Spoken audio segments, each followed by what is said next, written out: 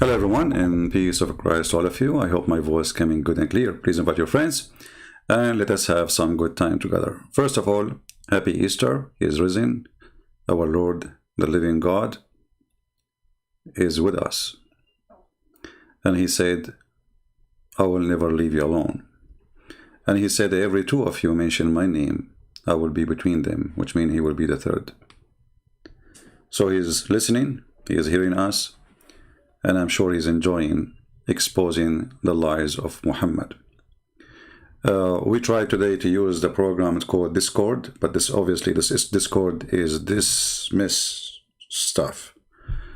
People, they keep saying to me, why you don't use Discord? It's a mist. What is this program about? It's like a bathroom in Arabia where everybody talk, and you have no idea who's talking to.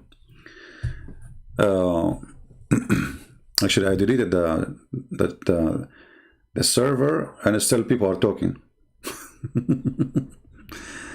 Anyway, so our topic today is about problems of the Quran.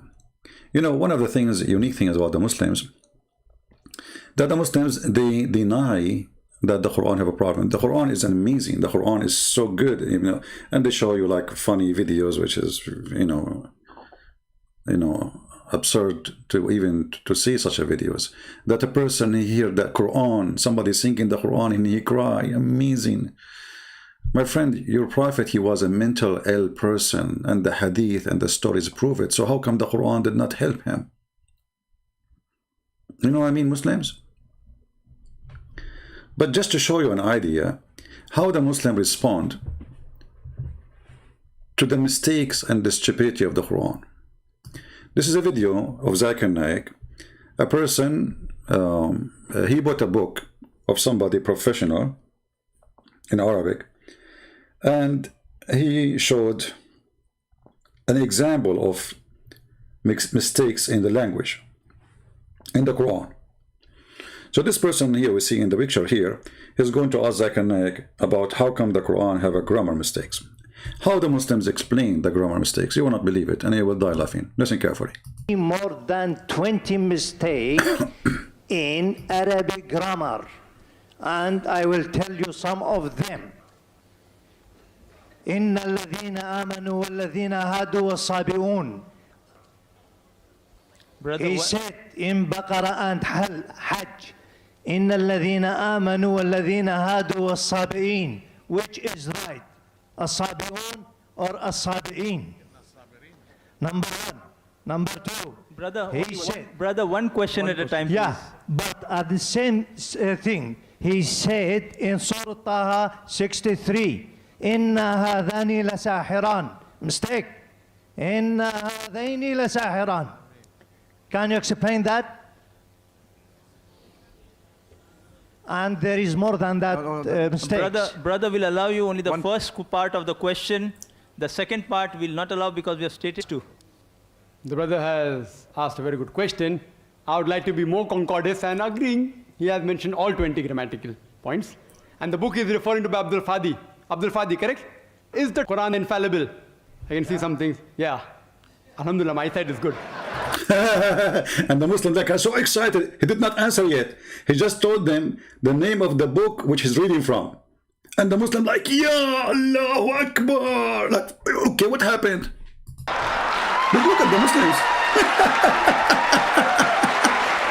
This guy, he did not answer yet. He just told him, you are reading from this book, right?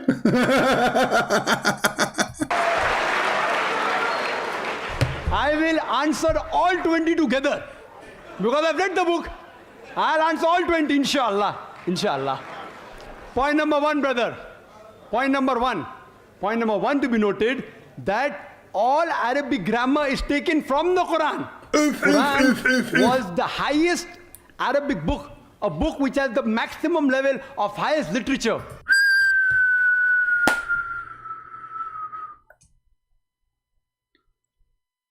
Brother and sister, first of all, how the Quran can have an Arabic grammar if it in the Quran is the highest grammar, and the Quran is where the Arab take the grammar from.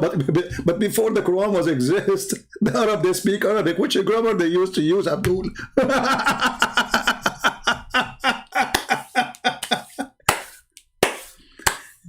The Arab are exist long before Muhammad. So the Arab, when they use their language, when they speak, when they make poetry, their language is what?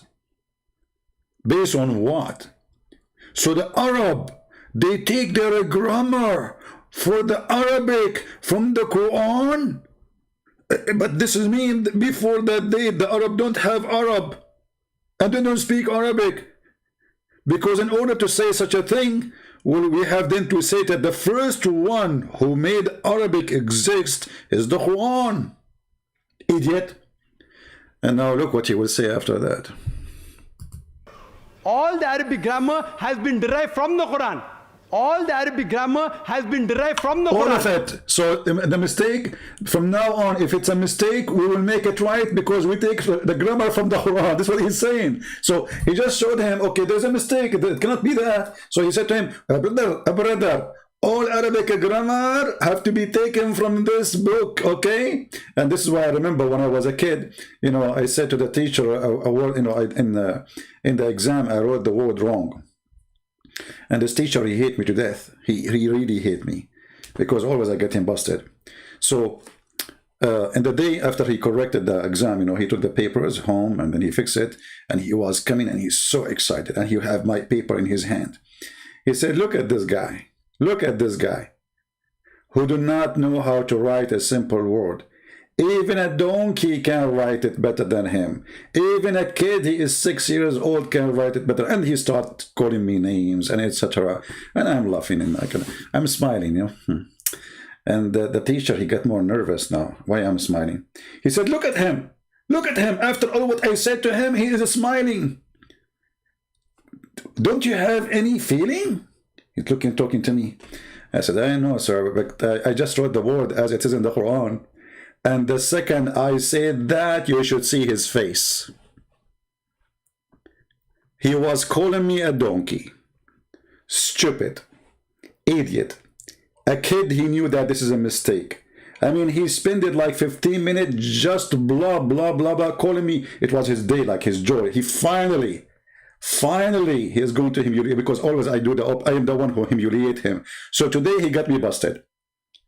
And then I said to him in a very cold-blooded, lizard blood, well, I don't know, sir. I wrote the word as it is in the Quran. Are you saying the Quran is wrong? The second I said that, you should see his face. Yeah, actually he's right. Actually, you know what? All of you are stupid. Nobody noticed. I was joking. I was kidding. This is the absolute correct way. Yeah, he's right. You should see how he starts shaking. The guy is terrified because now the kids will go home and they will tell their family, our teacher, he was humiliating somebody because he wrote the word as it is in the Quran. Donkey. Certified donkey.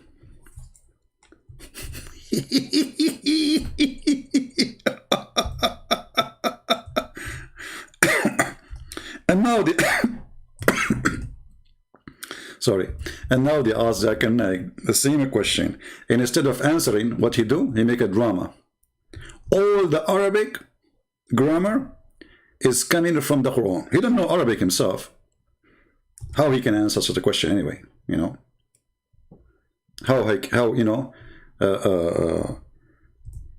how he can even respond to it? There's no way, you know, the guy don't even speak Arabic. So actually, it's not even fair to ask him the question, because this donkey do not speak Arabic.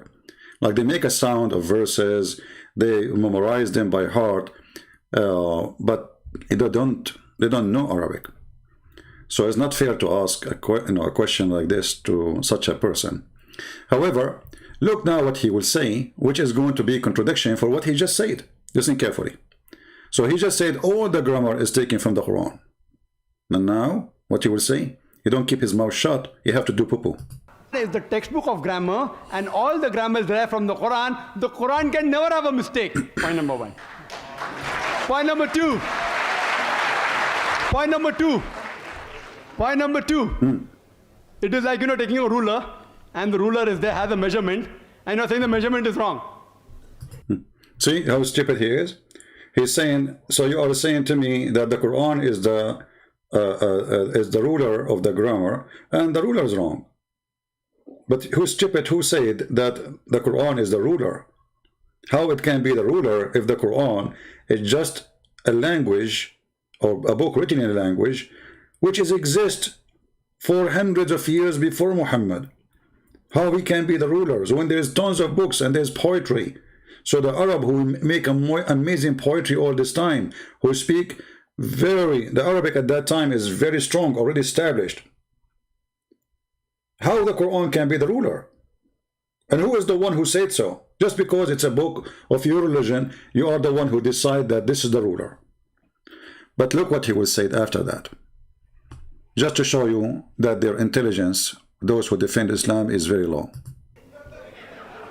It sounds illogical. Point number 2. In the different tribes of Arabia, and you know Arabic, and Dr. William Campbell also will agree with me, in different Arabic tribes, the grammar keeps on changing. In some Arabic tribe, the word is feminine, the same word is even masculine in the other tribes of Arabia. In different tribes, the grammar keeps on changing. He just said that the Arab, before the Quran, there's no grammar. Didn't he just say that all the grammar is taken from the Quran? But now he's saying the Arab have different grammar. So grammar exist.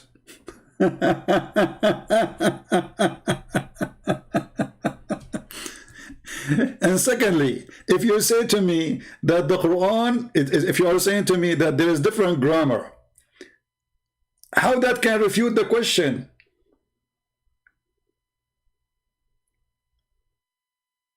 Because at the end of the day, when somebody says to us they have different grammar, prove it to us. Can you? This is not true. The Arab, they have different, let us say, way to pronounce words, but not different grammar. But by saying what he said, that the Arab, they have different grammar, which grammar the Quran took? He just said different tribe. Well, the Muslim, they say the Quran they have today is the Quran of Quraysh, the tribe of Quraysh. So how the same word is written twice wrong or different way? One of them have to be correct. You see, the guy in the video, he said to him, it is in the verse, etc., and in the verse, etc. One it says this and one it says that. One of them have to be wrong. So if you are saying to me that the Arab, they have different grammar and the Quran is adopting their grammar and their grammar is wrong, that means the Quran is wrong anyway. Because he just said that. Listen carefully what he said about this grammar. Also will agree with me. In different Arabic tribes, the grammar keeps on changing.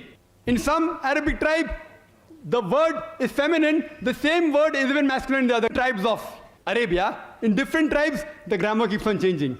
Even the gender keeps on changing. So will you check Quran with that faulty grammar? No. And furthermore, did you see? He just said faulty grammar. He just said faulty grammar. So we have the same verse written twice in two different ways. Which one of them is the faulty grammar? Whatever you choose of them, that means the Quran have a faulty grammar. So the Muslims, because they are Muslims, and they cannot, and the guy who is defending the Arabic in the Quran, he don't himself, he speak Arabic, which make the whole answer ridiculous. Because how somebody who speak Arabic can refute about Arabic? Now, Muslims, when they are taking defense or offense, they speak differently when from Muslims sitting together, teaching together, you know. There's no Christians watching, there's no Hindus, there's no Buddhas, no atheists, so which means nobody is laughing. So when the Muslims are sitting together, they admit that the Quran is suffering from problems.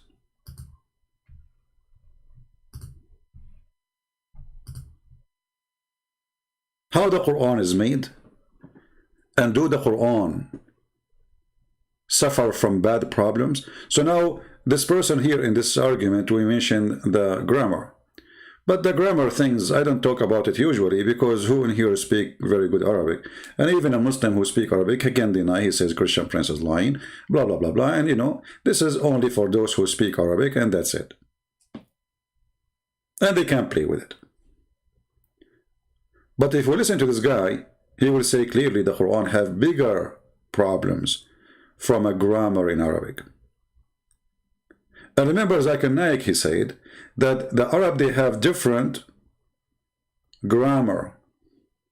But isn't it him, Muhammad? He said that Allah, he sent him the Quran in 7 Arabic.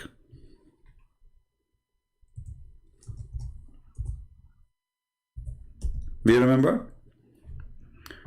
And this is what make Yasir Qadi says that the Quran have a problem.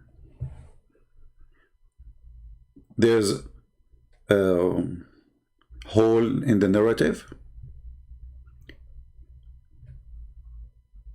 The Abdul Zakir Naik, he just said, the Arab, they have different grammar.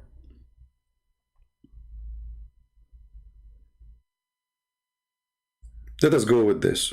And he said, are we going to take their faulty grammar? Imagine the Arab, they have faulty grammar. I mean, this is their language. The people who made the language, they don't speak good language. Then how we can answer about your prophet saying that he took the 7 faulty grammar? Because he said, according to you, the Arab, they have different grammar, right? Okay. Muhammad, he said, Allah, he sent them the Quran in 7 different way. You ask the Muslims, what does that mean? They say 7 dialect. 7 Arabic dialect. And Muhammad, he keep asking Allah for more. Allah gave him 1. Muhammad, he says, my people cannot handle it. So Allah gave him 2. He said, my people cannot handle it. It's enough, not enough. As you see, I beg Allah, burden and forgiveness, my community has not strength to do so. I mean, look at this conversation, how stupid. The Arab community is a small community. I mean, until now, the Arab is not even, you see, the Arab is not all those countries who they call themselves to the Arab. The Arab is only in the Arabian Peninsula.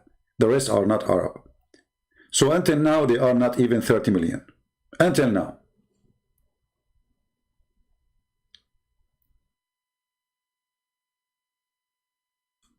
When Muhammad, he asked the angel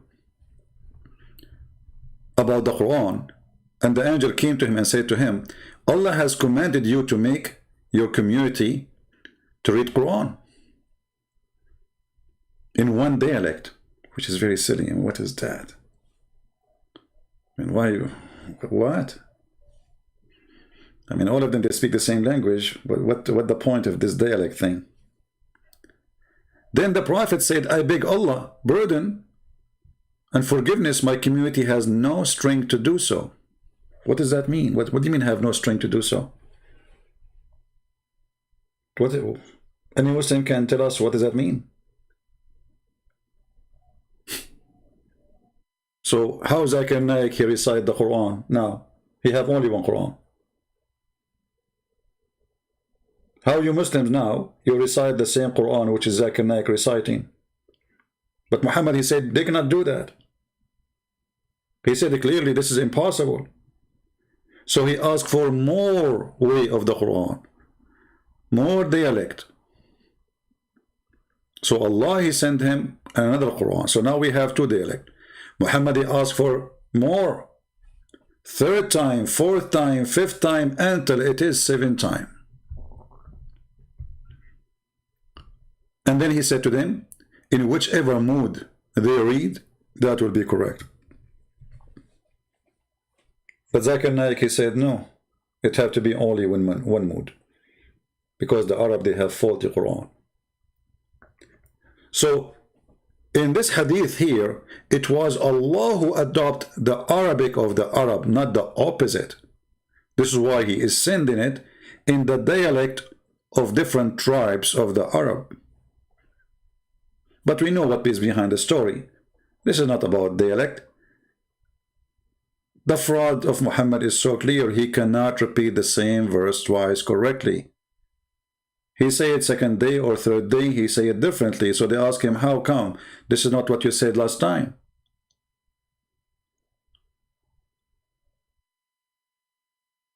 So he have to come with the excuse.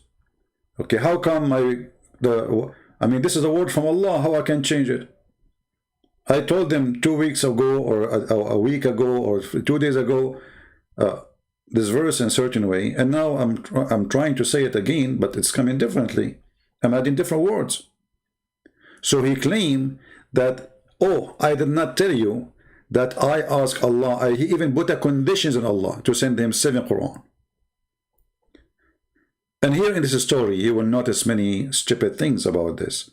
Because if Allah, he sent 1 Quran, and Muhammad is telling Allah that my people cannot do it, that's mean Allah is stupid. And Muhammad is correcting Allah. If the Prophet is telling his God what is right to do, what kind of God this God is? So the angel, he came to Muhammad and he said to him, Allah, he order you to read the Quran in 1 dialect. What Muhammad he do?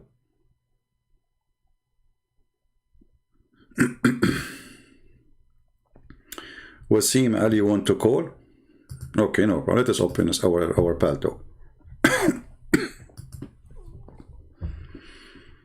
Even I'm not really in the mood to take calls today, but for the sake of entertainment. Because I like it when the Muslims are excited. Text me, Mr. Wasim, to my palto. All right.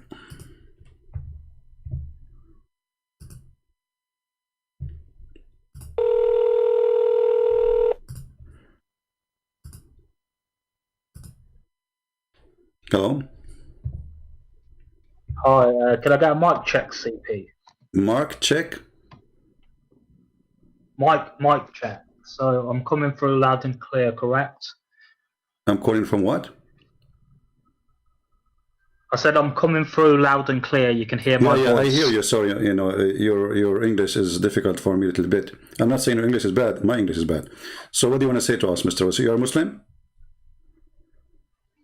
Correct. So the first thing I want to say is it's important whenever someone dies to offer condolences, correct? You would agree with that. So is that I want to start off is that a condemnation to your prophet, because he is dead already for the last 1400 years, and the hadith says that he stink. Do you want to show you the reference? Oh, if you let me finish first. Well, so my friend, I want to give you condemnation because according to my belief, Jesus is alive and your prophet is dead. So why you are flipping things upside down? You forgot that the Quran, even the Quran. You don't know who. Did you forget, my friend, that the Quran says that Jesus is alive and Muhammad is dead? Isn't it the Quran says, إِنَّكَ لَمَيِّتْ وَهُمْ مَيِّتُونَ, you are dead and they are dead? Is that true or I'm lying? So let me finish first. So let me please. No, you are just trying to be like a kid, and now you are in trouble because the Quran. The Quran saying that Muhammad is dead. My friend. CP, can I speak? Is it true that your prophet says that you are dead? Tell me when you're done. Does it say that he is dead and they are dead? Yes or no? Are you done? Can I respond now? Hey, go ahead. All right. So first of all, it's important to offer condolences to the dead, and I want to offer condolences to you because you believe your Lord and God died on a cross. Correct me if I'm wrong. You believe Jesus died. Correct? I will let you finish. Go ahead. So I want to offer condolences on the death of your Lord and Savior, and that's the first thing I wanted to say. Okay, now you said your part is my part. No, is my part. Please, we don't want to jump. This is it's you who opened the topic. This is the Quran, chapter 39, correct, verse number 30, and we can go to the chapter of An-Nisa, chapter number 4.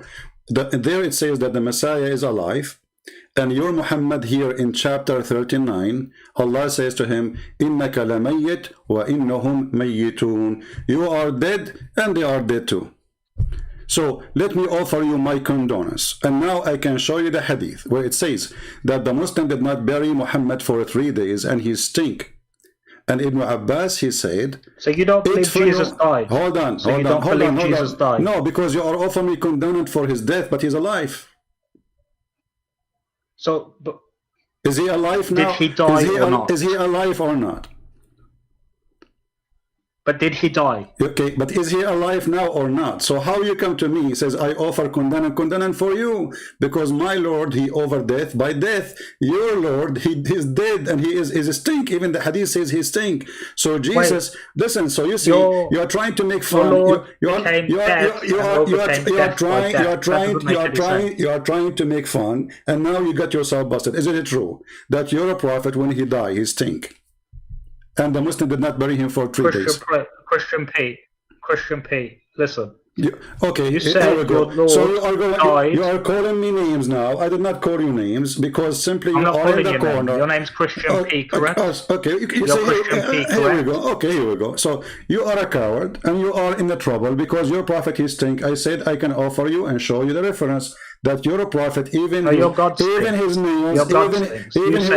nails became a green and blue, and his fingers they shrink. And Ibn Abbas, he said, "Idfunu sahibakum fahuwa antan فإنه يحسن كما يحسن البشر."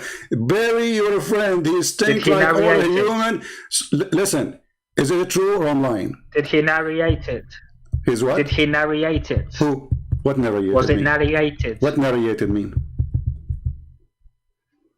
That's what I'm asking you, because you're supposed to say narrated, but every time you say narrated. Okay, so you are correct. You've been in America for 20... listen, okay. You do not know Arabic. I can make fun of you when you read Quran for me. Read the verse for me. Here we go. English is not my first language, and I don't care. I speak languages. How many languages you speak? You said you've been in America for 20 years. You are a donkey like your prophet. You are a donkey like your prophet. Your prophet was in Arabia all his life, yet he did not know how to read his name.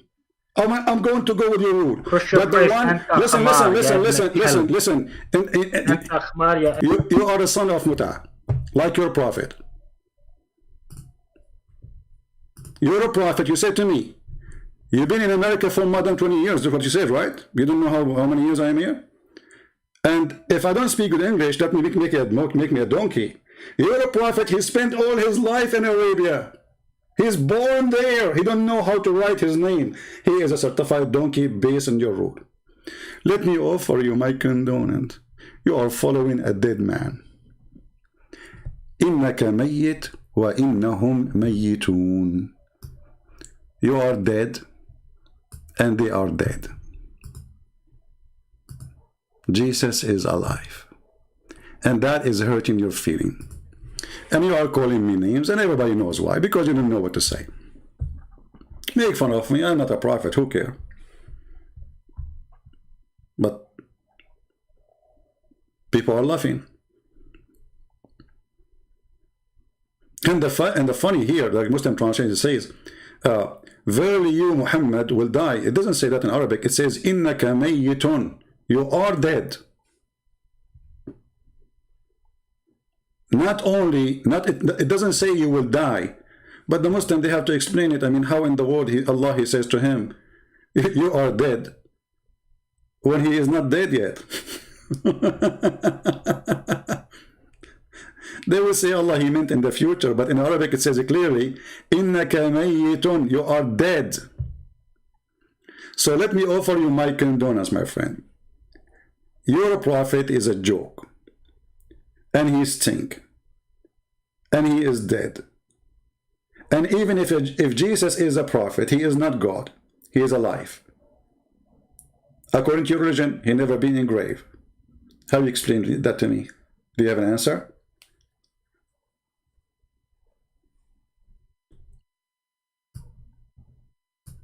Look like the one who gave you the flu shot, he gave it to you in the wrong location. And you are sneezing from the wrong location. That's why you have a filthy mouth. And as long as you are talking about pigs, I don't know why Muslims, they do that to their prophet. Are you asking me to insult your prophet and call him a pig? I took your call.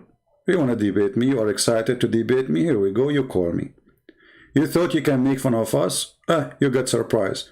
We spank you harshly with no mercy.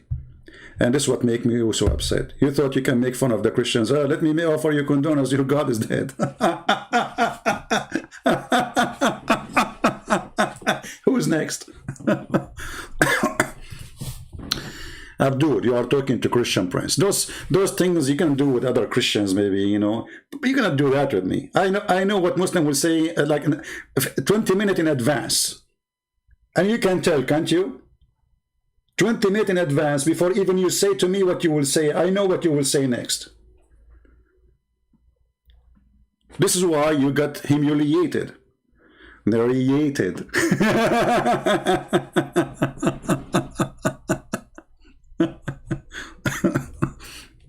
And here actually you see how the Muslims are a bunch of hypocrites when it's come to speak about Jesus.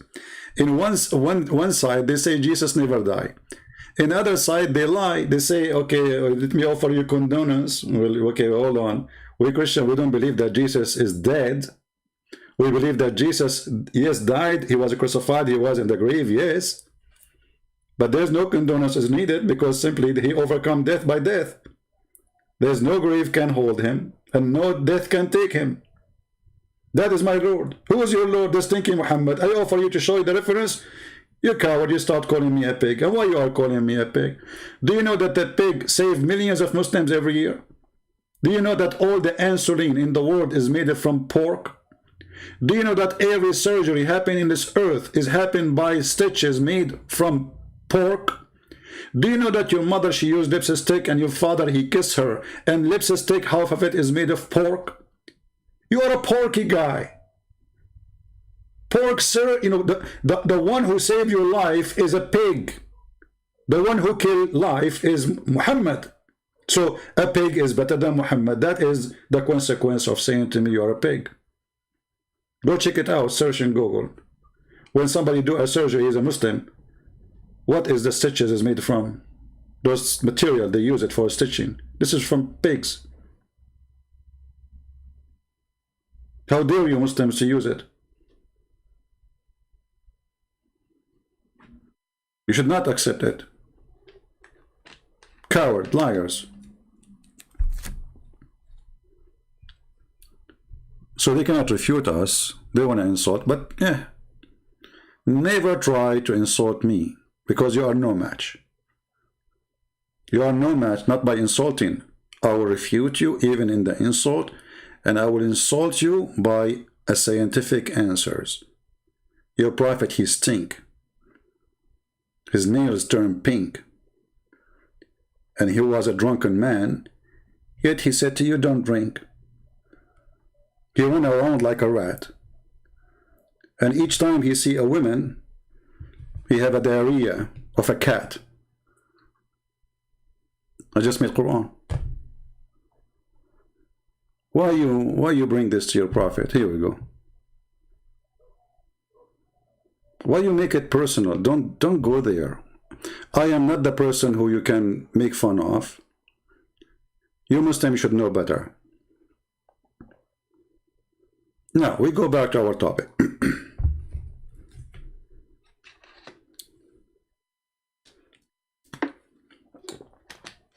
Narrated.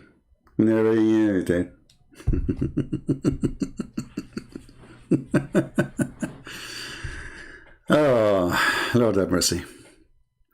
So, Muhammad is dead, the Messiah is alive. Who is the stupid here? Imagine, the Muslims, they claim that they believe in Jesus and they believe in Muhammad. Okay. They believe Muhammad is a Muslim prophet. Okay. Jesus is a Muslim prophet. Okay. But how you stupid? You follow the dead one. You should be following Jesus, even as a prophet, because Muhammad is dead. And how Muhammad claimed to be the last prophet, yet the Muslims are waiting for Jesus to come. So Muhammad is not the last prophet. Jesus is coming again. Idiot. No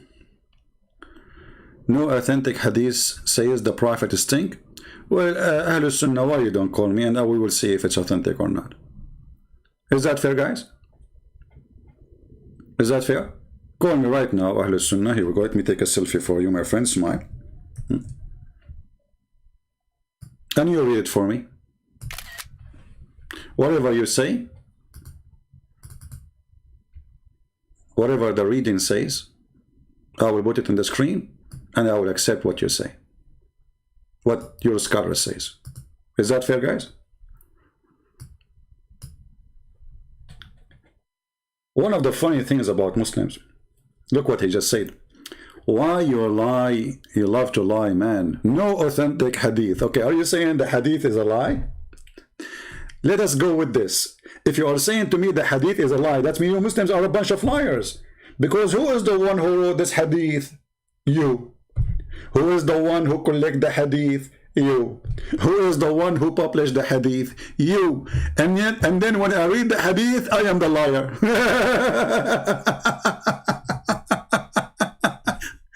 What a crazy religion. They are the one who cook the food. They are the one who put the ingredients. They are the one who tend the fire. They are the one who put it in the pot. They are the one who took it from the fire. They are the one who put it in the dishes. They are the one who serve it. And when we say the food is stinky, they say, you are lying. This is not authentic food.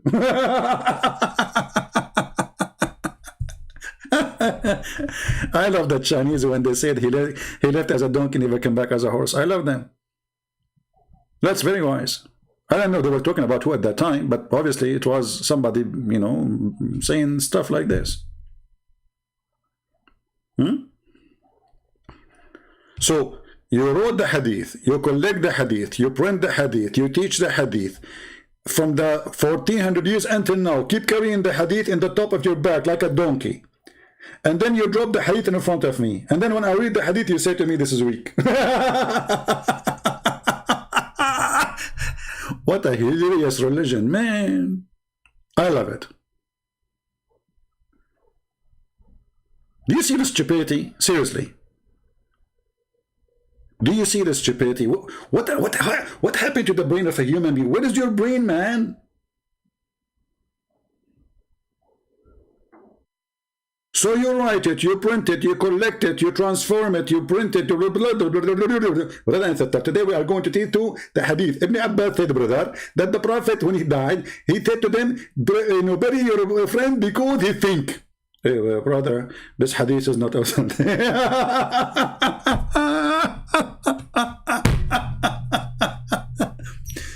The hadith had a category. My friend, it's not the hadith who have category. You have a category.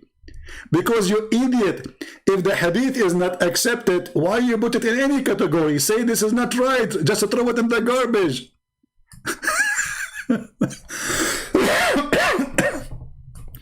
Why you are collecting garbage if it's a garbage? The hadith has category. And okay, you know, why you don't call me and let us see the category of the hadith? Huh? Do you like to call me and show me the category? What I am saying that it does not have category. It have a kata and gori. Kata is a Muslim guy. And gori is his dog. Kata don't like dog because his name is Kata, which means coming from cat. This person, he did not say Bismillah, so Allah cursed him to cat. And then he met with Gori. And he said to Gori, let us hide all the garbage stuff of Muhammad behind me and you, the cat and the dog, Kata and Gori. And they have an agreement. And since then, the Muslim, they say, you know, this isn't the category. Here we go. Tafsir al-Bukhari.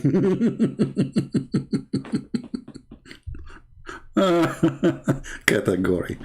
What a joke, man. All right.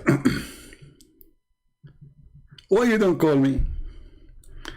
Don't you Christians wrote many books and pick up books suit your ideology? No, we don't. We don't. That's not true. When you say Christians wrote many books, what do you mean by Christians? This is your prophet saying, this is Ibn Abbas, his cousin.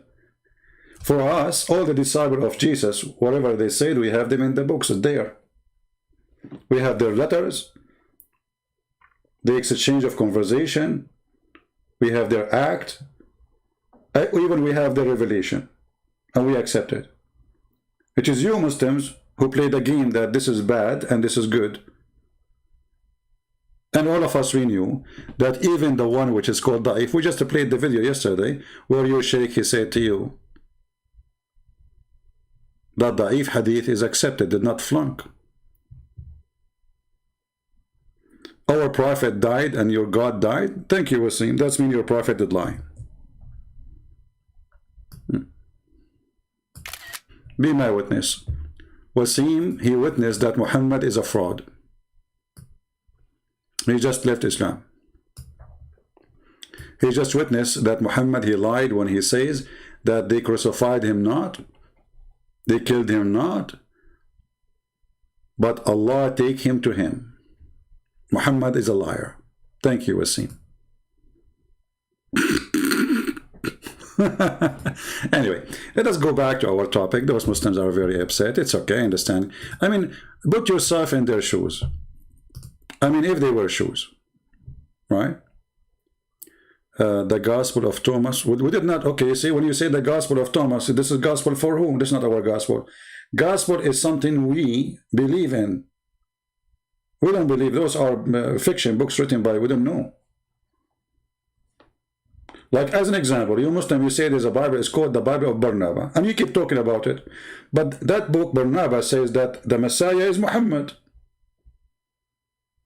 You keep asking us, why you don't accept this book? We idiot. It says the Barnabas, this book, it says that Muhammad is the Messiah. So shall we accept it? So that is telling us, actually, that the Christians are not what the Muslims they say. They don't accept corruption. Anything is corrupt, they throw it. They don't say this is weak. No, we don't say this is weak. We say this is false. That's it. We have nothing to do with it. Put it in the shelf in the library. Let people see this is history. But you Muslims, you collect and you say the Prophet said, and you put it in your book, and you publish it in the internet, and you print it, and you give it a number, and then you cry for reading it for you. Let me give you an example.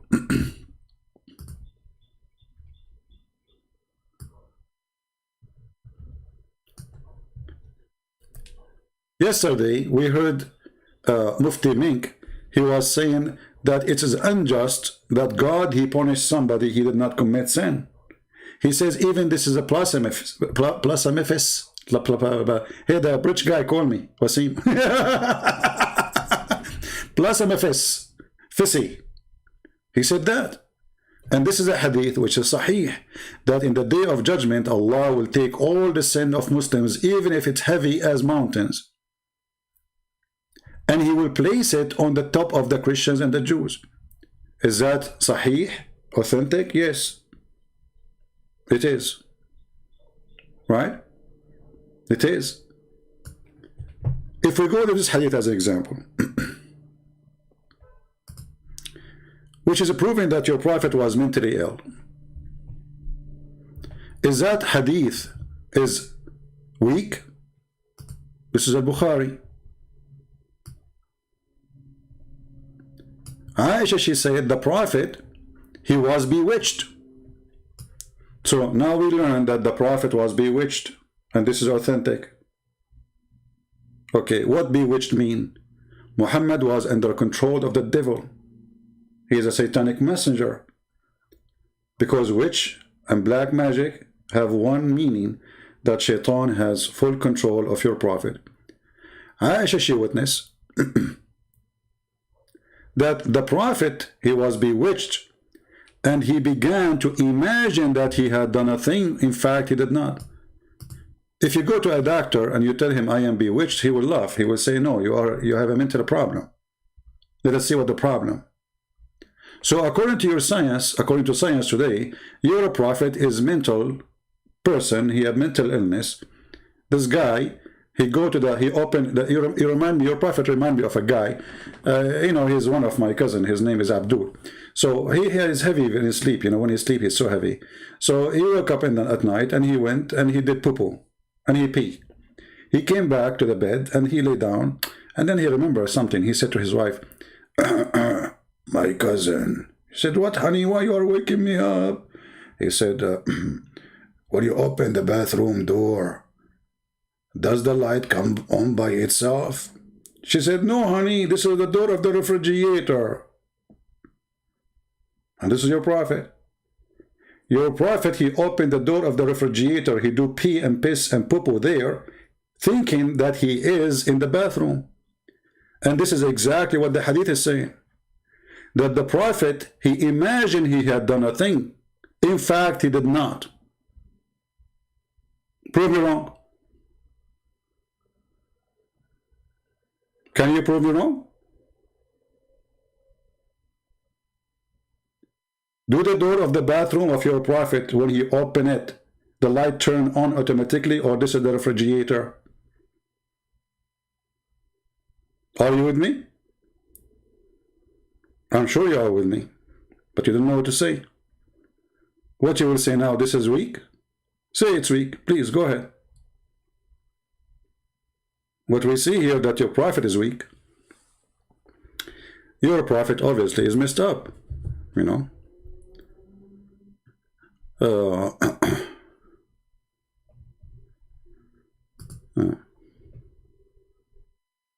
Yeah, this is maybe this is Wasim. He changed his name to call me again. He's, you know, he's upset from the first vacuum, baby.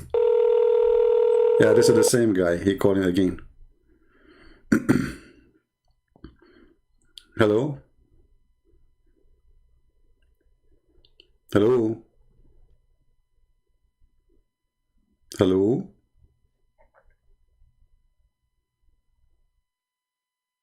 Hello? Okay, take care.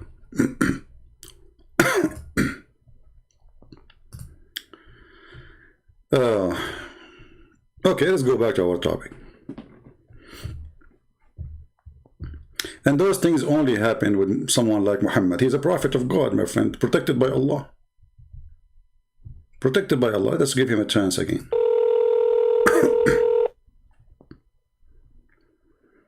Hello? Okay, do you want to talk? All right, maybe he's shy.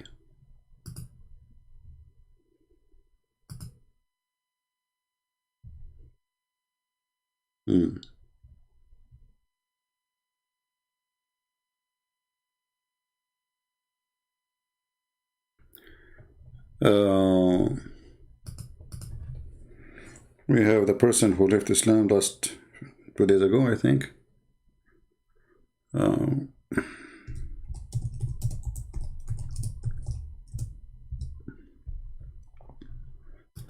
Any other Muslim?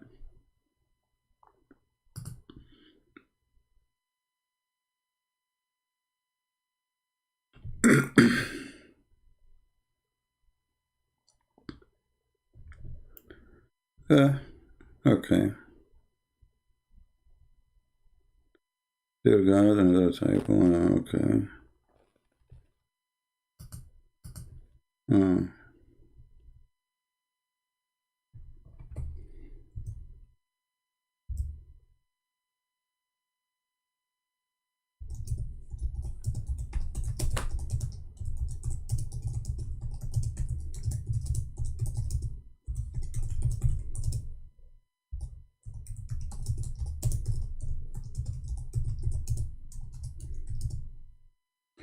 Answering a female Muslim. All right. Don't you know that Muhammad was a merciful and he was kind to women? That's what she said to me. You believe it?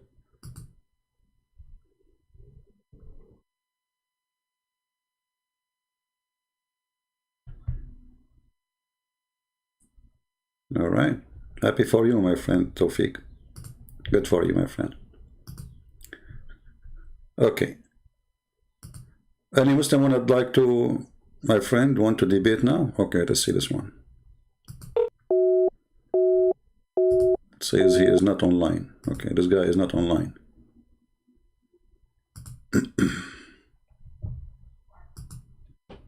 Let us see.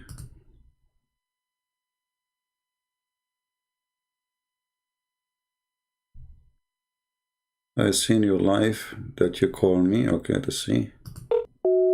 Oh boy. What's wrong with Muslims? Each one we call him. Hello, just call me. I have my problem. Okay.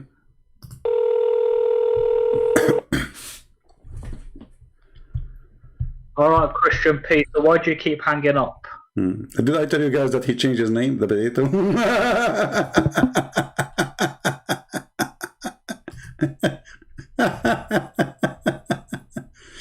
My friend, the pig is your prophet. You see, you bring that to your prophet. Shame on you.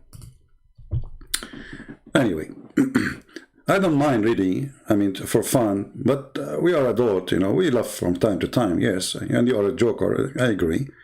And your prophet is our joke always, no problem. But you are obviously bewitched like your prophet. Look what's happening to you. I just got you busted, and now you're calling me back. So what did you? Are you still bewitched? I think you are imagining that you are calling maybe your prophet, but in fact you are calling me. Because you are bewitched, obviously. You know, you are talking to the wrong person. Don't talk about pigs. Pig is the one who go after children in the age of 6 years old. Even your prophet, he asked for the hand of Fatima bint Asad when she was an infant. Infant! Do you know what infant mean? Who is the pig? You tell me. Your prophet, he went to his own son's house when the son is not there and he flirted with the wife. Who is the pig? You tell me. You tell me. I will never go to the house of my friend and flirt with his wife over my dead body. No matter how beautiful she is. No matter how single I am. Who is the pig?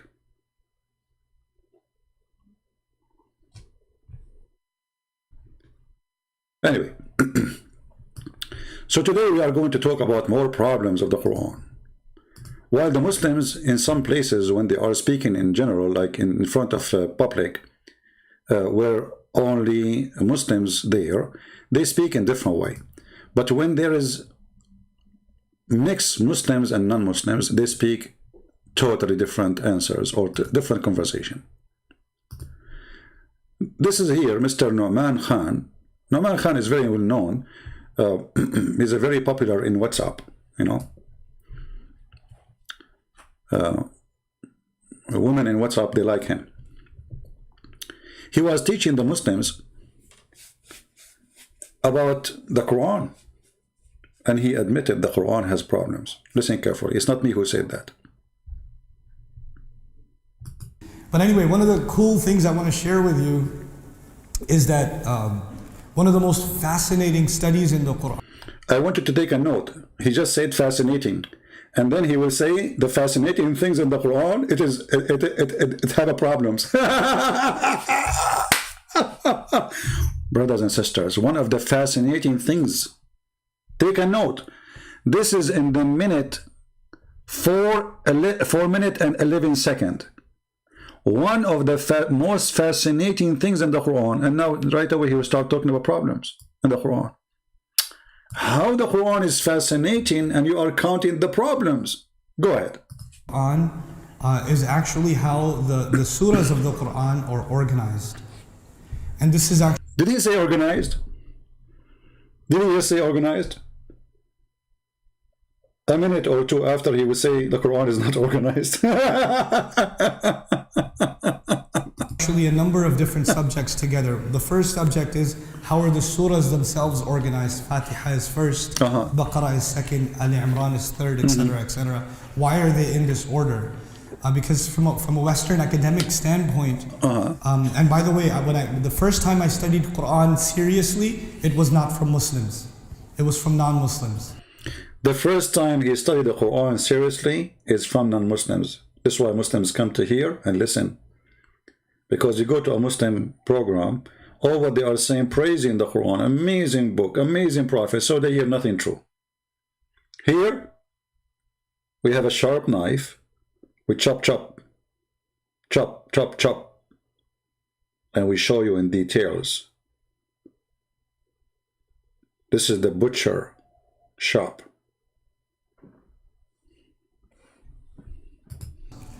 And when they study the Quran, they don't say, Alhamdulillah wa salatu wa salamu ala Rasulillah. They begin, like they study any literature, they start with criticism. We start, when we study the book of Allah, we begin with hamd, we begin with praise. We begin with iman, that this is the best, وَالرَّاسِخُونَ فِي الْعِلْمِ يَقُولُونَ آمَنَّا بِهِ كُلٌّ مِّنْ عِنْدِ رَبِّنَا. Okay, this is what we say. That's not what they say. Right. They begin with criticism, skepticism. And so the first exposure, one of the first serious exposures I had to the Quran was actually criticism. Okay. And the first criticism was the Quran is unorganized. The surahs are in this random order. Guys, I don't know who is suffering from flight of thoughts. I don't know who is really bewitched, only the Prophet or those who follow him. How in the beginning he says, it's amazing, fascinating how the Quran is organized. And now he is saying the Quran is not organized. Do you remember what he said in the beginning? He said, what is fascinating is how the Quran organized. Fascinating, he used the word fascinating. And now he is saying, well, the Quran is not organized. Okay, hold on. How it's fascinating how the Quran is organized, and now you are saying the Quran is not organized. Are you okay? Abdul is talking. And he knew nobody is listening. Do you think anyone is listening? You say whatever you want. As long as he's praising the Prophet, nobody have attention. As long as he's a Muslim, whatever he says, okay, it's okay. If it's Christian princes talking there, they would be like, Takbir, Kulham, Allahu Akbar, they are relaxed. How he said the Quran, one of the fascinating things is how the Quran is organized. And now he's saying the Quran is not organized. And the subject keeps going from one to the other, and even they call them chapters of the Quran, right? That's what they call it. But they don't call it surah, they call it a chapter. Even though a chapter and a surah are not the same thing. Exactly. Chapter and surah are not the same thing. Do you know what chapter mean and surah mean? Listen carefully. They begin, like they study any literature, they start with criticism. We start, when we study the book of Allah, we begin with hamd, we begin with praise. We begin with iman, that this is the best, وَالرَّاسِخُونَ فِي الْعِلْمِ يَقُولُونَ آمَنَّا بِهِ كُلٌّ مِّنْ عِنْدِ رَبِّنَا. Okay, this is what we say. That's not what they say. They begin with criticism, skepticism. And so the first exposure, one of the first serious exposures I had to the Quran was actually criticism. And the first criticism was the Quran is unorganized. The surahs are in this random order, and the subject keeps going from one to the other, and even they call them chapters of the Quran, right? That's what they call it. But they don't call it surah, they call it a chapter. Even though a chapter and a surah are not the same thing at all. They're not the same. I personally don't agree with the translation of surah as chapter. I don't. Because there's a certain standard in literature for a chapter. A chapter has logical points that are made in chronology. And if a chapter, like chapter 5, is going to repeat something from chapter 3, they won't do it the same way. They'll just say refer back to chapter 3. That's what chapters do. They're built chronologically. The other thing about chapters is you cannot begin a book with chapter 12. You can't do it. You have to begin with chapter what? Did you hear what he said? Did you hear what he said? Muslims, are you listening? Made in chronology. And if a chapter, like chapter 5, is going to repeat something from chapter 3, they won't do it the same way. They'll just say refer back to chapter 3. That's what chapters do. They're built chronologically. The other thing about chapters is you cannot begin a book with chapter 12. You cannot. You can't do it. You have to begin with chapter what? 1. And 1 is the first thing the author writes. Then the author writes 2. Then the author writes 3. Then the author writes 4. And even the student has to study chapter 1 first, and then 2, and then 3, and then 4. But when the Quran was revealed, the first surah revealed, اقرأ باسم ربك الذي خلق Where is that in the Quran? Where? Is that in the beginning? No. That's all the way at the end. So if you're studying Quran right now from the beginning, you're going to read the first revelation at the end of your journey. It's very different. So then the order is not even the order in which it was revealed. The order is not even the order which is revealed. Here you see how dangerous this cult is. And I say the word dangerous to the followers, not to us. I mean, it's dangerous for everybody when it comes to safety and security and violence, yes. But dangerous to stupidity. How you say that God, He sent you a revelation, and then you say that you change the order of revelation of God. That's what He's saying. If Allah, He chose a revelation to be revelation number 1, who are you to make it revelation 96 or 97 or 98?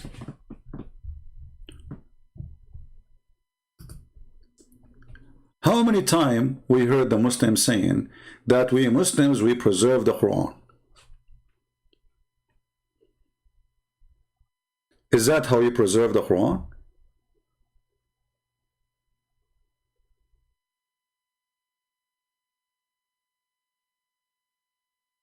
So, are you saying to me that when Allah, He sent the revelation where Allah, He ordered Muhammad supposedly to read, and the angel, He squeezed him 3 times, and no mayonnaise, no ketchup came out after squeezing, are you saying that Allah was wrong? So we decide to put this chapter at the end because it's useless?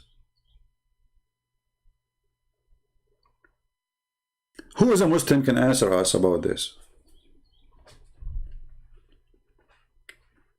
Who is the one who have the authority to override the authority of Allah? Allah, He gave you revelation in such an order.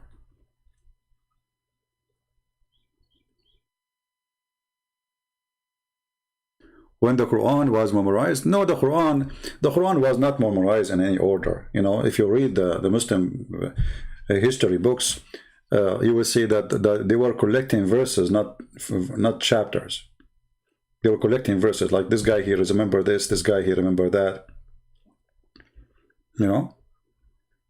And when the Muslims, they lost their war, or let us say in the end of the life of Muhammad, and then the Caliphate came, and most of those who memorized the Quran, they died. So then Uthman, he ordered to collect whatever they have, whatever left, whatever they can remember. And God knows how many verses are created by somebody. I mean, I can say the Prophet, he said this in front of me. You will see there's verses, there's no witness for them except one person. You see, the Muslim, they say to you that hadith is strong if there's more than one person repeat the same thing. What about the Quran? What if a verse only one person he said? They don't question, that's it. So you question the hadith, which is less value. You don't question the Quran. What if the guy is making up the Quran? Actually, the verse here, the verse I just showed the guy who called me, you are dead and they are dead, doesn't make sense. And this is why the Muslim, they translate it, they say, you will die.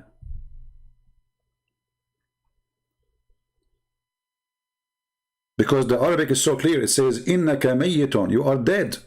It doesn't say, innaka lamayyitun, which means you will die. It says, innaka mayyitun, you are dead. So, this verse, there's no way that Muhammad, he'll receive it when he's alive. Because the verse say clearly, you are dead. If you change the translation, let us see, maybe we can find one of them, he have little dignity to make it correct. Maybe we can find somebody with dignity. Here we go. Let us see. You see, look what they do. You are certainly will die. But where is the word will in Arabic? It says innaka mayyitun. You are dead. And they are dead. This is a verse have to come after Muhammad's death.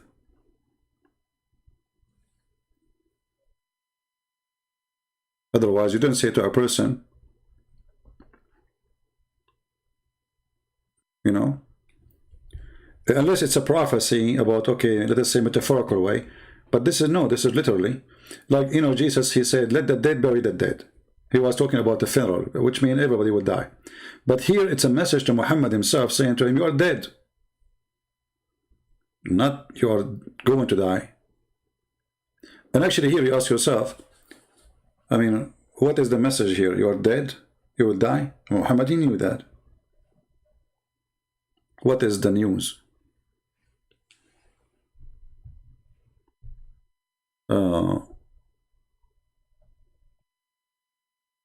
Oh, hold on. Guys, look what Mr. Stranger, he said. Show me the reference, Mr. Stranger, so we can put it in the screen and we can laugh together. Guys, read carefully. Look what the stranger, he said.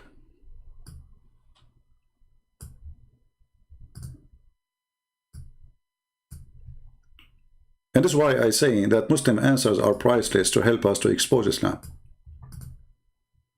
Before Prophet Muhammad's death, the angel Jibreel visited the Prophet to go over the Quran and told him the place, which part, where in what order. Show me the authentic hadith. Show me even weak hadith. Can you? Can you? Are you there, stranger? And here you notice something very funny and very stupid. Because if Allah, he gave it to you in order, why the angel will come and say, let us correct the order of Allah? Was Allah wrong when he gave them in that order, and now he is trying to fix it? But give me the reference, let us laugh together. I promise you, I'll put it on the screen. Are you creating a story, or are you making up a story? Are you bewitched? You must be bewitched. Otherwise, give me the reference, I know. I want to learn from you. It's very possible that you are bewitched like your prophet. I think you are imagining things. Bukhari 6285. Okay, hold on. And this is Bukhari. Okay, so we cannot now play games with the Bukhari. All right. Let us go to Al-Bukhari. And now he will say, I don't accept the hadith. The Bukhari says that you're right, that Allah. Okay. What's wrong with this Google? Each time I want to open a page, it says to me, prove that you are a human. What's wrong with Google? Do you think I'm Jibreel or what? I think Google got bewitched. What? Traffic light? Click at the pictures of a traffic light.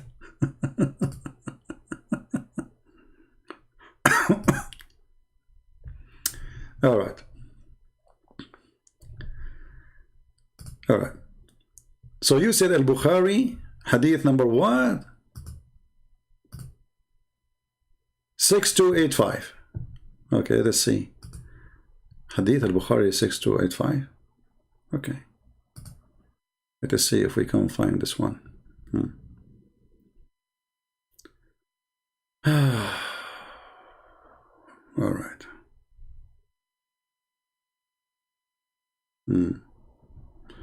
Well, here we go. This is the hadith you posted for me, where it says that. Read carefully. This is the hadith you choose for me. This is the one you choose to me, right? Okay. He said that Jibreel used to review the Quran with him once a year. Review. This is your translation. And this year he reviewed it twice.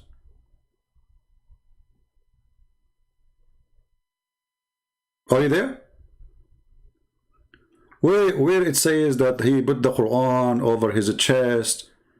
Well, what?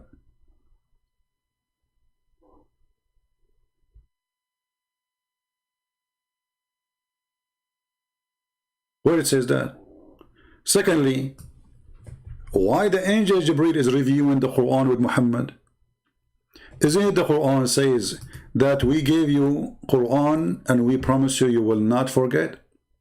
So the angel is reviewing what?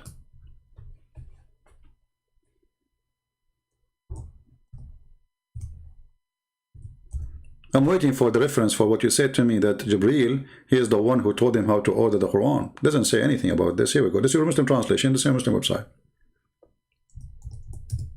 So you are making things up. If we go in the Quran here,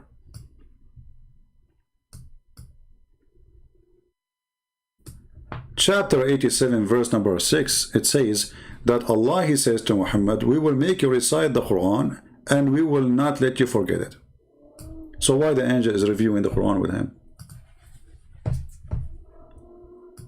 Are you there, stranger? So number one thing you did, you gave me false reference.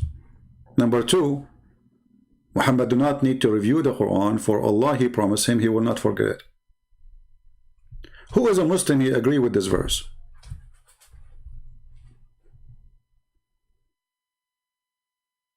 So what if he repeated it twice with him? Yeah, guys, here we go. Guys, he repeated it twice with him. He repeated it twice with him. No problem. Okay, do you have that Quran which Muhammad, he repeated it twice with him? You don't have. You don't even have the Quran of Uthman. So, the Quran which Muhammad received is the revelation. The Quran you have today, according to you, this is the book of Uthman. And you don't have even the book of Uthman. Where is the book of Uthman? You don't have it. You don't even have the book of Hafs, because Hafs is a recitation. So Hafs, he came 200 years after Muhammad. And your Quran, if you open the Quran, you will see it says in the front page, it says, this book is according to recitation of Hafs, the son of Asim. According to Asim, according to Hafs, according to Asim, according blah, blah, blah, blah, blah, blah, blah, blah, according to Uthman, according to Ali, according to the Prophet. Where is the book of the Prophet and where is the book of Uthman? You have recitation of Hafs, you don't have even the book of Hafs. And this is 200 years after Muhammad. So, you say to me that Allah Prophet, he was reviewing the Quran with Jibreel. Okay, what does that mean? That is a joke. Same time, why he want to review it with him? If Allah, he promised him he will not forget. Number three, where is the Quran of Muhammad? And what the point of this reviewing? We ask you, who is the one who ordered to change the order? You said to me, you want to give me this reference. But this reference doesn't say that the Prophet, he changed the order.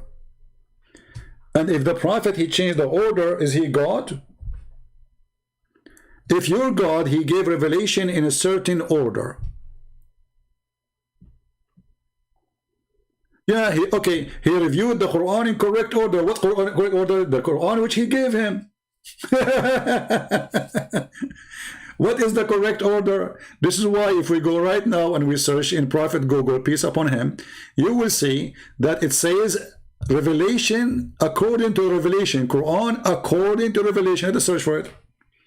Hold on. Quran according to revelation. This is the order. What's wrong with this stupid Google? Each time I want to open something, it says to me, prove that you are not a human. Like, what? Man. Read carefully with me. Revelation order of the Quran. So, if the angel was reviewing with Muhammad the Quran, he is reviewing the revelation. And you Muslims still have the revelation according to order. So who changed it? If you want to say to me the angel, he told Muhammad to change the order, show me where it says that. He just said, I reviewed the Quran with him. Which Quran Muhammad received? The one who is according to revelation. This is your Islamic website. Revelation of the Quran, order in the Quran. And here we go. You change everything. Look at this. Number 96. The first one Muhammad received in the Quran today is 96. Number 2 Muhammad received is today number 68. Number 3 Muhammad received in the Quran today is 73. Like, what the heck? Are you there, Mr. Debunked? Are you there? In the same time, Allah never gave a surah for Muhammad. He never gave, actually, I mean, chapter. And all the Muslims agree. So, how you make them chapters and the order you are talking about? Did Allah give Muhammad a chapter? As an example, the chapter of Al-Baqarah, the cow chapter. How long it took Muhammad to receive it, Mr. Stranger? I want Muslim to tell me how long it took Muhammad to receive the chapter of Al-Baqarah. How long? Because we want to see if it was a chapter or not.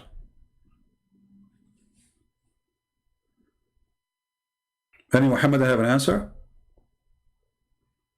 Because in order to make it in an order, as they are saying there, well, that's mean Muhammad, he received it chapter by chapter, but this is a lie. They did not receive, Muhammad did not receive chapters. So even this list here is a joke. Look at them. They are searching Google. Hey Muslims, how many years took Muhammad to receive the chapter of the cow? Did he receive it in 1 day, 5 seconds, 5 minutes, a month, a year? Are we searching Google, Muslims?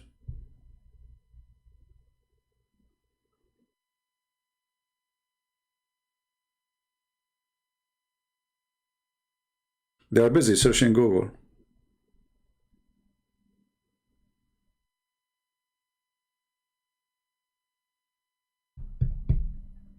Who want to help me? Yeah, because at that time Muhammad was a Hindu. Part-time Hindu. What happened to the Muslims? Where is everybody is quiet? You Muslims, you don't want to debunk me now? What's happening? I'm worried about you now. Don't play dead. How the chapter of Al-Baqarah, the biggest chapter of the Quran, is called the chapter when Muhammad, he received it through all his life almost as a prophet. So how it became a chapter? Because obviously Allah did not give him a chapter, he gave him verse and here, verse there. Okay, who is the one who decided to put it all under the cow chapter? Can you tell me?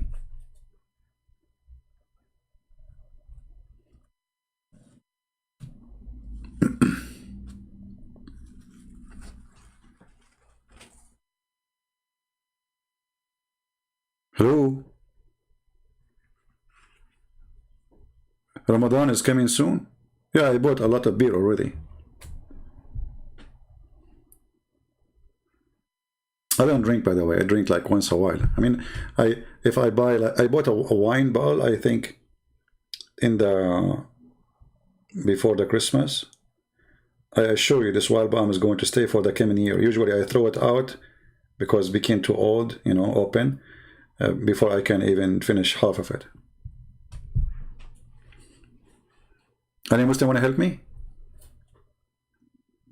Okay, they will not answer. Let us go to Nouman Khan.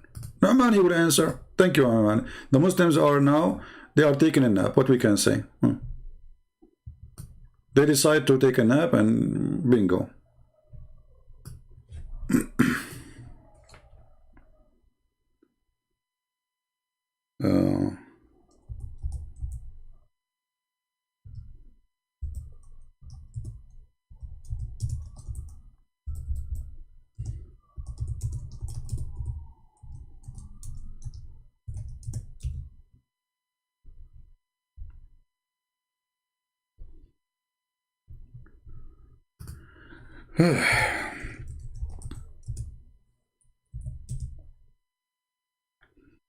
All right.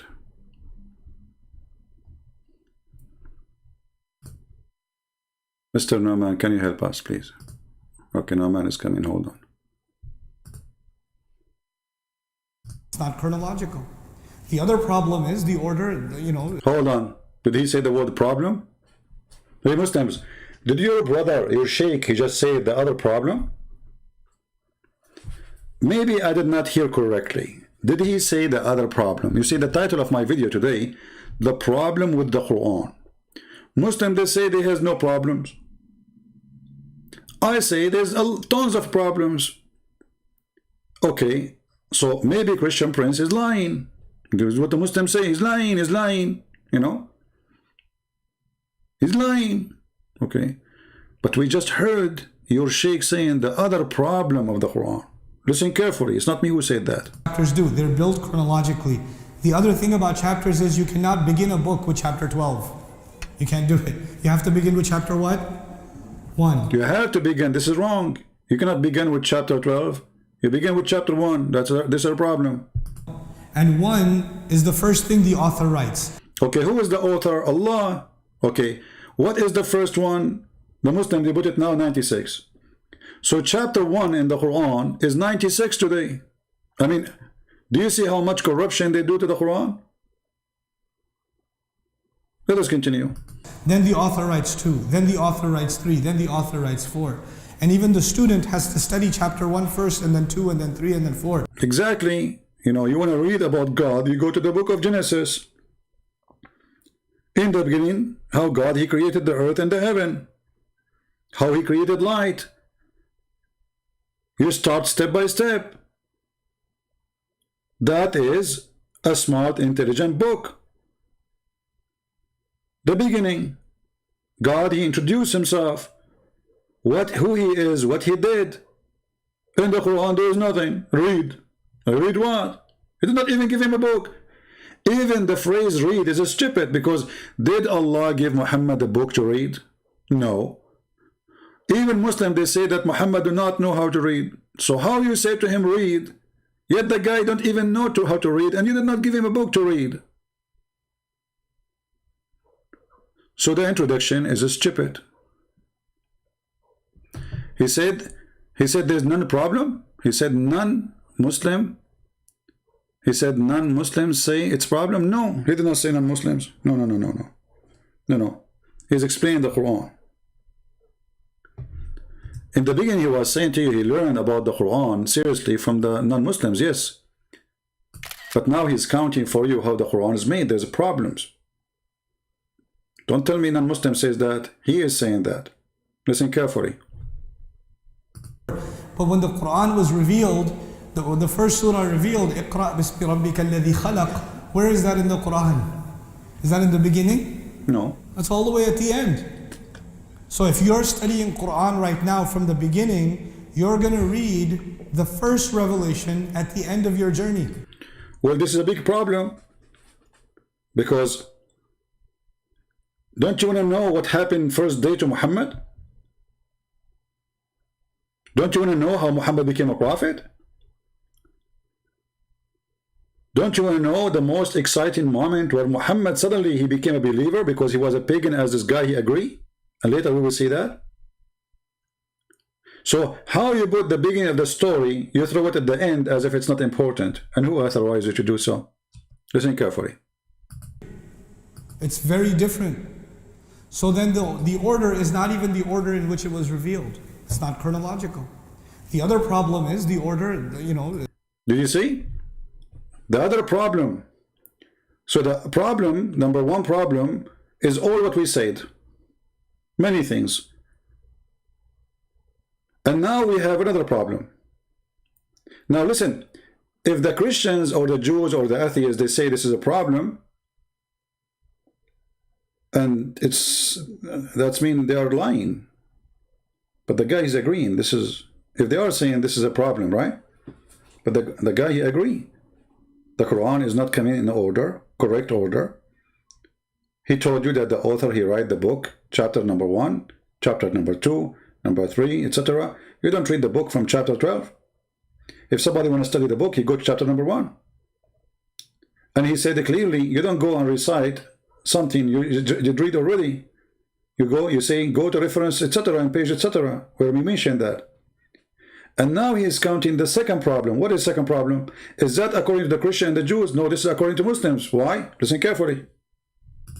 Understandably, the order is not, it doesn't seem to be organized by subject. What doesn't seem to be organized by subject. Do you agree with that or not?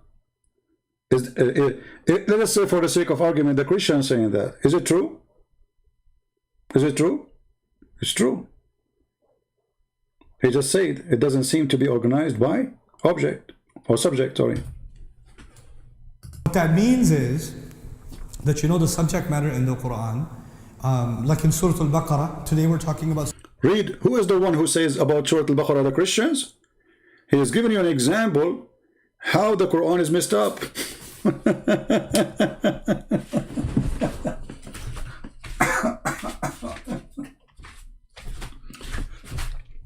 Who is the one who's giving example now about how messed up the book? The Christians?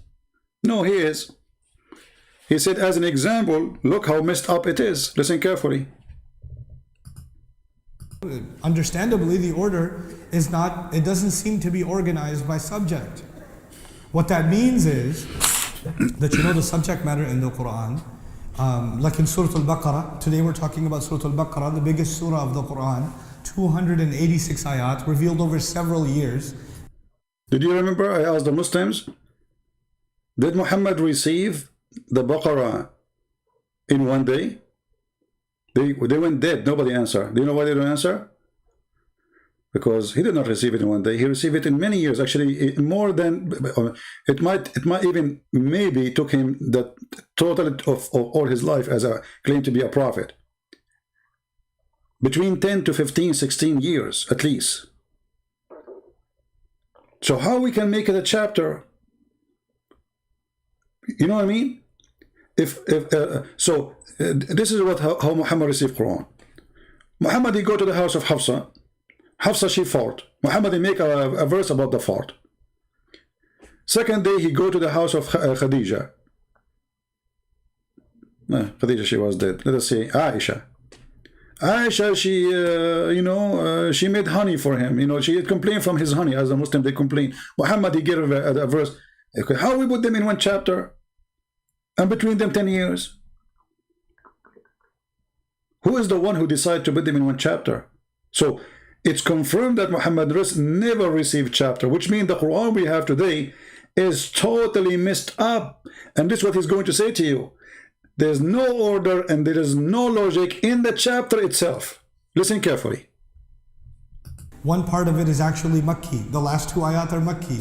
One part is Makki, which means when Muhammad was in Mecca. But we know that Muhammad immigrated long time after to Yathrib, and later the Muslim they call it Medina. Huh? They changed the name. They killed the Jews and they hijacked the city and they changed the name of the city.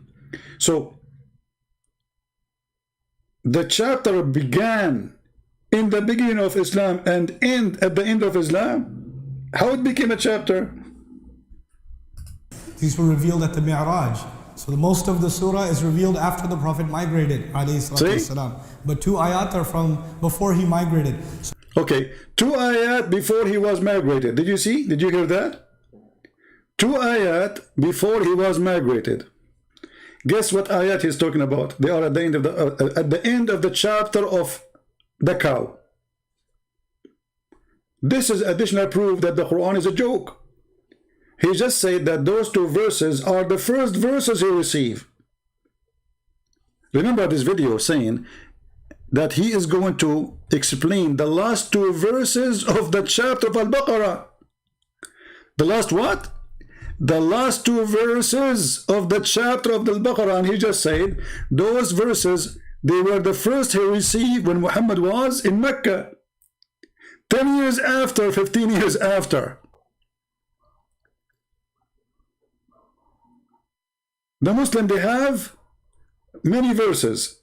And then Muhammad, he died. And then they put it in the Quran. And where they put it? At the end of the chapter. But this is the first one in the chapter. People, do you understand what I'm saying?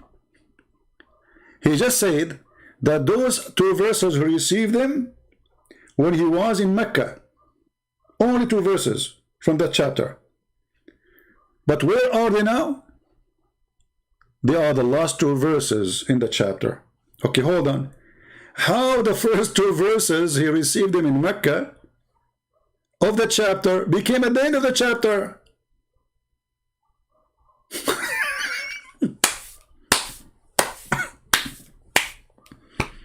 Is that a joke?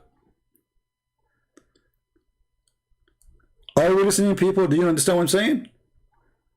So let us say, for the sake of argument, Allah, he gave Muhammad The chapter of the cow. You know, cow. Okay. Those two verses are the first two verses in that chapter Muhammad received. Wonderful. Where are they right now? In the last two verses of the Quran. Are you with me, Muslims? How such a stupid thing happened? How the first two verses became at the end?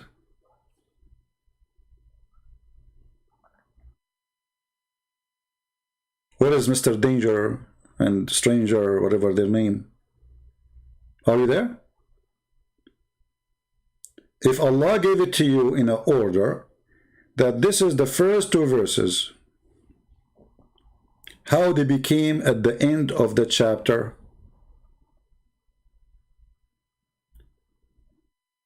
Any Muslim? Let us go to the Quran, chapter 2. And when they say chapter, I love, because what chapter? He's right. He said there's the word chapter is not right, because chapter means something organized. The Quran is messed up. You are done with this ignorance? Okay. He's done with this ignorance. You are right. This is ignorance. Your God, you just heard the Sheikh saying that Allah, He gave those last two verses at the beginning. Look how many verses before we arrive. Look at this. Look at this madness. The first two verses are at the end. Muslims, what you did. Those are the last two verses. What you did.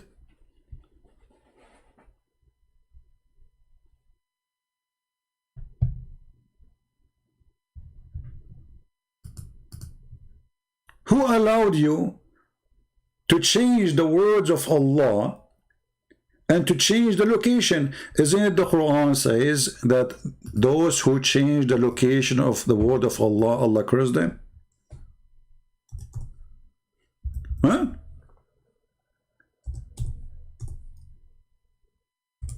Did Allah says that? Or Allah doesn't count for you?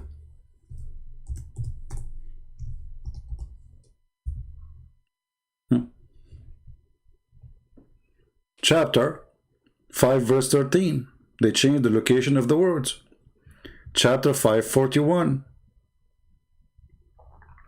The Quran says that clearly. You don't change the location of the words from their places. This is kufr.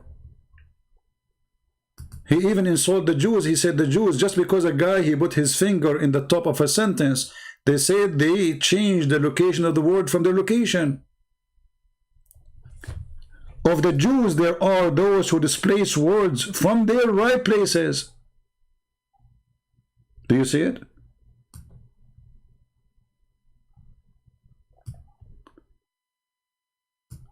So the bad ones, according to the Quran, is the one who changed the words from their places. And we just heard, and we just saw the title of the video, that the last two verses in the chapter of the cow, they were the first two verses in that chapter. So who is the one who changed the location? And the funny, the Muslim, they keep saying he's lying. And by the way, all of you Muslims, sadly, you are so brave to say I'm lying by making videos, but you don't dare to call me. Get me busted. I mean, do you notice how brave they are? Why you don't get me busted? If somebody like this guy who called me, he want to share his condolence for Muhammad's death and his thing, he was able to call me, you can call me. Any one of you can call. How come you can refute me in a videos, making videos, speaking to yourself? You are heroes. What about you call me and get me busted? Here we go. I have a video of this guy. He is the one who said the first two verses Allah gave to Muhammad is the last two verses in the chapter of the cow. It's not even me saying that. I'm not the one saying that. And the Quran condemned those who change the location of verses. And then we find out that the whole Quran is misplaced. All the Quran, not only 2 verses.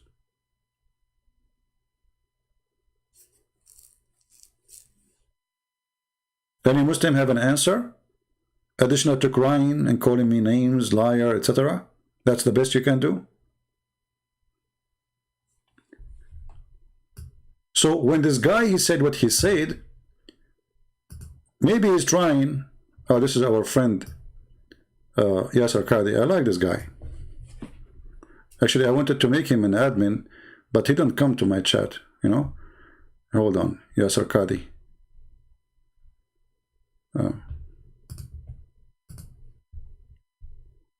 I mean, all the Muslims are attacking the guy. They are going crazy.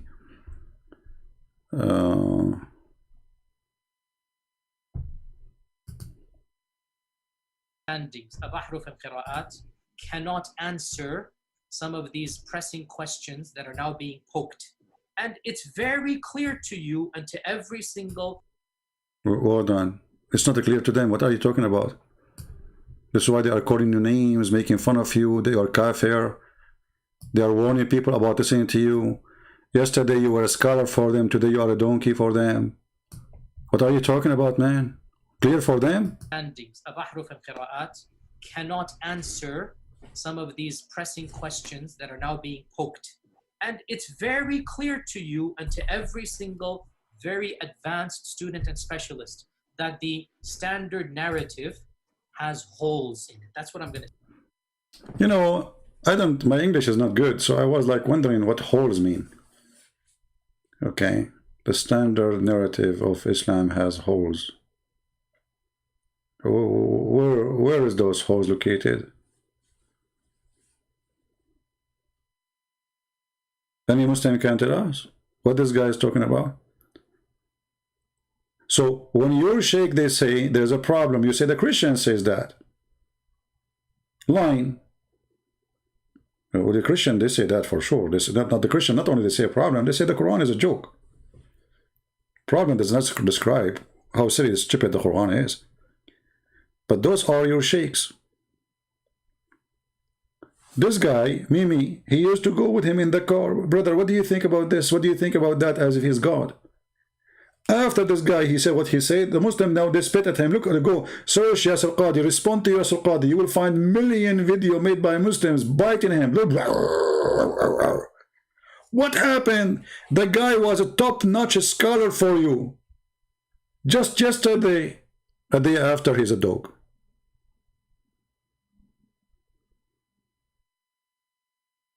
Just because he said something is truthful.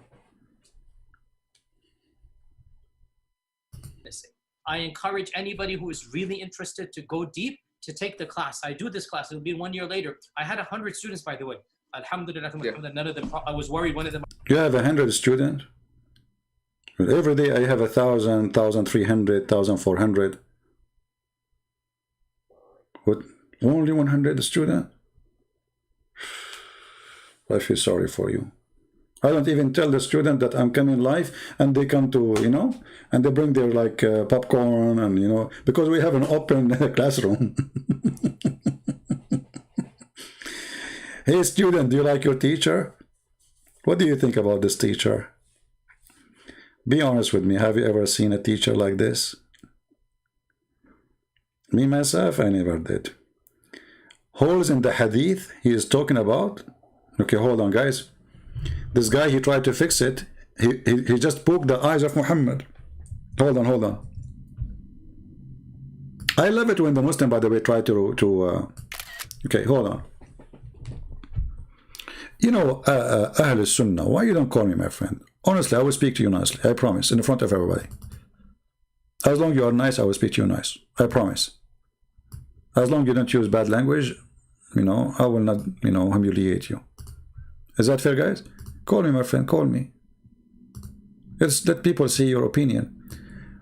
Ahl Sunnah saying, Christian Prince, holes in the hadith he is talking about. He mean there are hadith which cannot be relied upon. Well, is that true? Read carefully, my friend, listen carefully. He said the standard narrative. He did not even mention the word hadith. And then he mentioned the story of Ahraf. But Ahraf is Quran. And the hadith of Ahraf is very authentic. So the game of here we go. Is this hadith is authentic or not? So how we can complain about it? Is that Sahih? This is Sahih Muslim. This is Sahih. Do you see it? Huh? Sahih. So the hadith does not have a problem. All those are mutawatir and very authentic. So what do you mean the hadith has a problem? It's confirmed that your prophet here received 7 Quran. What he's saying is that studying the study about those 7 Quran is a garbage. Will make you suspect that Muhammad is a prophet. Listen carefully. He even said that the most trustworthy, the master of the Quran himself, he have a doubt about Islam. Listen carefully. Might problematize. Oh, this is a video of I thought this is a video of Yasir Qadhi, sorry. Okay. Where is Yasir Qadhi video? Hold on. We don't want it to be mixed with other people videos.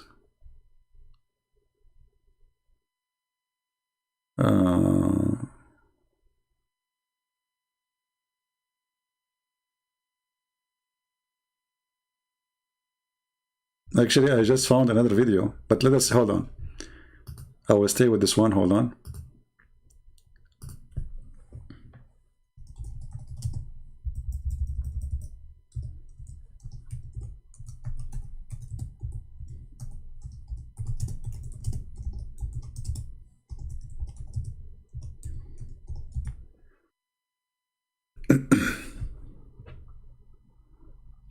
Okay.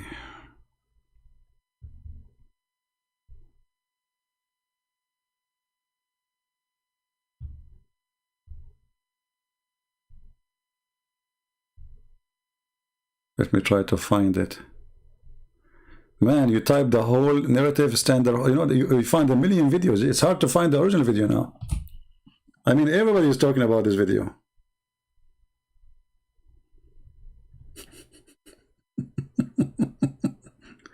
Including this funny guy. Assalamu alaikum wa rahmatullahi wa barakatuh. And look, they are using Yasir Qadhi now for advertising. To donate, brother. You know, make donation, brother. Trust me, nobody will donate because of him now. His days is over. All right. Skip ads. Okay. Okay, hold on. Is back. The purpose of this library chat is to basically expose what I consider to be the very evil tactics of this group of people, and to also issue a very public clarification. So what's happened is Yasir Qadhi, as you may be familiar, made another video. It was a reply to Jay Smith, David Wood, and a few people who have been really going at Yasir Qadhi for the holes in the narrative. The issue of ahruf and preservation and qira'at and relation. Did you hear the word preservation? Did you hear the word preservation of the qira'at? Why you are lying, Ahlul Sunnah? Did he say, guys, the preservation of the reading, the qira'at, mean the reading of the Quran, which means the recitation of the Quran? This is not about the hadith. He said the preservation. Ahlul Sunnah, shame on you, my friend. I'm really disappointed of you. I was going to make you an admin to my chat when the chat is closed. But now I cannot do that. I can't trust you no more. Even when the chat is closed. Did you hear him saying the problem of the preservation of the qira'at, not the hadith? What is the qira'at? The recitation of the Quran. I cannot make an admin now. But anyway, I think I have still one open in the chicken room outside in the backyard. I have chickens. The city allowed me to grow chickens. As long as they say Allah Takbir, Allahu Akbar every morning. Why you lie? I mean, the guy video is there. And you Muslims, you try to cover the poo-poo. Okay, cover the poo-poo, and now you step on it because you cover it. You cannot see it. Look what happened. You cover it like a cat. It gets covered, but it's there. You cover it, you don't cover it, it is there. So you try to cover it, and now we took a screenshot, not snapshot. I mean, my English is very funny. By the way, Oxford University, they contact me to teach English, honestly. And I told them, you know, I don't know, like, I'm busy really. And because they said to me, your English is unique, like the reading of the Quran. I said, what do you mean? The professor, by the way, is very famous. His name is Shakespeare. Yeah, he did not die. He's still alive. You know, Allah, he took him up to heaven. Yeah, and now he said, contact me. So he said, because your English is unique. I said, well, explain what are you saying? He said, your English have holes in the narrative. This is a new line of English. And they want me to come and teach in the university. Which name I said? Like the same prophet, you know, the prophet did not know how to repeat the lie twice. Did I say Uniford University or Oxford? I mean, it ended with Ford, you know, Ford cars, for something, you know. Anyway, so, you know, he told me Shakespeare, and by the way, Shakespeare is an Arab. That's why his real name is Shakespeare. I'm telling you, it's true. He's an Arab, he's an Arab, he's a Muslim. Shakespeare, okay? So he said, your English have holes in the narrative, and, you know, we want you to teach it to the British Italian Brazil, you know, in Honolulu. I said, okay, well, but where I'm going to teach it? He said to me, I just told you, like a British Italian Brazil in Honolulu. And since then, I'm looking for the location, by the way. I could not figure out which way, you know, but because the letter I received from Jibril, it's lost. You know, the goat ate it. Aisha said so.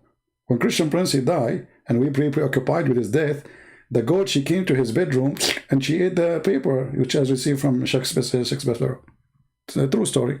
So, look at this guy. Look at this joker. He is talking about that so-called hadith, sahih hadith, not sahih after all. Like, he's talking about the preservation of the reading. Why you lie? The preservation of the Quran. You said he did not say that. Stop lying. Don't change the topic. Can you do me a favor, please?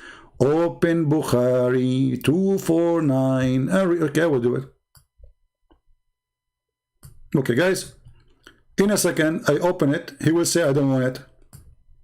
This is what they do. You know, you Muslim, you practice a Scooby-Doo tactic with me. I'm telling you. You say to me, read this thing, and then we'll go read it, and then you will say to me, I don't want it, you know? Okay. I mean, why you do that to your prophet? Look, guys, what he gave me. He gave me a hadith. I was going to quote myself to prove to you that Muhammad is a fraud. Muslims, Christians, did I say to you, you remember, maybe 15 minutes ago, 20 minutes ago, I said Muhammad, he cannot repeat the same chapter twice correctly? Did I say that? You heard me, right? So Muhammad, he said it a week before or a day before, and then a day after or a week after he said it differently. And then when the Muslims, they ask him, but you said it differently. He claimed that Allah, he sent it to him in 7 ways. And now our friend here, he is the one. Be my witness. Be my witness. Let me take a screenshot. Hold on. Sunnah, I should charge you, by the way. You make my computer screen is full, man. Thank God that you are a guy, you know?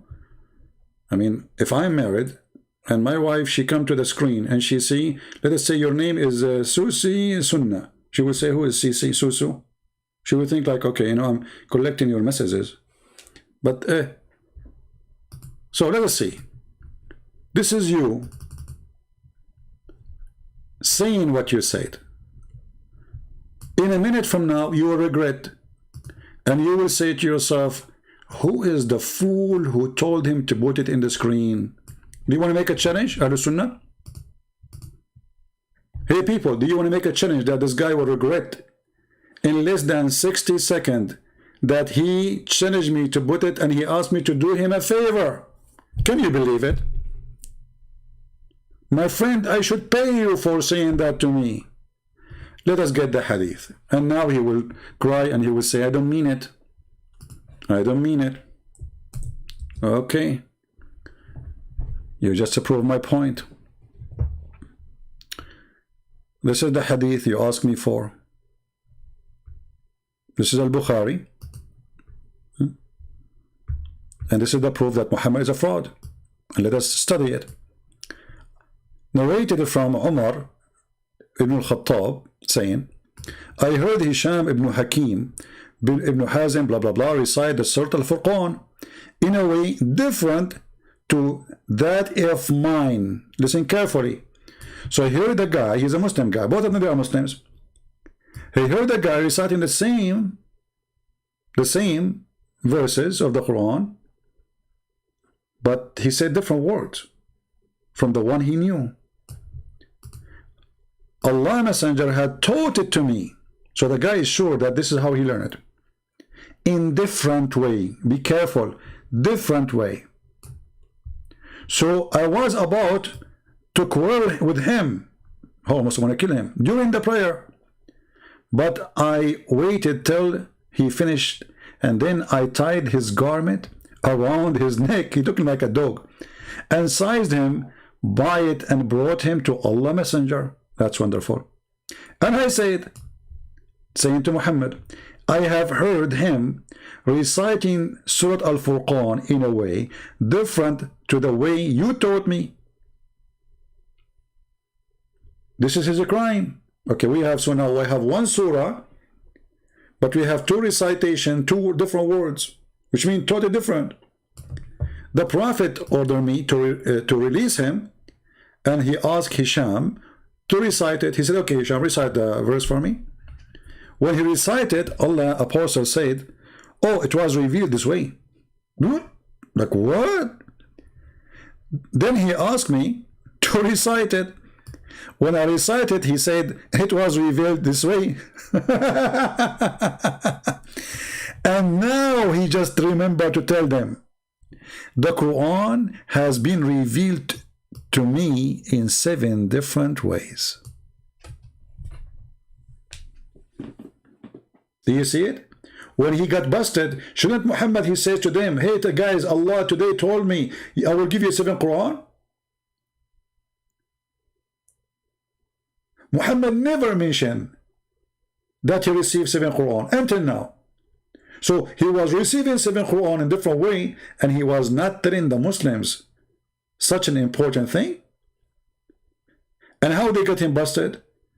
2 Muslims are fighting over the same chapter, let us say. He said words is not there. He's adding words, taking words off. He took him to Muhammad. Muhammad, he knew that he said this to that, and he said this to that. So he cannot deny it. How he can solve it? He decided to say that he received 7 Quran. Right? Okay, hold on. Guys.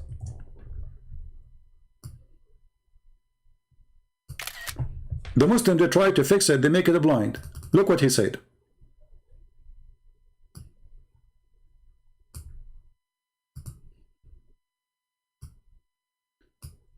Now this is hadith, say that Umar was not aware of the 7 ahraf. Abdul, what about the other guy? Because the other guy, he says to him, you know, if he knew, if Umar is the only one who do not know, Umar is the most close friend to Muhammad.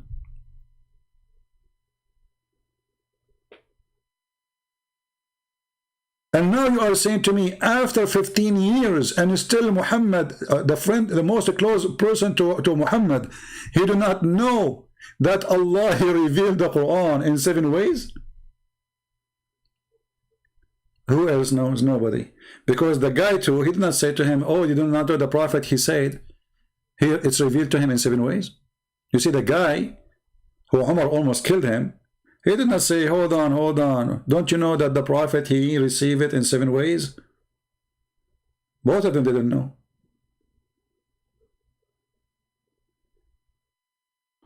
So when you try to fix it, You make it blind. And look at this guy. Jundullah, he's saying, this is 7 recitation, not 7 Quran. I love the Muslims. They are, you know, amazing. Oh boy. Genius. This is 7 reading, not 7 Quran. My friend, 7 reading is 7 Quran, because qira'ah is Quran. This is why the word Quran came from. Qira'ah. Qara'a, yaqra'u. By the way, it's wrong word. Quran. Qira'ah. Does it ring a bell for you, Abdul? So 7 qira'at, 7 Quran. And that's why they are fighting. They are different words. Not only different way of singing it, no. It's totally different words.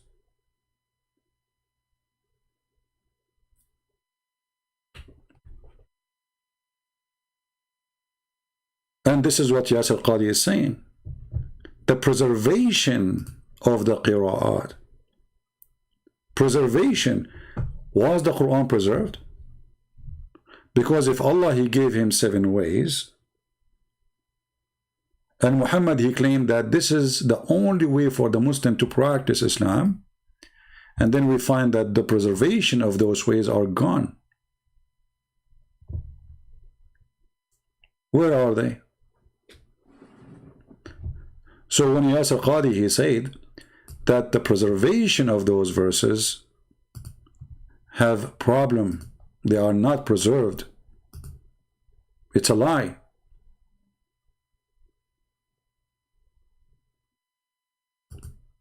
Every single student of knowledge knows, who studies Ulum al-Quran, that the most difficult topics are ahruf and qira'at. And the concept of ahruf and the reality of ahruf and the relationship of the Uthmanic Mus'haf with the ahruf and the preservation of the ahruf. Is it 1? Is it 3? Is it 7? And the relationship of the qira'at to the ahruf.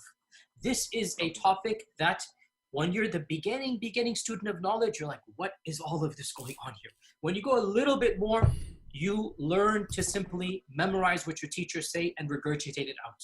And you don't fully comprehend. When you do a deep dive is when things get very, very awkward and difficult. And this isn't new. This is from the time of the Sahaba. This is not a joke, brothers and sisters. The issue of ahruf and qira'at caused confusion to somebody whom the Prophet ﷺ said, if you want to listen to the Quran directly, listen to Ubay. Ubay is not some even average Sahabi. He is the Qari of the Quran. He is the master. He is who he is. And he goes, فَدَخَلْ فِي نَفْسِي شَكْ. What is all of this stuff? Again, this is you're asking some very honest questions. It's the first time I'm saying these things. Many people are aware who listen to my lectures that I've mentioned the crises that happened to me at Yale. This was the issue. That the issue of ahruf and preservation and qira'at and relationships between them, these are very, very difficult issues. And the most advanced of our scholars, they're not quite fully certain how to solve all of the unanswered questions in there.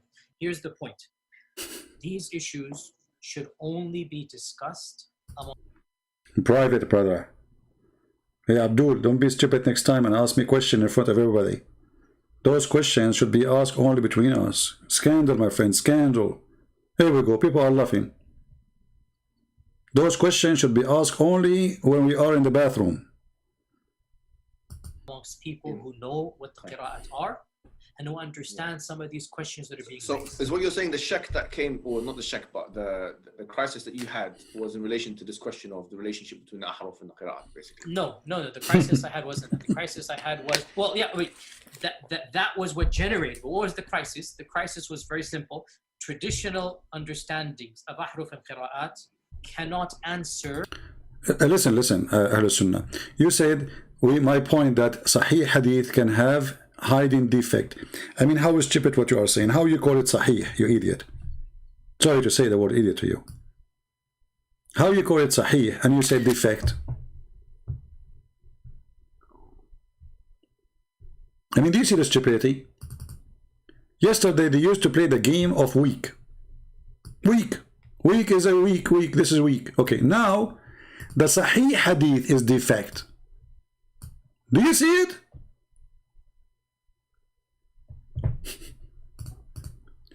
But Jesus called it Sahih, which means authentic. So how you call it authentic and you say it has defect?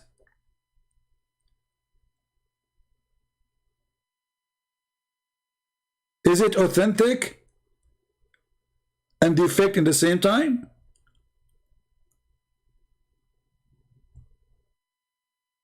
So anything is embarrassing, anything looks stupid, anything will make Islam expose. We have to give it, even the one who is perfectly preserved and Muslims agree upon, suddenly we have to say it has a defect. The only defect I see is Islam. And you are trying your best to find a solution. You just called yourself, it's a Sahih.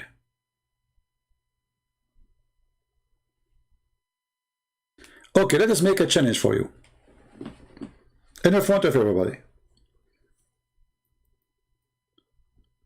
Did your God Allah give a verse about breastfeeding for adult? Yes or no? I'm waiting for your answer.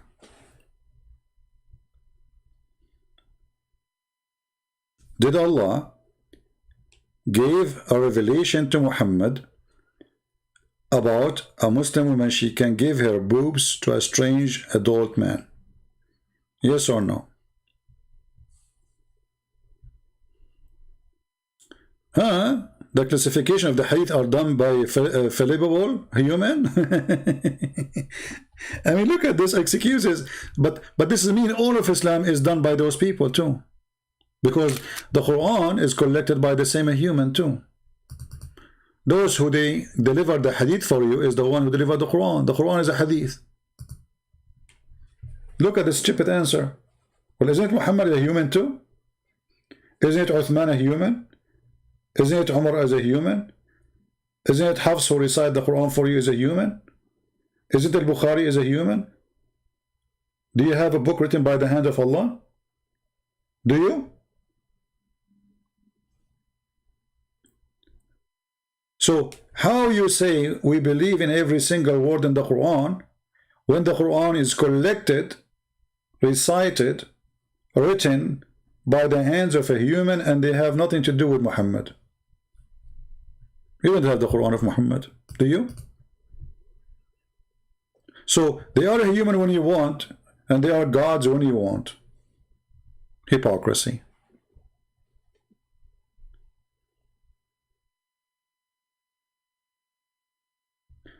Abu Jahl. You are calling me Abu Jahl? Okay, let me open Pal Talk for you. As long as you are calling me Abu Jahl, that means you are really educated.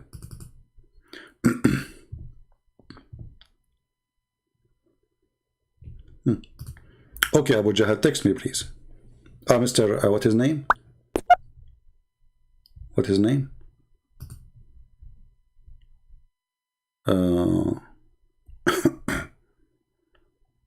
Isa. Text me, my friend, text me. I'm so excited that you will call me. I cannot express to you, really, how happy I am.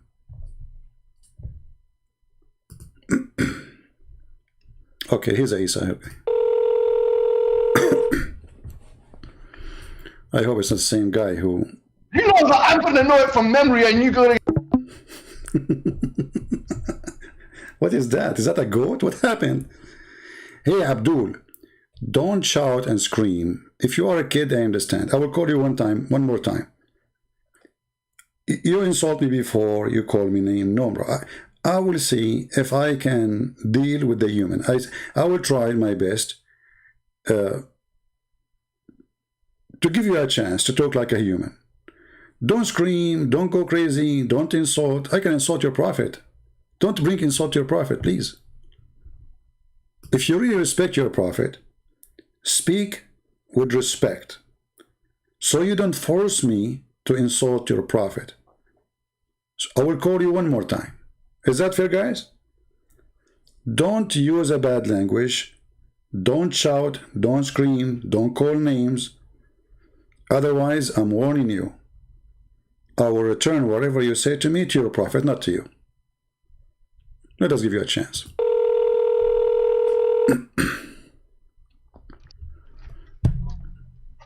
Yes, go ahead.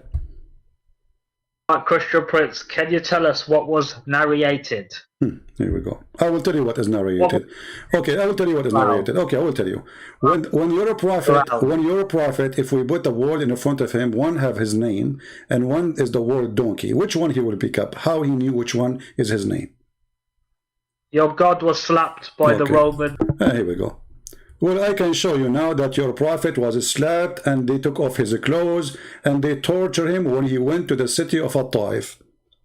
They made 2 lines of people, and even the hadith they says وَأَتُوا بِالسُّفَهَاء, which means even the crazy ones, they were beating your prophet, and they beat him until his nose became so big like a balloon, to the point he stayed out of his town for more than 2 weeks to recover, because he was ashamed to go back home to his wives and show them what happened. Potato. Coward people. You bring an insult to your prophet. I can right now put the story and everybody will laugh at your prophet. Isn't it your prophet who says that Allah, you Muslim, you say that Jesus, Allah will not let anyone humiliate him? Okay, wonderful. How come Muhammad was beaten to the point his legs cannot walk on them? His teeth is broken. He did not even go to his hometown for a while, so nobody will see what the people of At-Taif did. And then he told his friends, don't tell anyone what happened, because he was afraid people will laugh at him. Try to hide it. Do you want to show the reference? Okay. Don't go now. I will speak to you soon, inshallah. Okay, Ahlul Sunnah, I'm waiting for you. I'm waiting for you, my friend. Be the man. I challenge you. Let us see who is going to keep his words. So, the preservation of the Quran, obviously, is not exist. And by the way, for me, I don't care if the Quran preserved or not. Actually, it's not for my benefit to say the Quran is not preserved, because then the Muslim, they will say to me, okay, we agree the Quran not preserved. That's mean any stupid things in the Quran, the Muslim, they can say to us as an excuse, say, oh, somebody was there. This is not Allah. And actually I witnessed, but this was a few times, where Muslims, they call me and they say, obviously this is not Allah saying that, so he will not leave Islam, even though we showed him how stupid the Quran is. He said, there's somebody put it there. This is not from Allah, no way. And sooner or later, they will start saying that. And actually, Yasir Qadi is saying that. Even the Mimi, he told him, if we give you a blank Mus'haf, are you going to write the same thing? He said, I cannot answer that. He said it clearly. If we give you a blank pages to write the Quran, are you going to write the same exact Quran? He said, I cannot answer that. Listen carefully.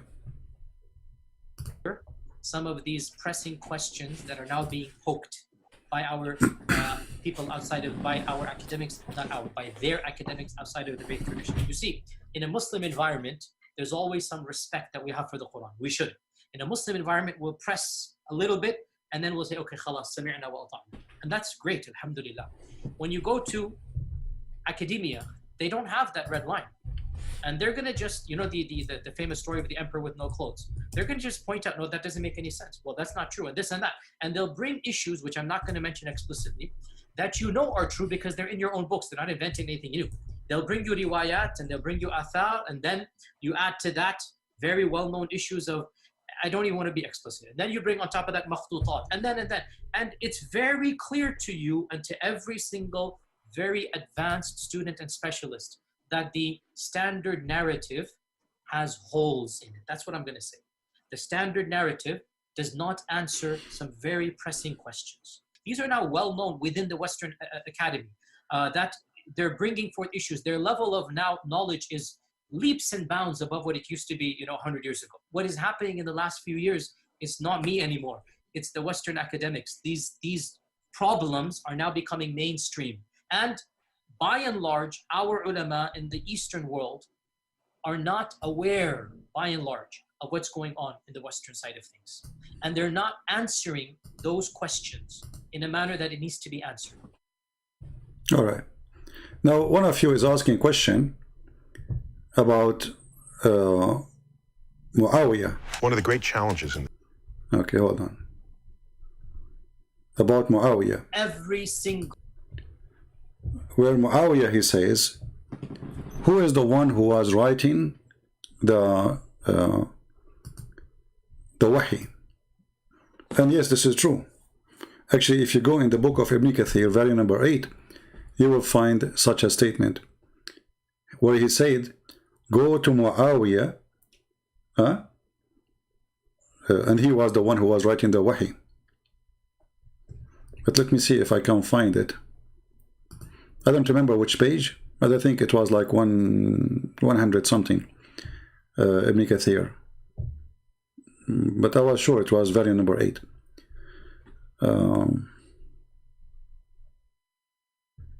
Let me see.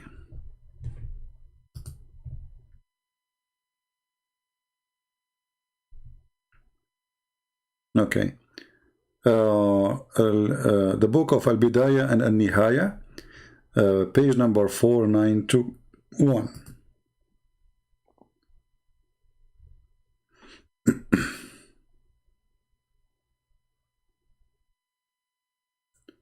Let us see.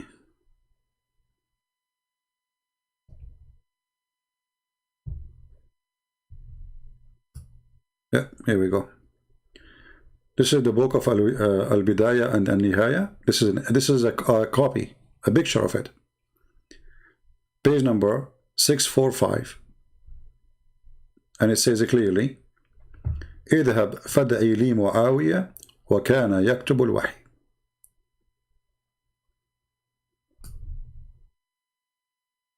All right. Yeah. I don't know. This is what you are talking about. The question who asked me. I hope so. Ahlul Sunnah, are you there? You said you want to call me, my friend.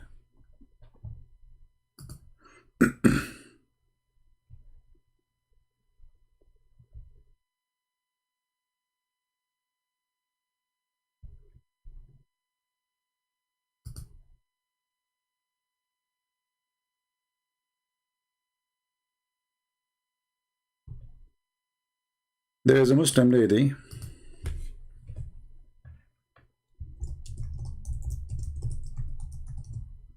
look like she will leave Islam soon.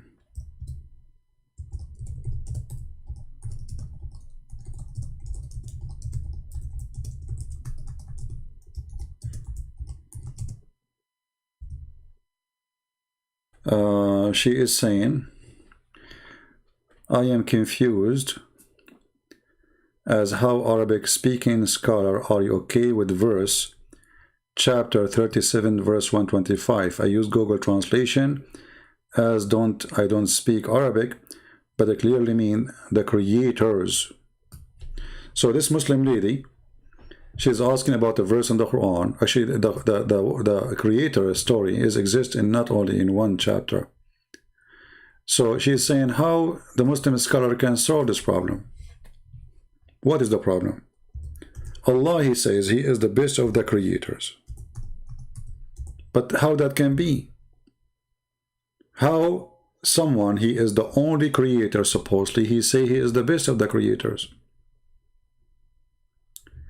Chapter 37, verse 125, saying that. And there is other verse in the Quran saying the same thing, which is chapter 23, verse number 14. So she is not online right now. She is sending me a message. I told her to listen to the video. I will answer you.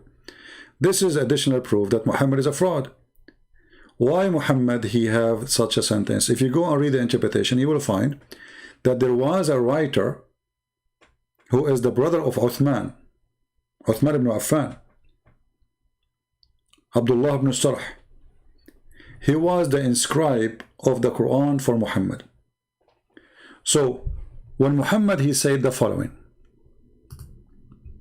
and you can find that in the interpretation of chapter 23 verse number 14, and we have made the sperm into a congealed blood, which is stupid to say again. additional proof that Muhammad is a fraud, because his sperm does not change to congeal dead blood. Dead blood is dead blood. Muhammad in the Quran claimed that sperm transformed into dead blood, and then dead blood became a baby. You can read yourself. And then at the end he says, and Allah is the best of the creators, not to create. This is a lie. See, translation is false. So what she is saying, how the Islamic scholars can explain that, even the Muslim scholars agree that the story behind this, that there's a guy who was the inscribe of Muhammad. When Muhammad was reading, or let us say he is reciting this verse to this man, he caught this part until he arrived here. And then he says, and we brought it forth as another creation. The Muslim inscribed for Muhammad, he said, not Muhammad, he said, so blessed be Allah, the best of the creators. The sentence says by who? Sent by the inscribed. Muhammad, he said to him, put it there. And I challenge any Muslim to say I'm lying. I can show you the reference right now. The guy, he said, even the interpretation explained that the person who was expressing how amazed he is, he liked what Muhammad said. So he said, so blessed be Allah, the best of the creators. Muhammad said to him, put it there. But the guy, he said to Muhammad, but I am the one who said that. Muhammad, he said to him, it was inspired to me too. Then the guy, he said to himself, if Muhammad was inspired and he's a prophet, well, I am inspired too. And he left Islam. And I challenge any Muslim to say I'm lying. Ahlul Sunnah, are you there?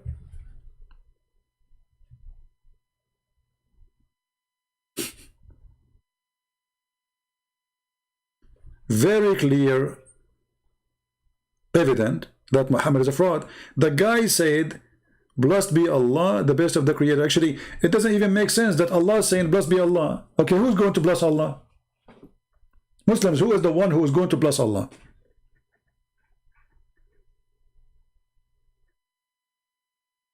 Human are creators? No, human are not creators. You cannot create anything. The Quran does get you busted. The Quran says it clearly that the creation is about the creation of soul, to give a soul, to give it a life. This is why the Quran says, are you going to worship somebody he cannot even worship, cannot even create a fly?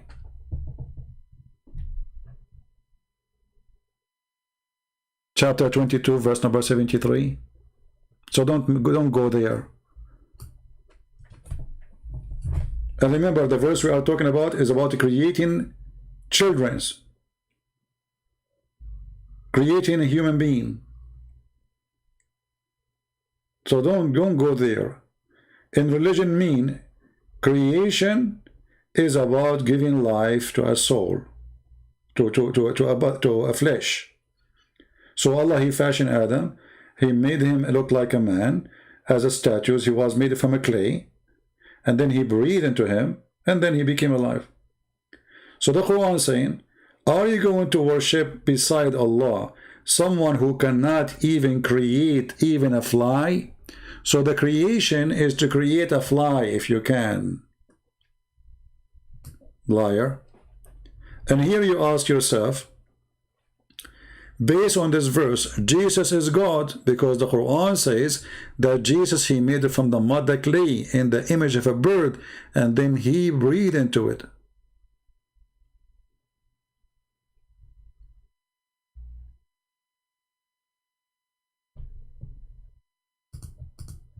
So Jesus is a creator. Right now, as we speak, based on the Quran, there's a flying birds descendant from the birds which Jesus, he made. Your book says that. And the Quran says that Jesus says, I create for you. And then the Muslim, they say to you, by the leave of Allah, doesn't matter. He said, I create for you. And I breathe into it. From the breath of Jesus, life is given to birds.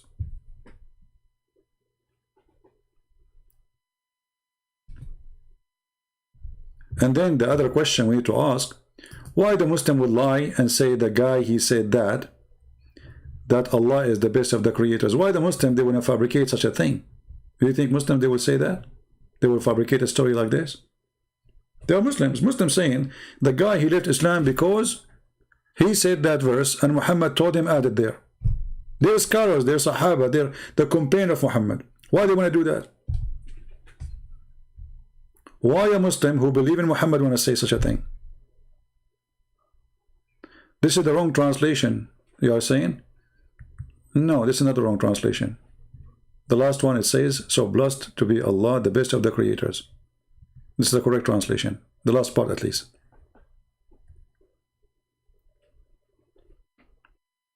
The Arabic in front of me, I don't care even for translation. Translation is for the one who don't speak the language. This is my first language. فكسونا العظام لحما ثم أنشأناه خلقا آخر فتبارك الله أحسن الخالقين. تبارك الله أحسن الخالقين. خالقين, creators, the best of the creators. And here you notice, let us say for the sake of argument, it was Allah who said that. How Allah he compare himself to be the best? Do you compare between yourself and a mosquito?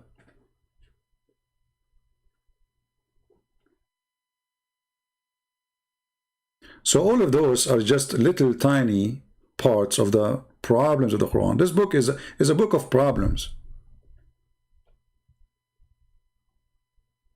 This book is the book of stupidity. I mean, look at this. We made the sperm into a piece of congealed blood. Look at this. Is that true? This is God explaining how the baby is made. Is that true? According to which stupid scientist he agree with this? That the sperm became dead blood. A piece of congealed dead blood. Is that true?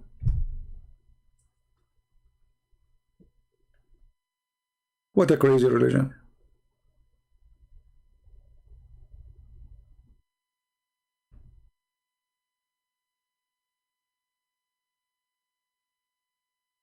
This is madness.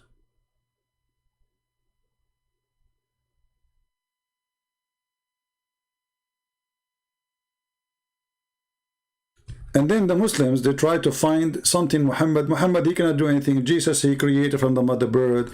Jesus, he made the blind see. Jesus, he did what he did. Amazing things. Jesus is alive. Jesus himself, his birth is a miracle. He is a miracle. The Muslims, they try to find a miracle for their prophet. So what they do? If I show you, you will not believe. You will die laughing.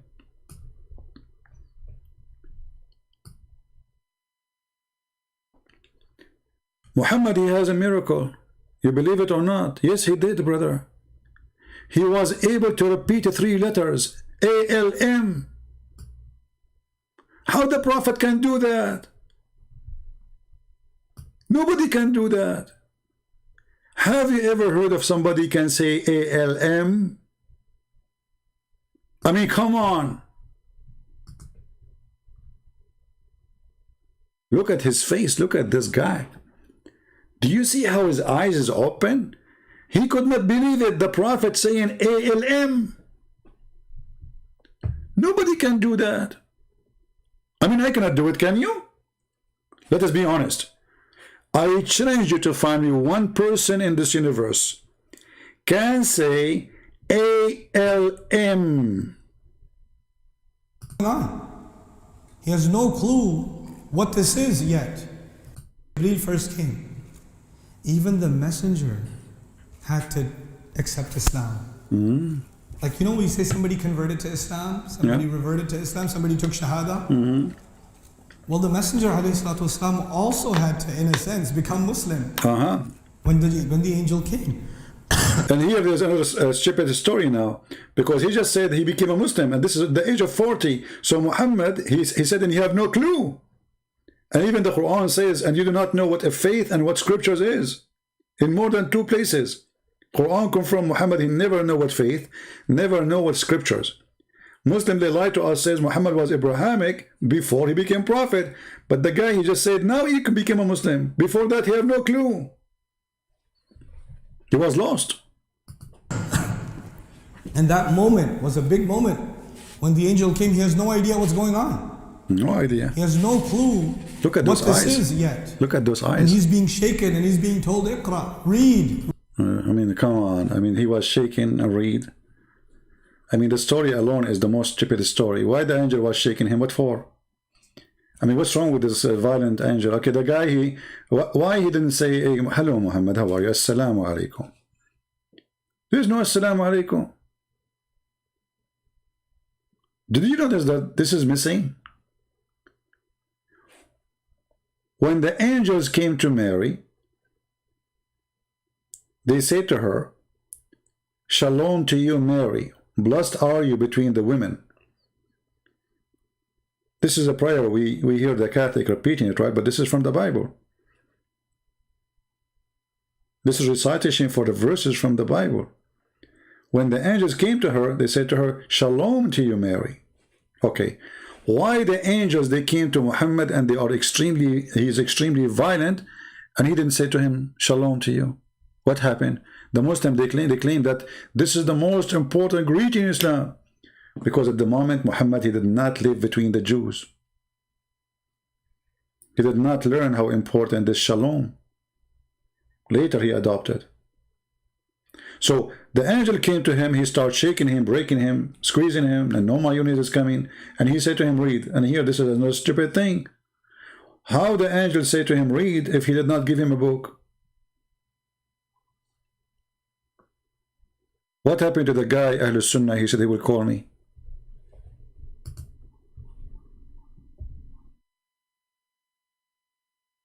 Where do you go?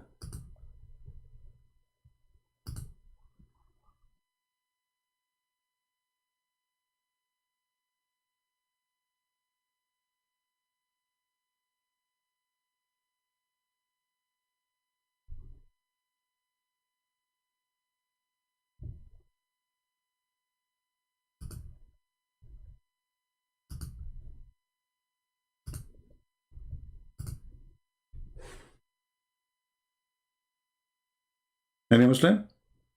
What for? What is the story for? It's stupid.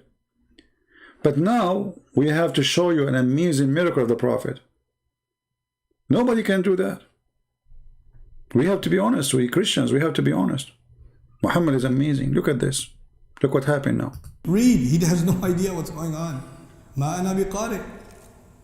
This is an incredible scene. And when Rasulullah ﷺ goes up to meet with Allah, Allah reminds him of that scene. Allah remind him. Muslims, Muhammad, he did meet up with Allah. Is that this guy saying something correct? Do you Muslim claim that Muhammad, he met with Allah? Are you sure? Muhammad, he met with Allah. Isn't it Aisha, she said, the one who claimed that the Prophet, he saw his Lord, is a liar? So what do you mean he met with Allah?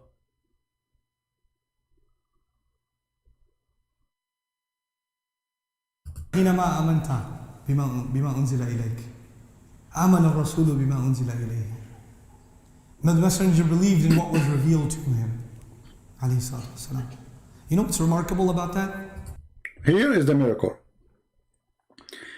I want every one of you, stand up please. Stop doing anything. If you are eating, stop. If you are in the bathroom, freeze it. You know what I'm talking about. If you are watering your garden, if you are driving the highway, stop so you can have an accident. I'm just joking. Now you will hear the amazing miracle which nobody can do, and that will cover all the problems of the Quran. Stupidity, science, fictions, all of it will forget about it, because this is a proof that Muhammad is a prophet. Listen carefully what he did. In the beginning of the surah, what are the first words? Alif Lam Mim, Dhalika al-Kitab. Alif Lam Mim. Dhalika al-Kitab. What does Alif Lam Mim mean, people? People? What does that mean? People. ALM. What does that mean? People. People. ALM. What does that mean?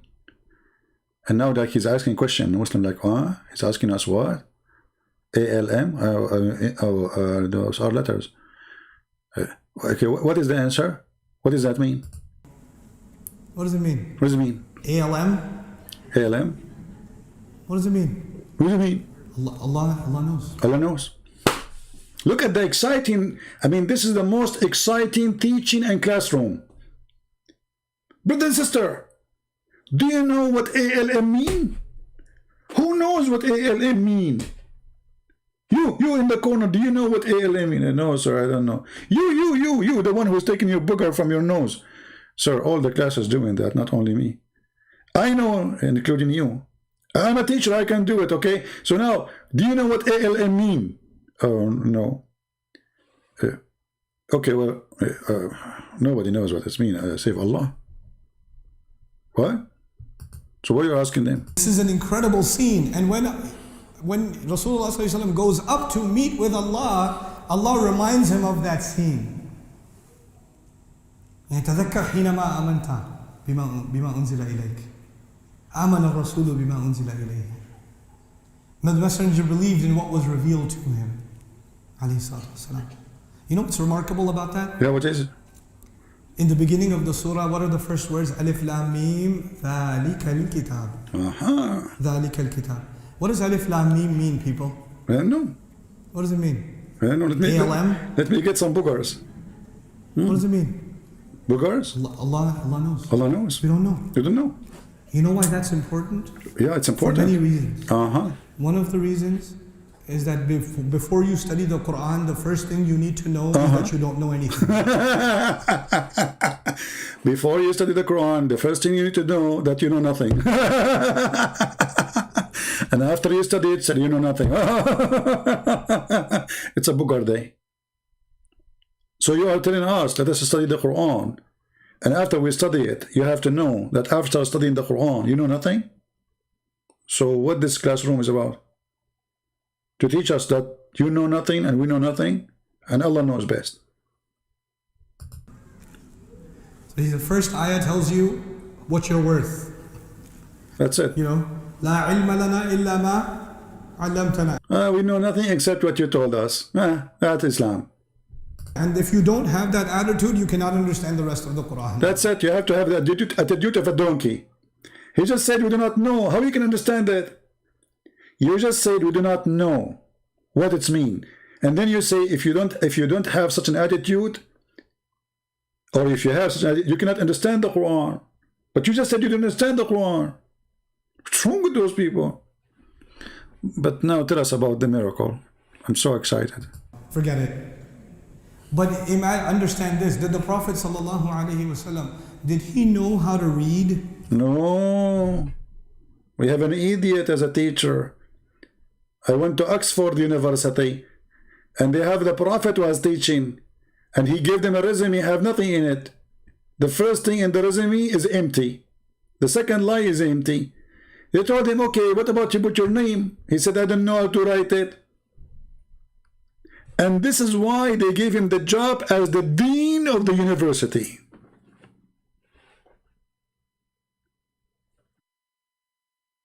If the teacher is an ignorant, what do you expect from the followers? Tell us more about the Prophet. The Prophet himself do not know how to read, how to write. In the beginning of the surah, what are the first words? Alif Lam Mim ذَلِكَ الْكِتَابِ ذَلِكَ الْكِتَابِ.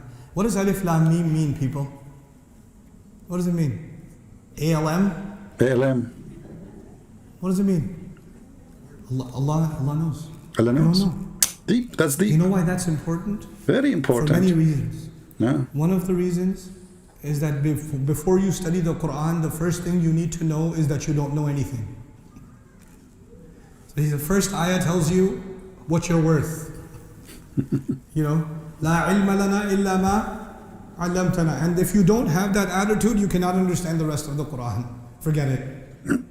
But understand this, did the Prophet ﷺ, did he know how to read? No way. No. وما كنت تتلو من قبله من كتاب وما تخطه بيمينك. النبي الأمي. You know, he doesn't know how to read. Now when someone does not know how to read, the word alif doesn't make any sense. The word lam doesn't make any sense. The word meme doesn't make any sense. Hold on, stupid idiot donkey. You just said it doesn't make sense to you too. A second ago, you said, do we know what this is mean? So all of you Muslims, 1 billion and something, you do not know what it means. So now it's only Muhammad doesn't make sense to him. You just said we do not know what it does mean. Do you know how to write, how to read? I mean, do you see the stupidity and the logic? Suddenly it's only doesn't make sense to Muhammad. But you just said you yourself you don't know. And all the Muslims do not know. Shushu and Dudu and Tutu and Cuckoo. All of you do not know. When you are, brother, when you are illiterate, you know, to see that they want to make him his Hercules. Muhammad is Hercules and he's wearing like his legs is showing. I don't know why all the movies of the Roman are wearing nothing. It's like they in the movie. Are you sure that the Roman they used to live in Europe, not in like I mean like in the Caribbean islands, Honolulu? Anyway, so Muhammad is Hercules because those don't make sense to anyone. Someone he don't speak language, brother. Look at the look at this. Look at this. This is deep. Let me zoom in his face. Look at this. I mean, where is the directors of Hollywood? Hollywood. You can make a wood of it. Do you see how surprised he is? I mean, look at that. Look at the reaction of the face and the nose, and that's not easy, brother. This is a true believer. Yeah? People who learn how to what? Read. So the first thing that was given in the surah is reminding you that the messenger himself, alayhi salatu wasalam, has no clue how to read. Okay, from now on, please don't forget to call Prophet Muhammad the prophet who has no clue. So we have now many names. The Muslim, they call him bewitched. The Muslim, they call him the one who forget. The Muslim, they call him the one who has no clue. The Muslim, they call him ignorant. Okay. Tell us more. And yet out of his mouth comes the word alif, lam, mim, which is impossible for someone who doesn't read. It's impossible. It's impossible for someone who do not know how to read to say ALM. I mean, come on, we have to be honest here. People, what's wrong with you? How many of you feel like converting to Islam now? It's impossible. Someone who do not know how to write, how to read, how he can say, not write, how he can say A, L, M. You idiot, even his name starts with Muhammad. So Muhammad before that day, he did not start his name with M, he used to skip it.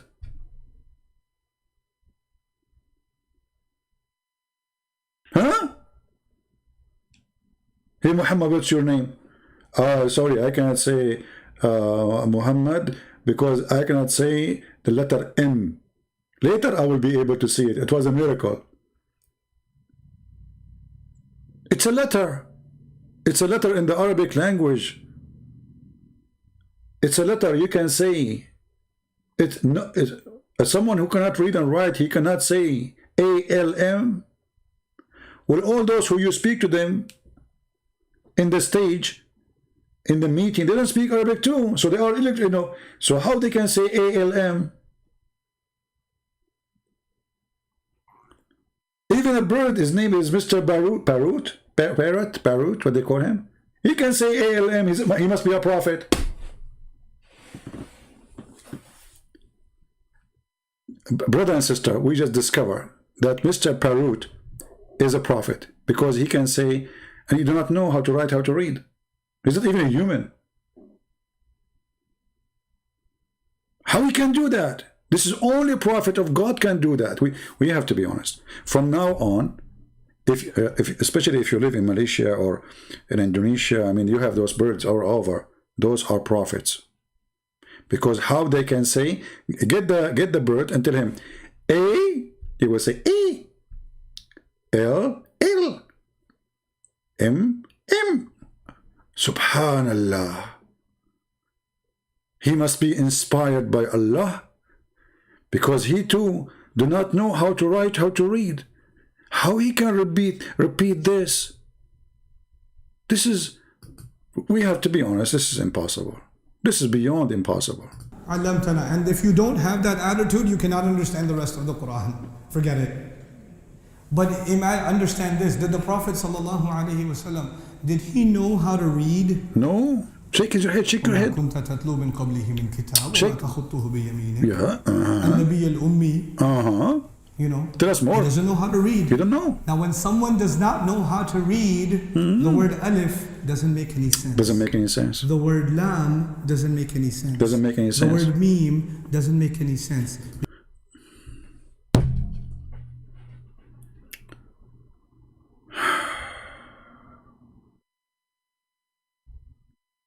And they say to you, why the number of people committing suicide is increased? I mean, this lecture alone is enough to make any smart person jump from the top of the high mountain.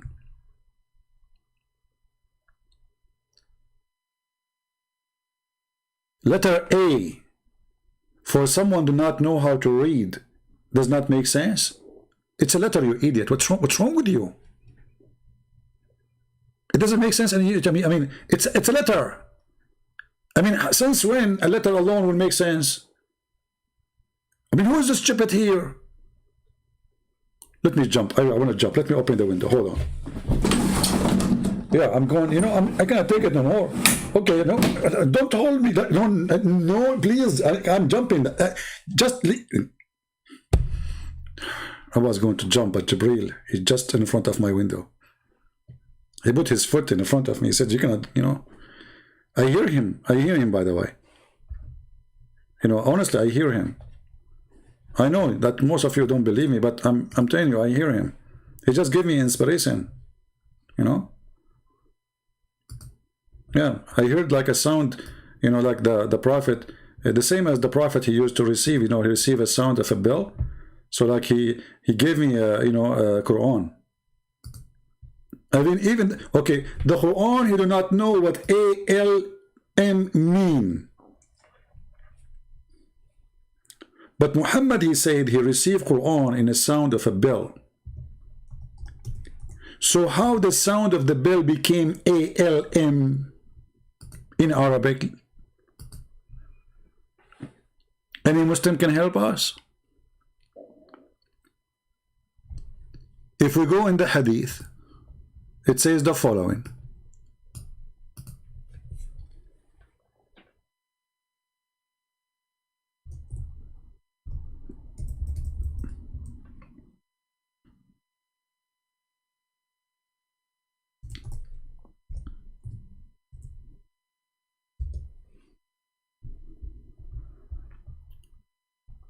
That the Prophet, when he used to receive Quran, this is the Hadith. Read carefully. Ibn Hashim or Hisham, he asked the Prophet, how does the divine inspiration come to you? He replied, in all those ways, or these ways. The angels sometimes come to me with the voice which resembles the sound of a ring of a bell.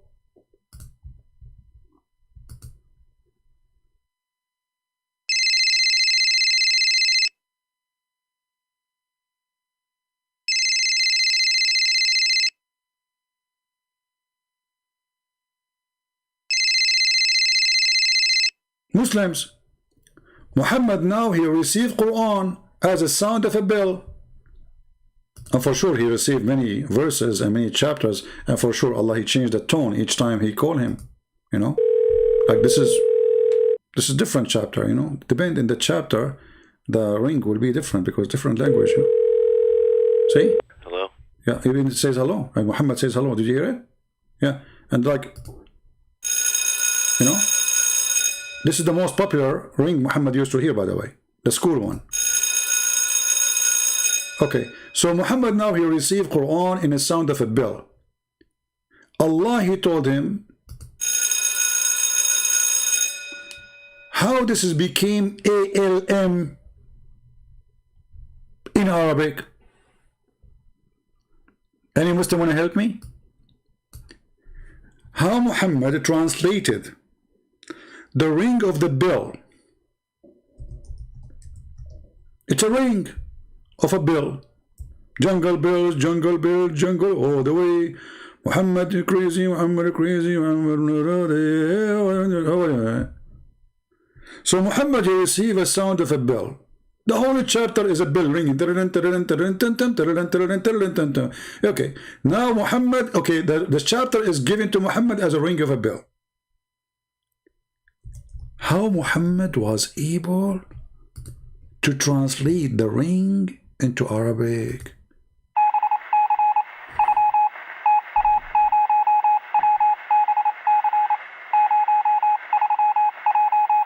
That's astonishing, brother. We just discovered that more signals exist by Prophet Muhammad and Allah. He gave him a ring. He go to his room and he start like, okay, now we will translate.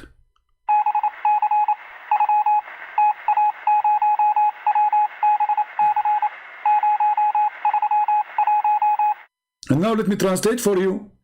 The first like tot, it was ALM. Like listen carefully. I think you are deaf.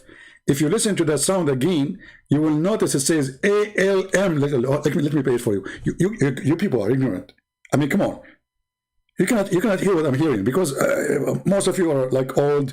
Look at this guy there. The one who's laughing. Look at his teeth. He lost his teeth. You know, like they are old. What are you guys saying? I'm the only young here. You know, my mom is 17 years old. So stop. Did you hear it? Look. Look. Again. See? Take me here. I mean, we have to stop here. And if you don't see what I'm seeing, there's something wrong with you. You are a kafir, you know? You are a kafir and you are, you know, come on. Hypocrite. It's clear like that the light of the sun. You know, when your mother-in-law is not there, you know, because usually you do not see the light of the sun if she's there, you know. We have to be realistic here. So it's so clear. So the Prophet, he received a ring as a message from Allah. And then the miracle, he told us what Allah, he said in Arabic. How the Prophet can do that? Yasser Qadi can explain, no. This guy can explain, yes. Because this is very high scholarship deal. You know, we cannot ignore the fact here. Because these are letters of the alphabet. And the only people who learn the alphabet are people who learn how to what? Read. Muhammad, he was 40 years old. He did not know his language. He don't use any letter from the alphabet, brother. Look at this mouth. Look, he looked like a duck, man.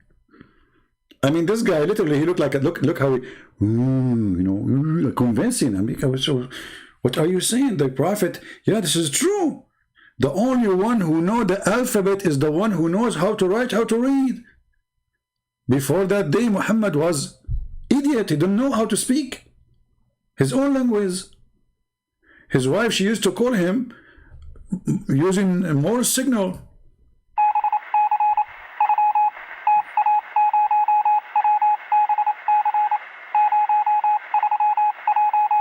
Okay, this translation, Khadija, she was saying to him, did you wash the dishes, idiot? I mean, all those Muslims are listening to this donkey. Nobody says to him, come on, man, what are you talking about? I mean, come on. Okay, we are Muslims, we believe Muhammad is a great man, blah, blah, blah, blah. But this is, are you making a mockery of him? This is a mockery.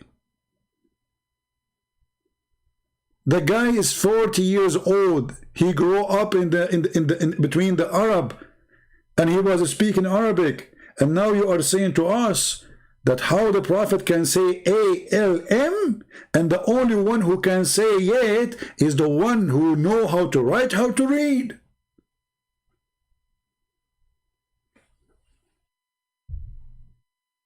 That's deep.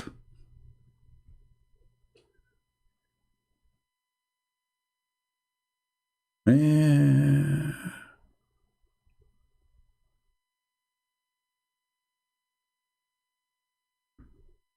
I hope that's not many of you are going to convert to Islam under the influence of such a miracle.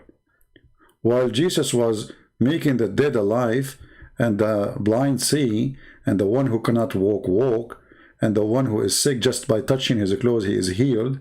And he let the person who is in the grave come from the grave, and he is in heaven, and he is born with no father. Muhammad was struggling, brother. He was saying ALM. Do you guys understand how amazing this story is?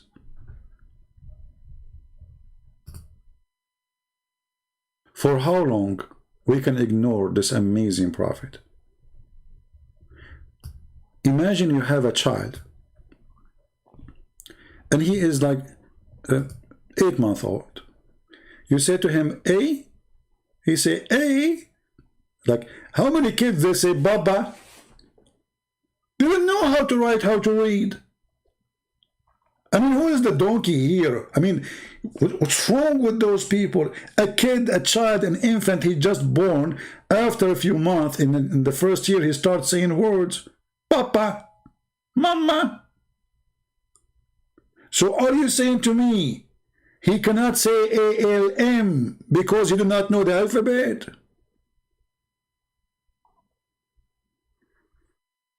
Have you read? Have you have respect? You like to laugh at your Bible? Habib, you know, Muslims, you insult us. You say the Bible is corrupt. You insult Jesus. You make fun of us. You call us pigs. You call us monkeys. The Quran calls us kuffar, najis, filthy. We are worse of an animal. And you are talking about respect? Look who's talking. Isn't it your prophet? He says the one. Did you see the Egyptian in Egypt, the Muslims? They are moving the what they call it, the mummies, and they make a big celebration. According to your prophet, all those Muslims, Egyptian, we should say to them, go and bite the penis of your father. Do you want to show you the hadith? Your prophet said, the one who is proud about his inheritance before Islam, say to him, go and bite the penis of your father. And you are talking about speaking with respect. Look who is talking. Seriously, I find that the Muslims playing victims are the most amazing hypocrite ever. Not only you make fun of us, you insult us, you kill us. Just last week, you attack a church in Indonesia. Just today, you attack a church in Nigeria. Just today, you attack a church in Guinea. And you're talking about insult. So when we expose the stupidity of your prophet, you get upset. But you call us pigs, monkeys, filthy, najis. You have a sign in the highway say, no Jews, no Christians, Muslims only. And the Muslim, they say to you, do you know what the white man was doing in South Africa? They have a buses only for the white people. Hypocrite liars. Disgusting religion. They play victims when you expose their cult. Muslims only. They say to you they are discriminating the Muslims in China, which is a lie. You Muslim, you just signed tens of agreements in the last month with the Chinese. The Saudi, they signed the biggest agreement in their history with the Chinese just in the last month. The Iranian, they signed the biggest ever agreement just a few days ago with the Chinese. So how the Chinese are torturing Muslims and you Muslims sign agreement with them? You have signs in the highway say Muslims only? Why human being is dogs? We cannot walk in the same street. Oh, I forgot. Muslim, they believe they are supremacist, the white Arab supremacist, and the rest are dogs. This is why the Hadith says that Allah in the Quran in chapter 3 verse number 110 said, you are the best of mankind. When they ask Muhammad what the best of mankind mean, what they do? He says the best of mankind are the Muslims who go and bring those who don't believe in Allah with the chains around their necks until they embrace Islam.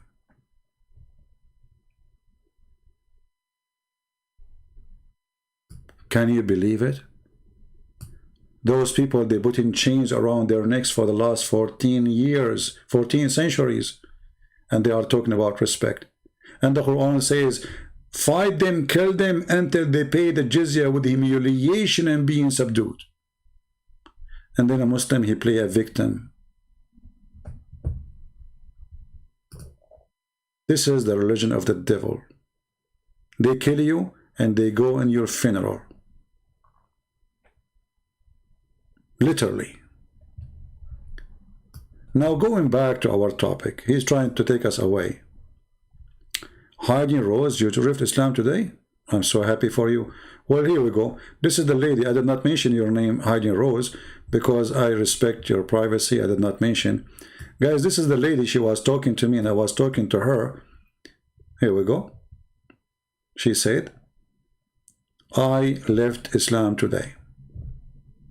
I'm so happy for you, my dear sister. Praise the Lord. And I would like to invite you to accept the Messiah as your Savior.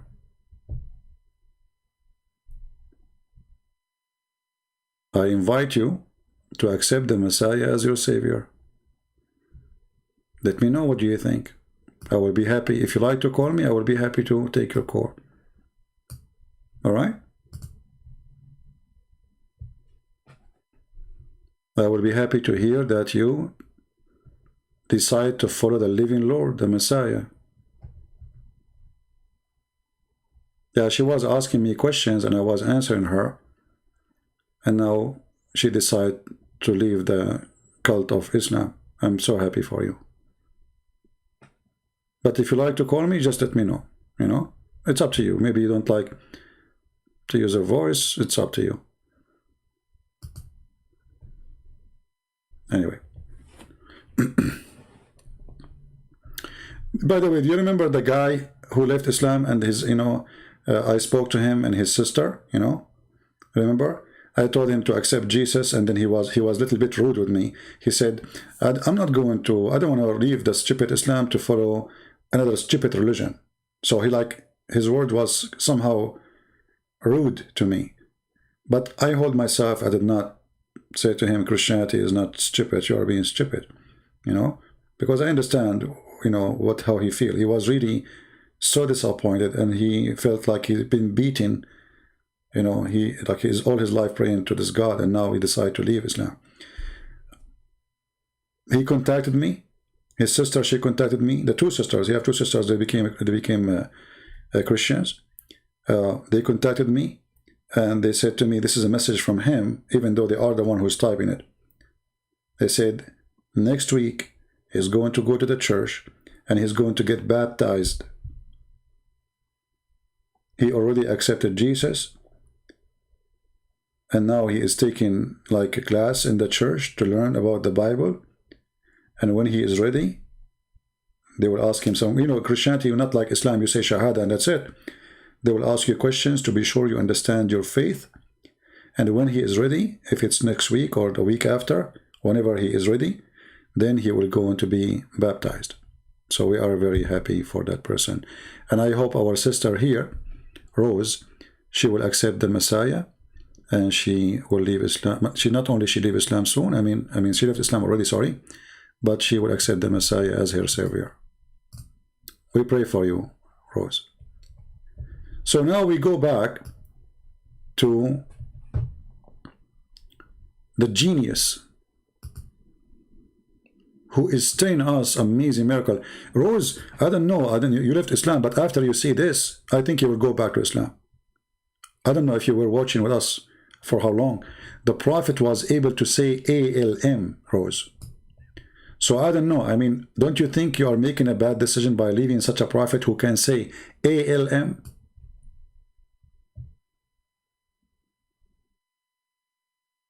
If I am you, I will go back to Islam. I mean, how the prophet who do not know how to speak Arabic, I mean, how to write Arabic, he was able to repeat ALM. That is astonishing. I mean, I don't know how you leave Islam, Rose. Honestly, I don't know. I think you are making a mistake. Look at this. The prophet, he was able to say ALM. Like a child who is 1 year old, he's saying Papa. It's impossible. No, just what I will play the clip just for you, Rose, and you will see. We'll go back as a Muslim in a second. Just wait. Let me play the amazing. You will be shocked. Me myself, I was shocked actually. Already until now. And the other day we lost electricity. Huh? We have a bad storm. Do you know what I did? I put the lamp on my skin, and because the shock was so strong, I was able to light not only my house, the neighbors. You know, they connected the wire to my arm. I gave electricity for all the street. This is how big the shock was. I was like man, shocked. Right? Islam, peace, full, and I think you take out of context. Call me Abdullah. Let's see if this is true. I'm showing the hadith. Your prophet says the best of you is the one who attack non-Muslims and bring them with the chain around their necks, which means like dogs. And I'm taking it out of context. Call me. And did your prophet kill the Christians? Did he? Did he kill all the Jews? Did he or not? I'm taking it out of context. Hey. Listen, Rose. I will make you go back to Islam. You like it or not? After you see this video, you will be shocked. And then you will work. Actually, your career today will change. After you get shocked with the electricity of the prophet, you will work as generator for electricity for a long time. Like people touch you like, electricity. Actually, me myself, after I got shocked by learning about the prophet, I made a mistake and I took the bus. I touched that thing in the bus. Everybody in the bus died because, I shocked them. I received a lot of electricity from the prophet when I got shocked. Listen to this. True story, by the way. Those are true stories. I have no witnesses for it, but it's true. If doesn't make any sense. The word lam doesn't make any sense. The word meme doesn't make any sense. Right. Because these are letters of the alphabet. And the only people who learn the alphabet are people who learn how to what? Read. So the first thing that was given in the surah is reminding you that the messenger himself, alayhi salatu wasalam, has no clue how to read, and yet out of his mouth comes the word alif, lam, meme, which is impossible for someone who doesn't read. Rose, aren't you shocked? I mean, Rose, come on. It is time for you to admit the truth and go back to Islam. You left Islam just today. It's not too late. The prophet was able to say ALM, and he did not know how to write, how to read, how we can defeat, how we can answer this. Christians, we are in trouble. How we can answer, how we can refute it. You know what? I'm not going to be able to eat for the coming century. I lost my appetite for food. Appetite. Appa and tight together. Okay. I mean, this is very heavy. The neighbors, they have a baby. He's like a year old. Tomorrow I will try to say to him, A. Let us see if he can say A behind, after me. What kind of religion this religion is? The Messiah, he raised people from death. So what? Muhammad was able to say ALM. We cannot compare. Which one is more important? Let us be honest here. Which is more miraculous? Making a guy after being dead for 2-3 days, coming from the grave, alive again, or saying ALM? For sure, ALM. We cannot. We cannot ignore the truth. Which one is more important? A person who never been able to see all his life, to give him eyes and vision again, or to say, as the Prophet did, ALM? Brothers and sisters, this is ALM. This is not like KLM, I mean, airline. If it's KLM, it's easy. I mean, come on. It is ALM. How we can run away from the truth?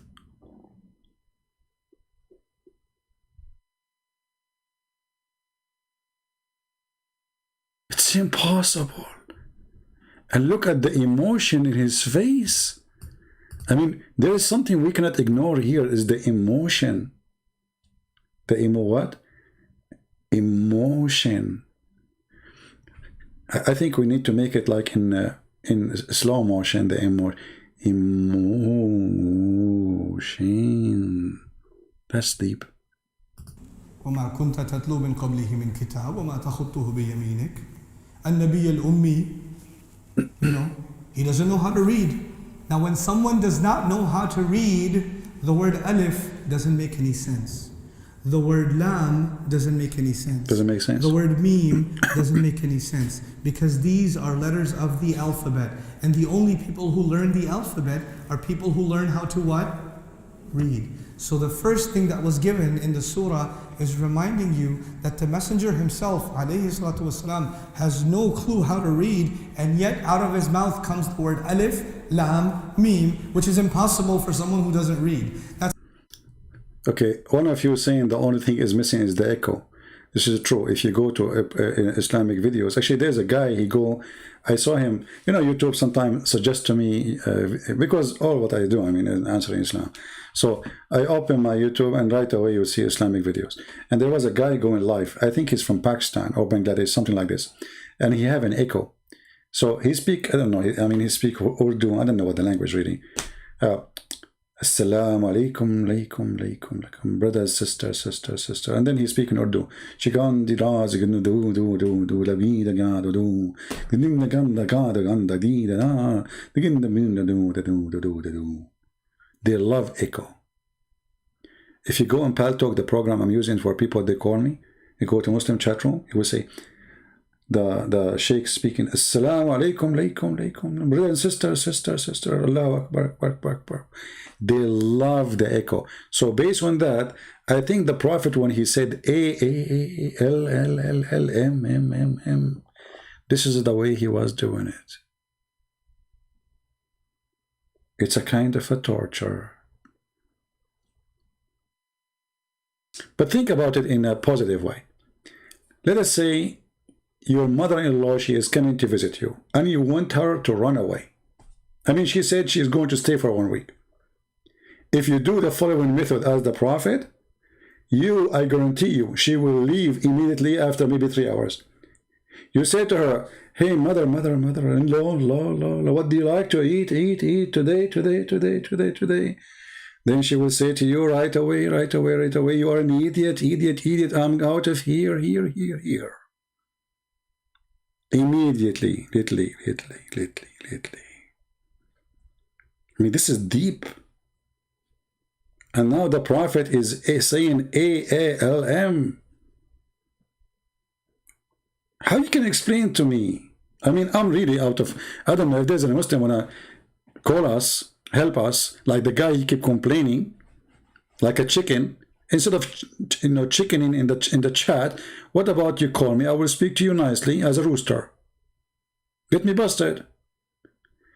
Do you agree that this is a miracle to be able to say A-L-M with this guy? Huh? The guy who's complaining in the chat? Do you agree really that A-L-M is a miracle? Huh? Hey. Say A. Say A. Say L. That's deep. That's like saying somebody doesn't know anything about English, they don't know any alphabet, they don't know any reading, but they say W. Look at this now. That is something.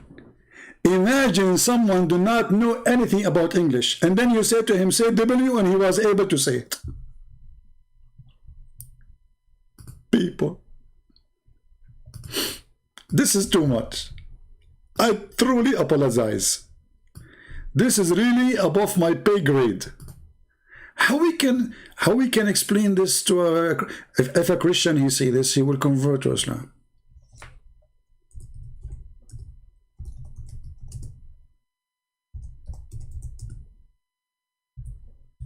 You cannot do that. And actually, there's scientifically, this is proven to be true. You know, there's no question about it. This is really true, and it's proven. Like, if you remember, there's a very famous French actor. He's actually not actor. Sorry, detective. He went to America. I would like to buy a hamburger. I would like to buy a hamburger. I would like to buy a hamburger. No. Let's break it down. Okay. I would.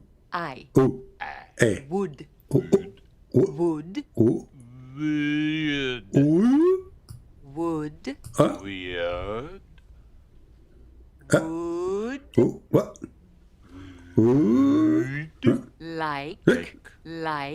Like. To. Buy.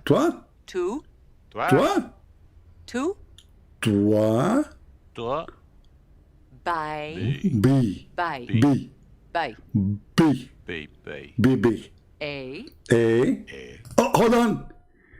He was able to say A, which is part of ALM. He's almost there. Let's see if he can make it.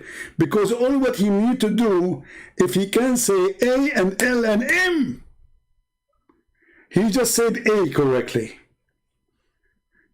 Right now, he is 20% a prophet. 25%.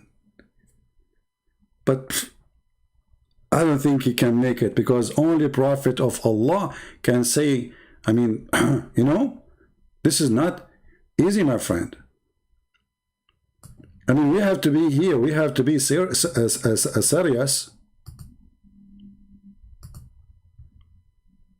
Look how he say A. This is the moment. Like.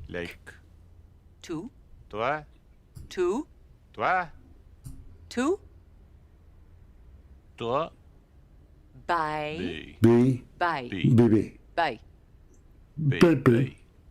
A hamburger. Hamburger. Ham. Burger.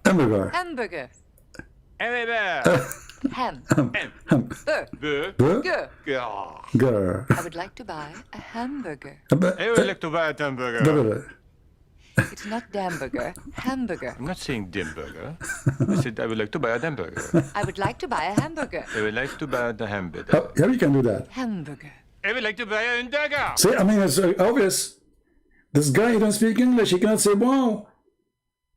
It's like saying to somebody who do not know English, say the letter W. How he can do that? And this is proven. It's documented. Look, we have evidence. We are playing even a video for you. And he is a Christian, by the way. Are you going to not to believe your eyes? This guy is a Christian. He's an infidel. Or maybe he's an atheist. I don't know. Be my witness. We just took him from France. You know, the reason he could not say it, brothers and sisters, because those people in France, they eat French fries. So like everything is like A is O. You know, like what's wrong with you?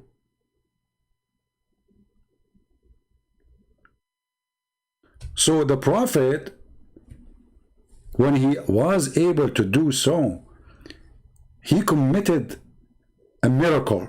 I say the word committed because this is like sound like a crime for me. How he can do that? We have to be honest.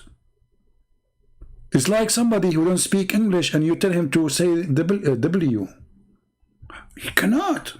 Comes the word alif, lam, mim, which is impossible for someone who doesn't read. That's like saying somebody doesn't know anything about English, they don't know any alphabet, they don't know any reading, but they say W, P, R.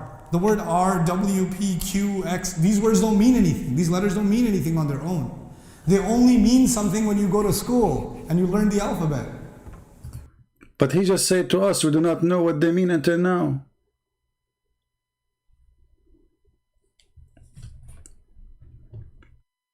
Oh, I feel bad for you. You have fun, laugh at us. I'm not laughing at you. I have the right to laugh at the liar Muhammad.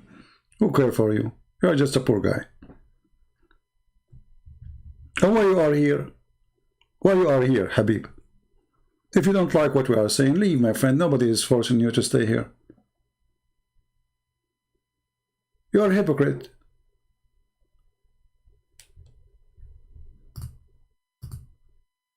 If I search right now for videos speaking against Islam, I can find you millions. How come you don't say to the Muslims, shame on you to do that? And what about your Prophet calling us names? Get out of here. Don't come here. Stop crying. Playing victim. This is what they do. They kill you, and then they go in your funeral. And they say to your family, we feel sorry for your son. We know the game. You want to play victims? People are laughing at you. I will not be surprised if you are a member of ISIS, maybe.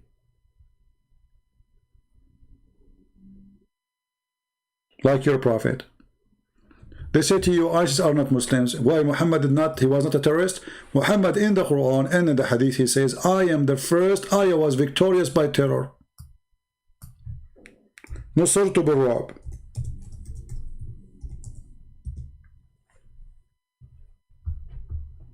Was your prophet a Muslim or not?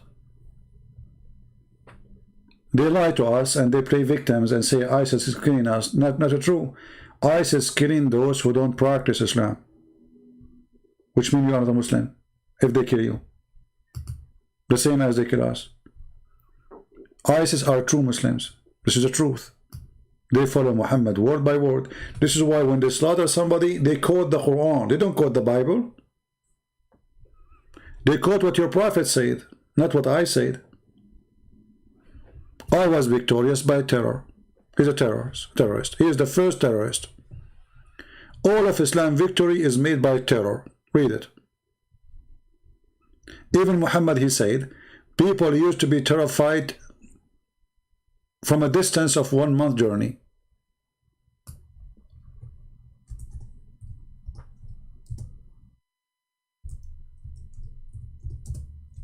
A distance of what? 1 month journey.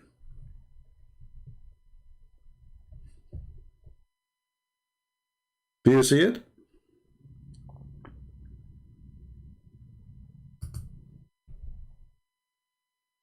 I was victorious by terror, between two brackets, fighting my enemies, all the enemies, Christians, Jews, everybody, and that including women and children, from a distance of 1 month journey. Do you see how peaceful he was?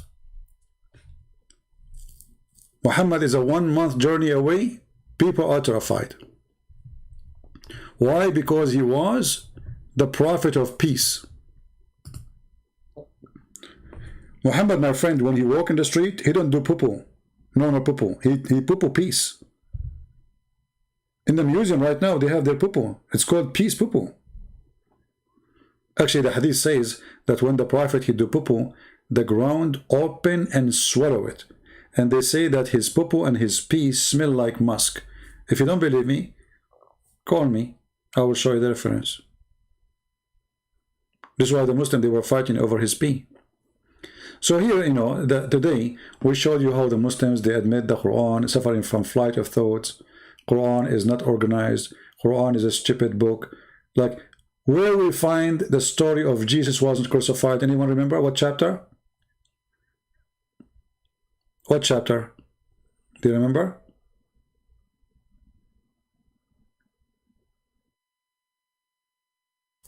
what chapter is speaking about Jesus was not crucified in the Quran? Who remember? 4. Okay, chapter 4 is chapter of the women. Why the story of Jesus not crucified in the chapter of the women? Why he's a woman? I mean, do you see how stupid this religion is? What the story of Jesus, and that's not a story, it's just a few lines. Why this verse is even there? Imagine you have a chapter, it's called sushi. And then you open the chapter, it's telling you if you have a flat tire, what to do.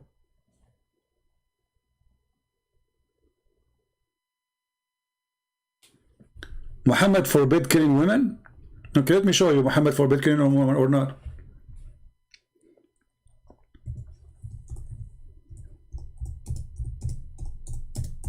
Just to show you that you aren't ignorant like your prophet. Here we go.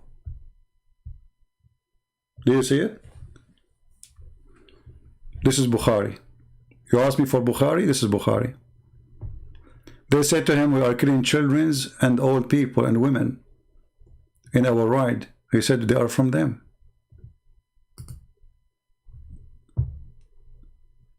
Do you see it? Why you lie? He said they are from among them, approved upon.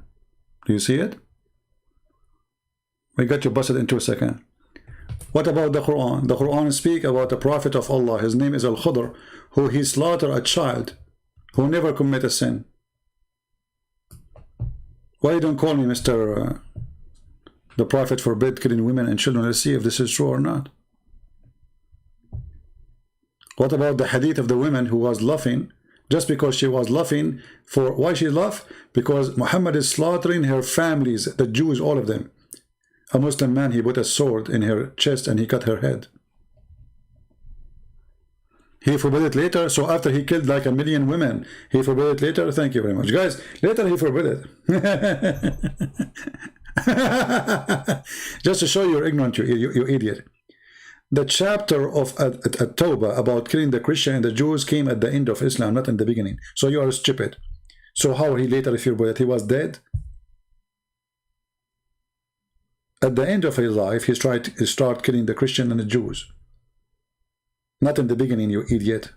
Try to get some different lie. Stupidity is amazing. Oh boy. The last chapter Muhammad he received, according to many Muslim scholars, it was At-Tawbah. Go and kill the Christians and the Jews. All right. So, guys, I think we have enough for today. How many hours we are live? Which is not long, really. Only 4 hours. I'm so upset. Honestly, I said to myself I would go live like for 20 minutes. I want to learn how to do that. Wow, CP, you know so much about Islam. Why you don't convert to Islam? Because I know so much about Islam. I will never convert to Islam. Islam is a clear sign of stupidity, my friend. Don't you notice? Because I know I will never convert to Islam. Don't you see what's happening? You Muslims saying that the Prophet, he did miracle by saying ALM. What's wrong with you?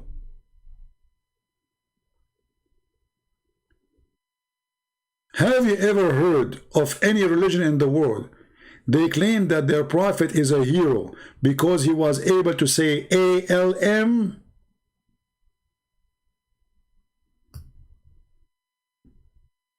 That's, I mean, you know what? I never expected Muhammad to be able to do so, because he's so stupid to say ALM. And this is what makes it miracle. I mean, look at this. The guy is a crazy idiot. So he's right. How someone like Muhammad can say ALM? It's impossible. Think about it. وما كنت تتلو من قبله من كتاب وما تخطه بيمينك. النبي الأمي, you know, he doesn't know how to read. Now when someone does not know how to read, the word alif doesn't make any sense. Doesn't make any sense. The word lam doesn't make any sense.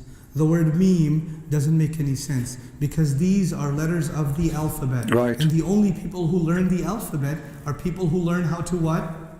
Read. Right. So the first thing that was given in the surah is reminding you that the messenger himself, alayhi salatu wasalam, has no clue how to read, right. And yet out of his mouth comes the word alif, lam, meme, which is impossible for someone who doesn't read. It's impossible. I mean, if you think about it seriously, Muhammad is so stupid, and this is why the Muslims are saying how a stupid guy like this guy can repeat 3 letters. It's impossible.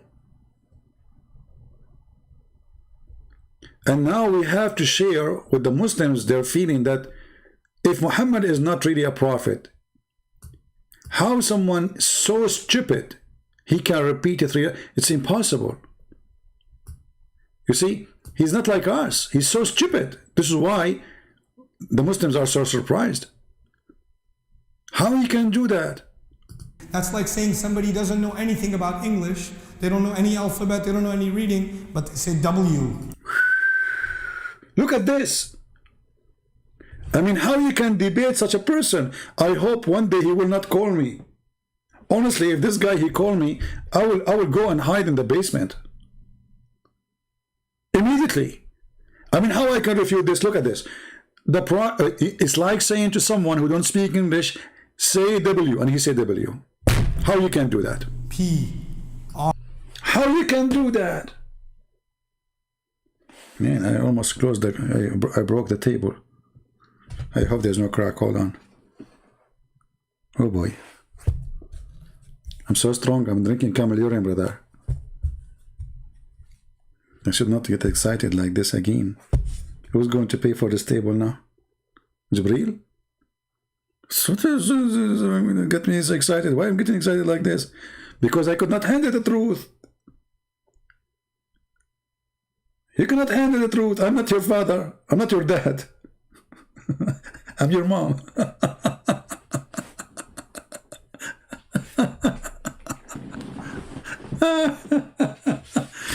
Oh boy.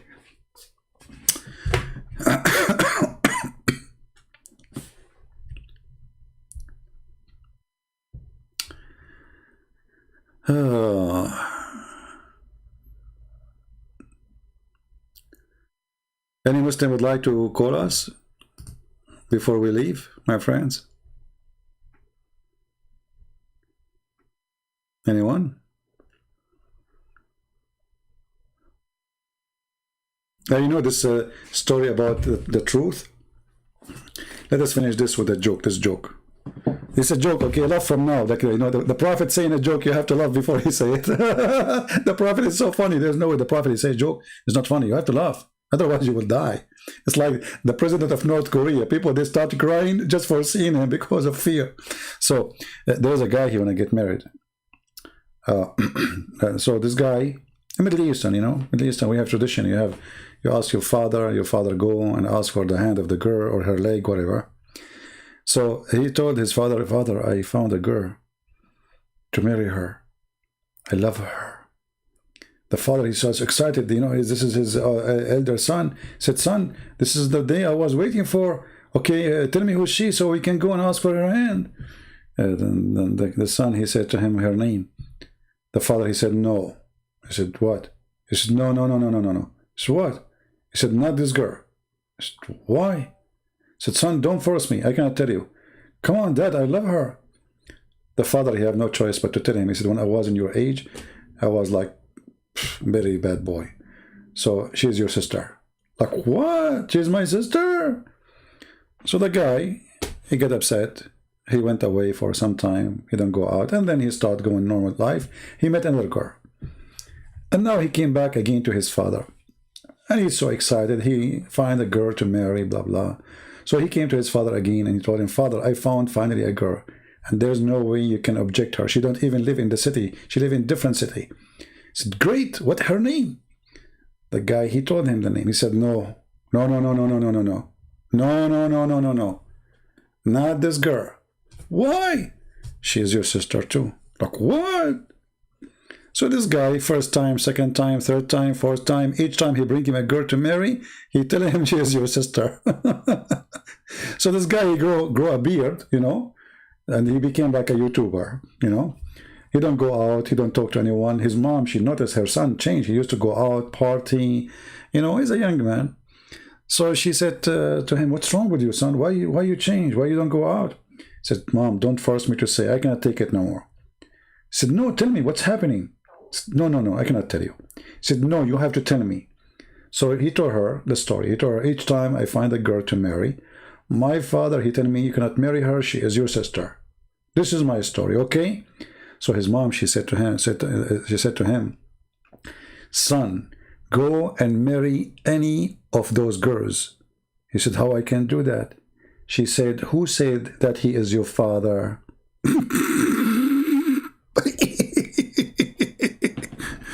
Oh boy. Yeah.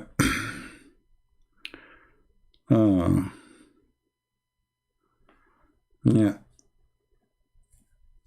Who said that he is your father? So the father was sleeping around and the mother was sleeping around too. The father said the son is his son, but the mother, she knew that he is not the son of that man, the father. So go and sleep, you know, go marry all of them, who care? You know, he's not your father anyway. Don't worry about it. Don't even think about it.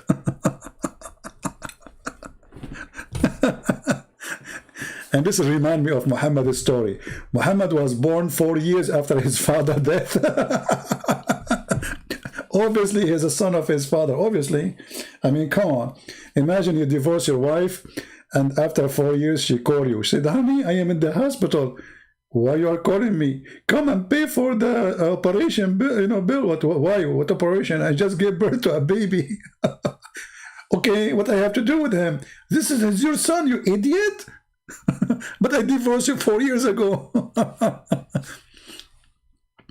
This is why there is a woman, I think it was in Somalia and Nigeria, I forget which country, they're practicing Sharia law in Africa. It was in the news actually. The lawyer was able to get this woman loose from the punishment to be killed of fornication. 2 years after her husband passed away, she delivered a child. So obviously she is sleeping around.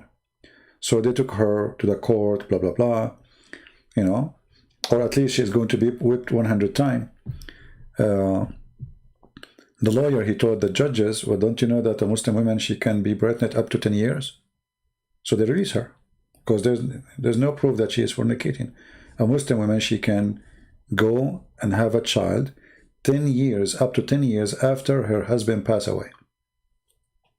Actually, there's some Muslim sect, they believe there's no limit, which means 20 years after. Which is true, you know. Yeah. And if a Muslim, he don't believe me, by the way, I can show the reference. You know?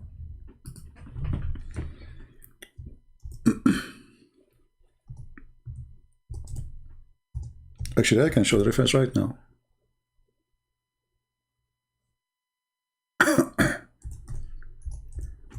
Let me give you the link. You can go and use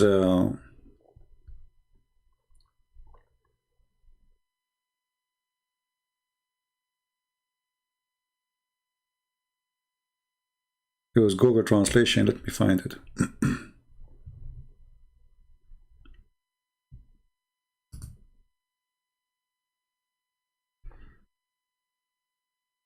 Let us see.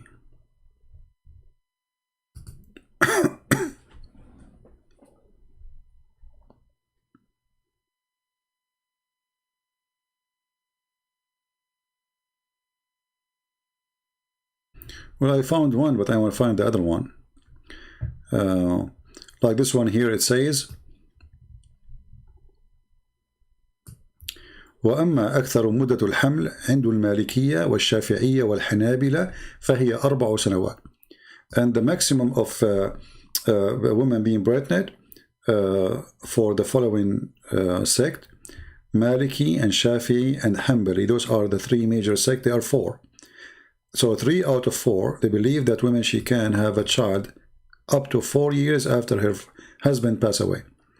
And he said here, according to the Maliki, 5 years. But I want actually, this is not really a very accurate information. Let me show you. But this is the link anyway. You can use Google Translation. Anyway, this is enough, and there's no need to show more. No, that is enough. And maybe Elisa, she is posting the other. Yeah, here we go. Yeah, the link actually she posted. Lisa, she is posting there, is the one giving you the answer. Here we go. This one, the question is how long a woman can be pregnant, how far, how long, and then they start saying to you how long. Let us use Google Translation. And here you see how they lie. We just showed you the other link. They said the maximum is 4 years, and the maximum for the Maliki is 5. But look what it says here.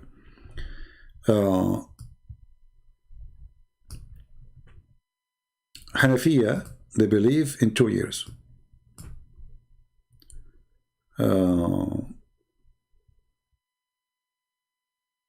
Start from 9 months, okay, and then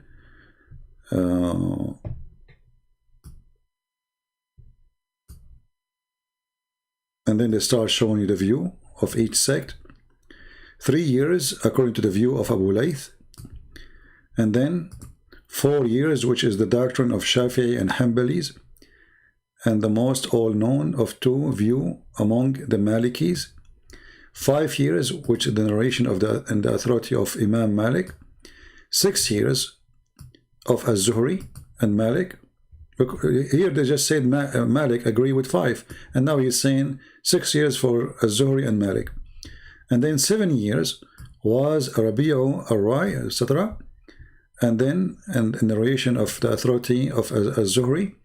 And then there is no limit to most pregnancy, which in the view of Abu Ubaid, no limit. A woman, she can be delivering a child 30 years after her husband passed away. No limit. You know? Yeah. So this is Islam, my friend. And then they make videos for you about Quran and science. Science. Islam is book of science, what we can say. We have to admit that. You know? Yeah. This is why I advise you, if you are a Muslim, you're in trouble. Your wife, she can go after you even after 10 years, say this is your son.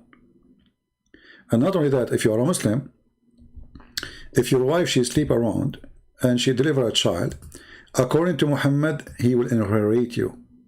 Even you know that he is not your son. And your son, who is out of adultery, he cannot inherit you. So the opposite. Muhammad, he said, Al-Waladu lil-Firash. The baby is to the one who owned the bed. Which means the husband. So if you know that your wife, she slept with 20 men, and you know, let us say, even you're proving that you cannot have children. Let us say you are a potent man, you cannot have babies. And your wife, she sleep with everybody, and you know those are none of them is your babies. According to Muhammad, they are your babies. The Prophet says, the boy is for the owner of the bed. Period. Not for the one who slept with your wife. So imagine now, you have a guy who slept with your wife, and now his son is going to inherit all your money. So later the son of this guy who was sleeping with your wife, he will take all your money and give it to his dad. Hey daddy, I came back home and guess what? I brought you all the money of the guy who used to sleep with his wife. Do you see it?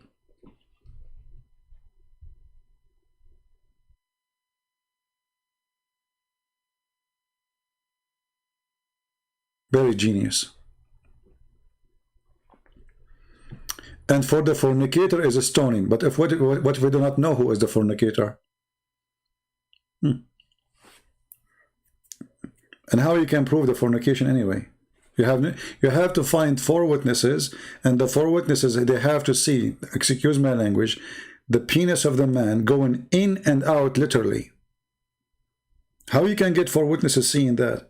So if you go inside the bedroom and you find your wife, and excuse my language again, she is having sex with the guy, and both of them are totally naked. Actually, there's a hadith where the guy, he said, I saw her feet around his neck, the guy who was having sex with her, like the ears of a donkey. So this is explained to you the position, the sexual position. So his legs is around his neck, and he is in the top of it doing dahman, dahman. The caliphate, he said, did you see his penis going in and out? He said, no. He said, beat him. They beat the guy, the witness. They did beat the 3 witnesses because they did not see the penis. They saw.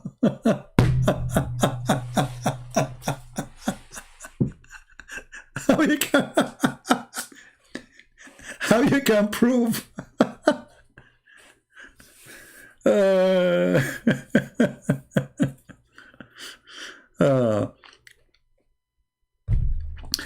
There's a hadith, Muhammad, he said, before you go to your house, send somebody to your house. And the sheikh was explaining TV. He says, this is from the mercy of Allah. They said to him, why, sheikh? He said, okay, you come back from doing jihad. You go to the house, you find your wife with somebody, what do you do? And you have no witnesses. So the Prophet, he says, before you go home, send somebody to tell her that you are coming. So if there's somebody there, you will leave. The hadith says, so she can comb her hair and get ready. The sheikh, he said that the Prophet is way more deep in his thoughts. He don't want you to go home and find your wife in the lap of somebody. So send a messenger in advance so you will not find somebody with her. Because if you find somebody with her, how you can prove it? Even if you bring all the people, all the tribe, they come to the room. He is naked, she is naked, there's no proof of adultery unless they see him doing it. And you can ask any Muslim sheikh. Having 2 people naked in one room, there's no adultery. Actually, the Quran make it clear. Kissing, touching, tatra, blah, blah, blah, blah. This is not adultery. This is called al-lamam. Al-lamam. And this is a story of a guy, his name is Nabhan al-Tammar. This man, he came to Muhammad and he said to him, I did yesterday with a woman, properly her husband, is doing jihad. I did with her everything except sexual intercourse. What the Prophet, he said to him, Allah, he forgive all sin. You know, and what you did is called lamam.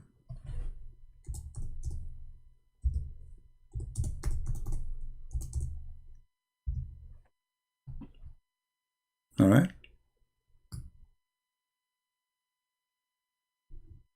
This is not a big deal. Don't worry about it. What al-lamam? The man, he explained. He said he did with her everything. So you can use your imagination. Except sexual intercourse. Everything.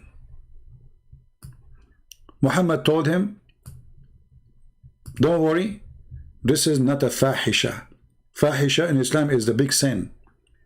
This is called al-lamam, small faults. I love it. Hey guys, I have to go. I need to do some small faults, okay? Sorry, you know, like it's time for fault practice, you know, like this is small faults, yeah. And okay, you know. Okay, time for small faults. You know, like, okay, and you know, like I'm going to do faults, and you know, and I will open a store for palm tree fruits, and then a married woman, she come to the store, and I will invite her inside. I will wink in my eyes, say, this is what the story says. The guy, he winked to her and he says, get in, I have better stuff. So when she get in, rawadaha, he asked her to play with him, and she did, and they did everything. Hello, what he did? Everything. I changed in a Muslim to say on a line. I can show you the story right now. Who wanna get me busted? I can show you the story right now. Everything except intercourse. So use your imagination. According to the Prophet, no problem. This is a small fault. And there's no penalty. No penalty, by the way. There's no punishment. This is nothing. I mean, so what? The woman, her husband is doing jihad for Allah. She go to your place or your store. You take her in the back room. You know, you touch each other, you kiss, you play, la la la, you know, la la la la la la la la la. Okay, okay, nothing happened. I mean, no harm happened. So she go home, you go home, everybody's happy. This is a small fault. This is Islam. And I challenge anyone to say this is not true.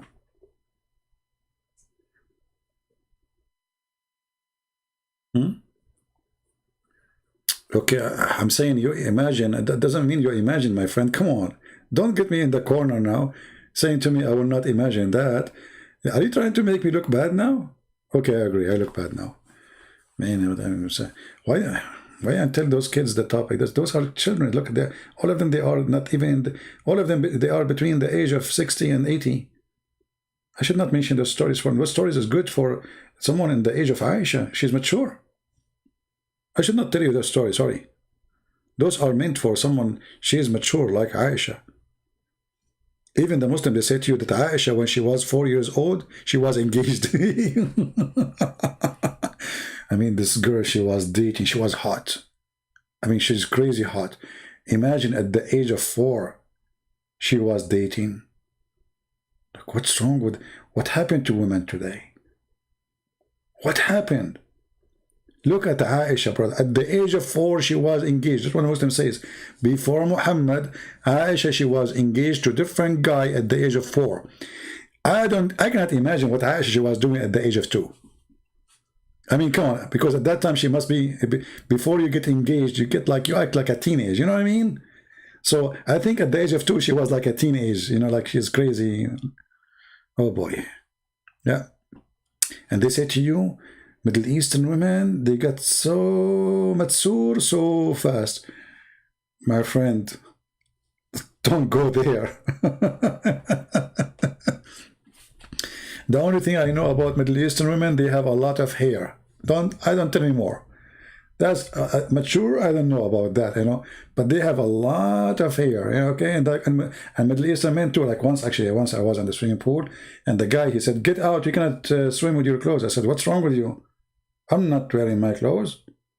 He thought this is my hair. I'm wearing like a coat, you know, like Gucci coat or something, you know. It's my hair, idiot, you know.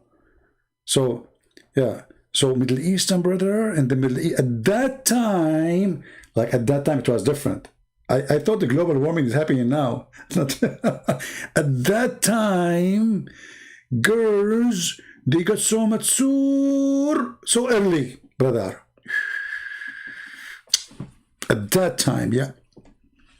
Yeah, global warming was happening at that time because, yeah, global warming is true, by the way, you know. I mean, come on.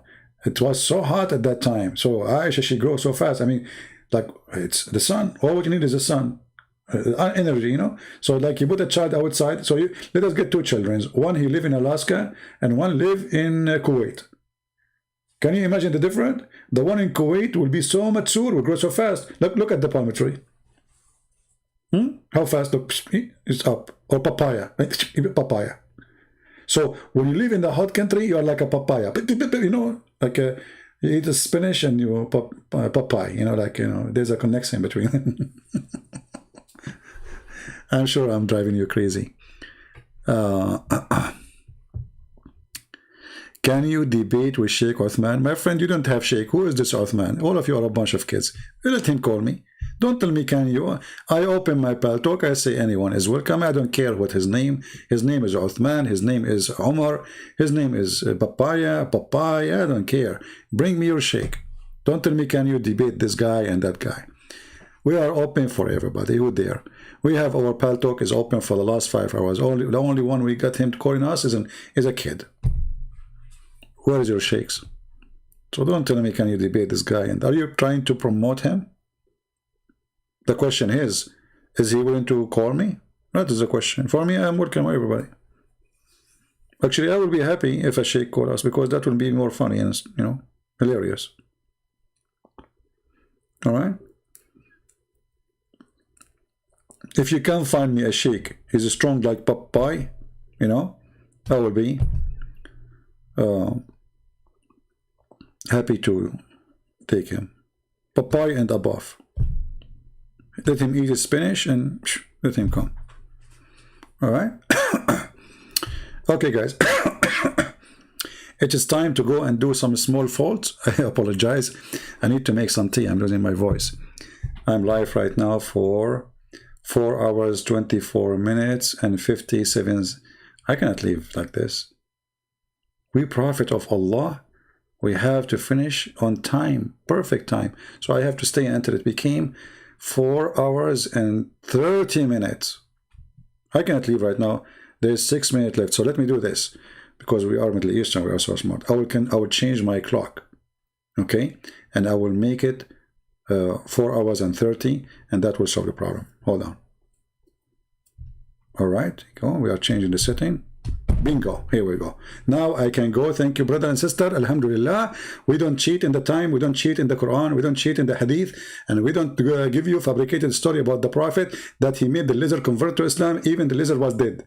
And the lizard, he said Shahada in Arabic. And he said Bismillah ar-Rahman ar-Rahim and Ashhadu la ilaha illallah, and he was a lizard. And then, you know, he converted to Islam and he became a good Muslim. And then the Prophet, you know, like he promised him 70 virgin lizard in the heaven. And, you know, he's moving his tail right now. And he's so happy and excited. So we pray to Allah that all the lizards in the world, they convert to Islam. And by the way, lizard is the name of Allah. And the Prophet, he says, the one who killed a lizard from the first shot, Allah will give him extra virgins, extra like etc deeds, and the one who killed him from the second shot, he will get like less deed, like etc virgin, and the one who killed him from the third shot, he will get etc less deed, but the one who killed him from the fourth shot get lost. Okay, because obviously, I mean, you are an idiot.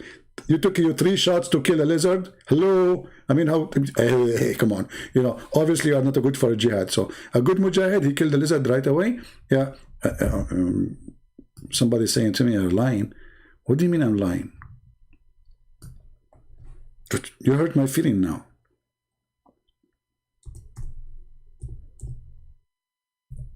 I'm lying? What's wrong with you? I want to leave, my friend. Why you do that? This lizard, he tried to burn Abraham. Look, here they call him Geigo. Do you know the Geigo, the one in the insurance? Geigo. So Mr. Geigo, he tried to kill Abraham, and he blew fire at Abraham. At that time, brother, all the animals, do you watch cartoon? You know, the animals, the elephant was the big deal, you know, he's the one who brought the water. So the elephant, the birds, the chickens, everybody trying to control the fire, which is trying to burn Abraham and his brother. And then the Geigo came. And brother, the Geigo, he was blowing at Abraham, and Abraham, like his finger was burned, to be honest with you. He was burned, you know, his finger only. But Allah protect the rest. Okay? Yeah. And you know, that finger, you know, it's very easy. He put camel urine and he was okay. And then the Prophet, when he heard the story that Mr. Geigo was involved in this mascara, fire, you know, is very evil. I mean, actually, if you think about it, you know, I don't know. Let us think about this name. You know, if you think about it, let us search for this scary creature. You know, hold on, because those Christians are laughing. May Allah curse them. You know, let me show you. Hold on, just to show you that the story it make a lot of sense,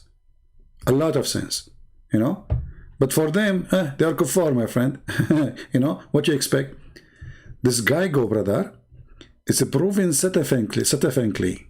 You know. There's a lot of Satan stuff proving that he can burn you. You know, let me show you some proof. Look at this guy. Do you see his mouth? Look at his inside his mouth. Or look at this guy. I don't know which one of them. I don't know which family. You know, because they are those Geigo are lizards. You know, I mean they are families. So the story doesn't say which family is the one, which tribe, you know, be the one who, look, maybe this guy. Oh boy. Look at this. Maybe this guy. Oh, look at this. Oh boy.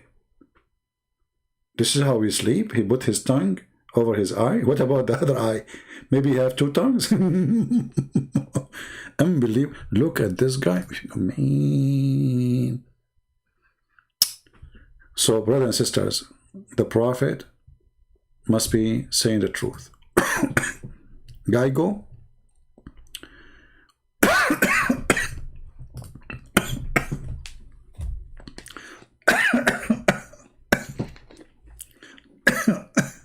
I can't breathe.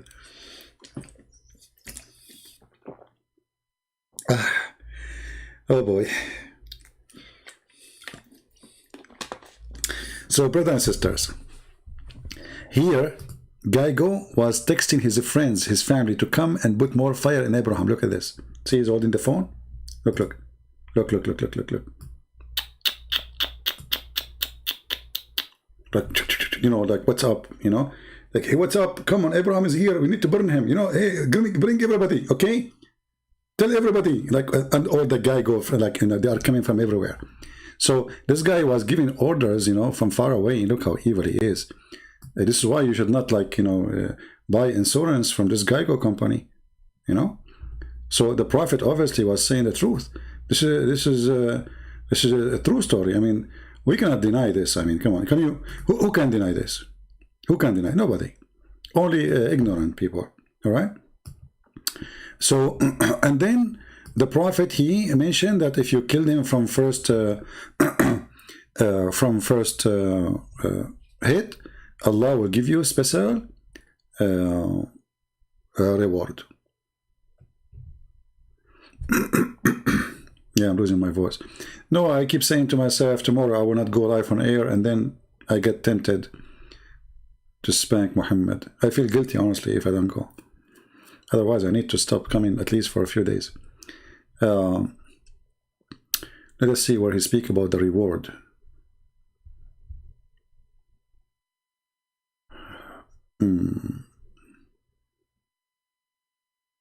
Here we go. من قتل وزغا من أول ضربة. The Messenger of Allah said, he who killed a chameleon, how do you say that word? Now the Muslim, they will make fun of my English.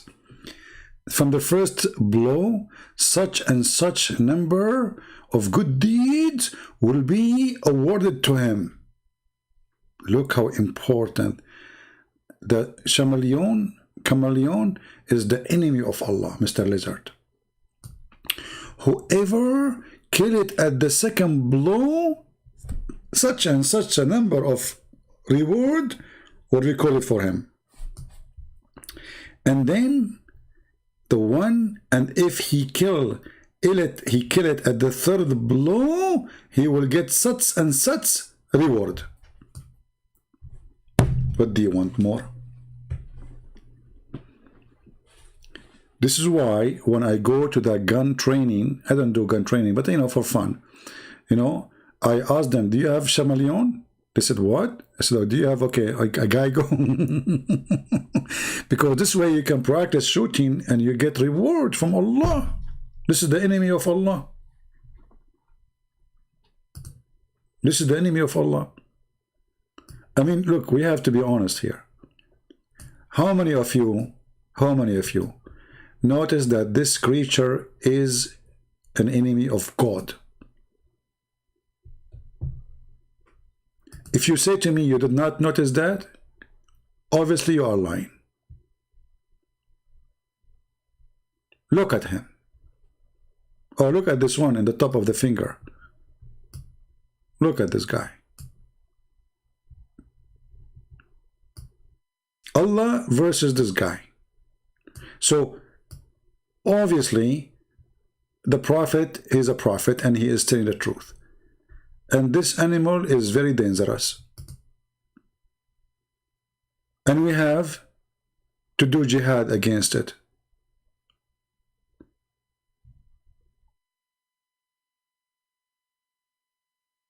Why we don't do jihad, brothers and sisters, against this anymore? Who want to join us to do jihad? We will make an organization called Lizard Mujahideen. All right? Omar, he says, when you go live on there, I don't know. I don't know when I go. Usually I go every day. I don't know. I will try tomorrow not to come online. I need a break, actually. I need to take a break, like a couple of weeks. What you can do with this stupid corona. There's a friend, actually, he told me to go to he have like a house in the mountains, farm in the middle of nowhere. And he told me he cannot give me the direction to go there because he himself, he got lost when he go. Can you believe it? The guy who owned the house, he didn't know how to go there. You know? He told me he went last time. It took him a little bit of time to find out where the house is because it's very confusing. Okay, so I will go to his house hoping that I will not find it right away from the first day. I will find some guy goes in the way, and that will give me a blessing of Allah. And then I will take my Magnum 500 because this is a big animal. You need the Magnum 500. You cannot use just like a 9mm gun. You have to get like the biggest gun you can have. You need, I mean, even shotgun. I mean, I don't know, because this is really big, and they are very. And by the way, the color is telling you how much dangerous they are. See the colors? That's very scary, And like this guy, he belonged to the Blue tribe. Blue, like they are the one who behind the song to make fun of Allah, like oh mommy, mommy blue, So they are like they are very no, they are no. They are the enemy, brother. So we have to be careful, and we have to do something. We have to do something. And just to let you know, this guy he cannot say ALM like the Prophet did. He cannot. The end of the story. You like it, you don't like it, he cannot. Okay? So don't try to make him like, okay, because he look funny and the dummy, whatever, you make him like, okay, I know the kuffar, they will make him even God, worship him, not like us. We Muslims, we worship Allah, who have two hands in the right side. This God, he have hands, not in the right side. He have two hands in the like left and right, They don't have like Allah. Allah, nothing like Allah. Well, there's nothing like that guy too. Do you see? There's nothing like him too. I mean, look at this guy. Look at this one. What happened to this guy? I think his mother-in-law is there. I mean, his behavior is weird. Why he is acting like that? I think she is there. I don't know. I mean, I'm just guessing. We don't know. We don't know the truth behind this move, I mean, why he's doing that? Look, he's like, I'm not here, okay? Like somebody is there, and he is trying to look how he's trying even to hide his tears. He don't want anyone to see that he is there. Like, hide it. Obviously, this guy is married. I mean, come on, look at you. The guys who are married here. Isn't this what you do? when your wife come back home, come on. I mean, come on. Okay. Just joking. Come on, you don't do that. All of you are heroes. Just wash dishes and do laundry, and everything will be fine. What is this? Like, what? I think this is the guy he tried to kill Abraham. That's it. We found him.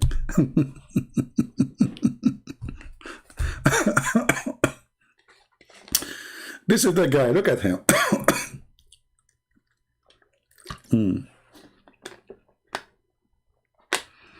Omar, what is a simple statement to disapprove Islam? Islam itself.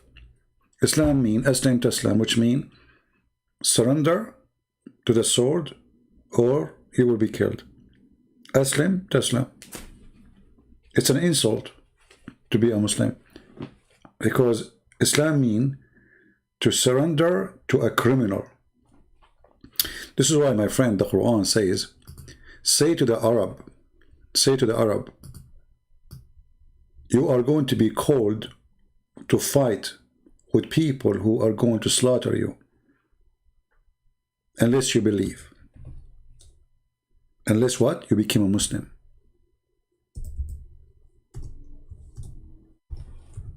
So I just started with the name. The name itself is a proof Islam is false. I do not need even to go to more details, you know. The name itself.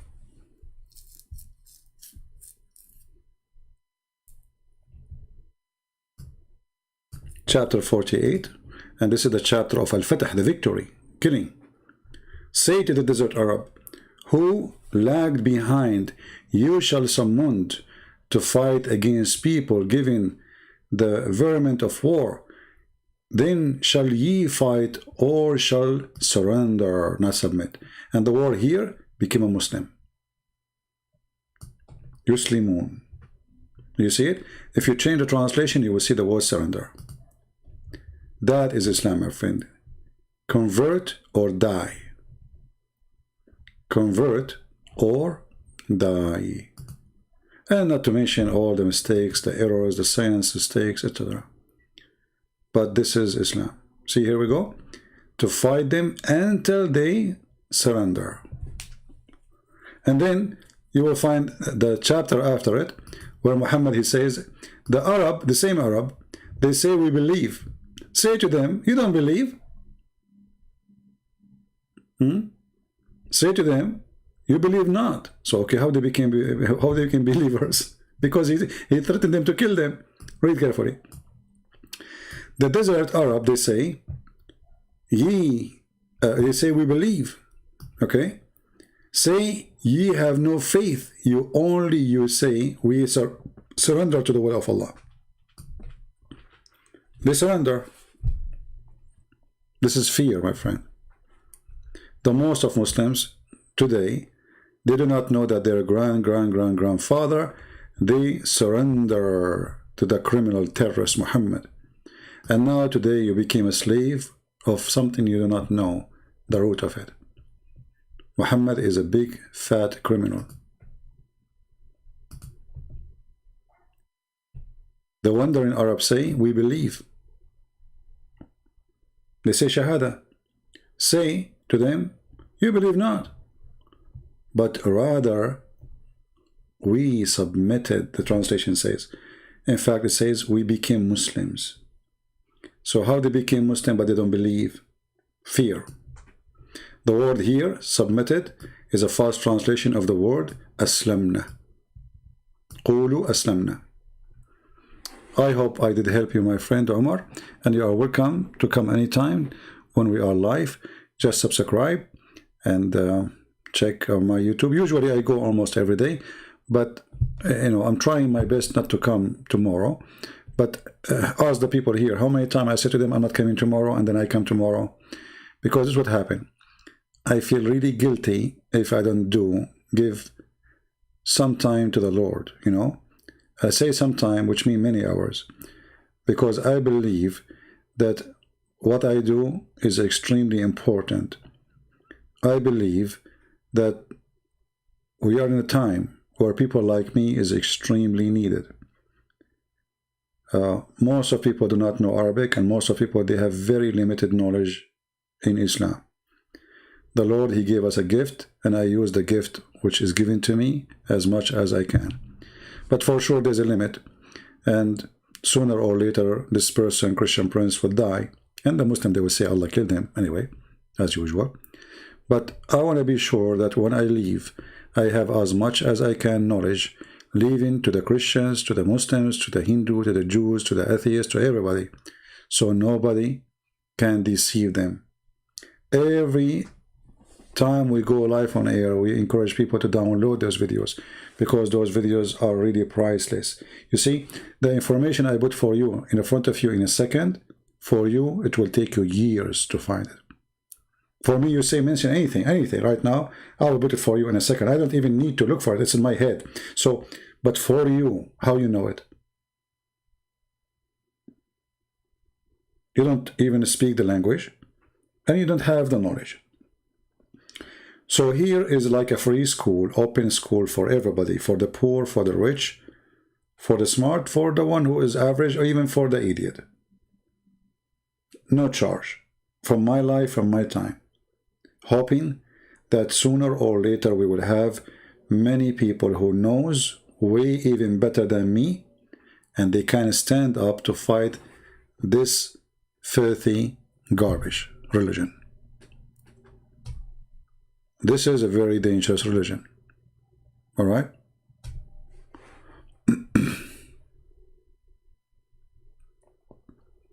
No, my friend, there's no submission in Islam. This is a false translation, Omar. Listen carefully. I just told you this is false translation. Even there's some Muslims that say Islam means submission. That's a lie. Islam means to surrender. To surrender. This is why the hadith says, Aslim Taslim. Surrender, you became safe. Islam does not mean peace. The word peace in Arabic is salam, coming from the word shalom. It's not the same. This is why it says Aslim. It is an order of a verb to do. Aslim, surrender. Peace does not mean surrender, my friend. Peace is something you do by choice, not somebody giving you an order to do. It is something you do. When you submit, it is something you do willingly. You know what I mean? Willingly, not somebody forcing you to do. So the verse here is speaking about surrender. This is why if you change the translation, you will see it says clearly, we have surrender, we became Muslims. This is what surrender means. We became Muslims. And as you see, they surrender, they became Muslims to not to be killed. And this is why Muhammad, he knew they are liars. They say Shahada, they don't believe. He said, no, you cannot fool me. You would convert to Islam because I want to kill you. You join my army because if you don't, I will kill you. That is the story. All right. Your 70 years old mother, she is watching.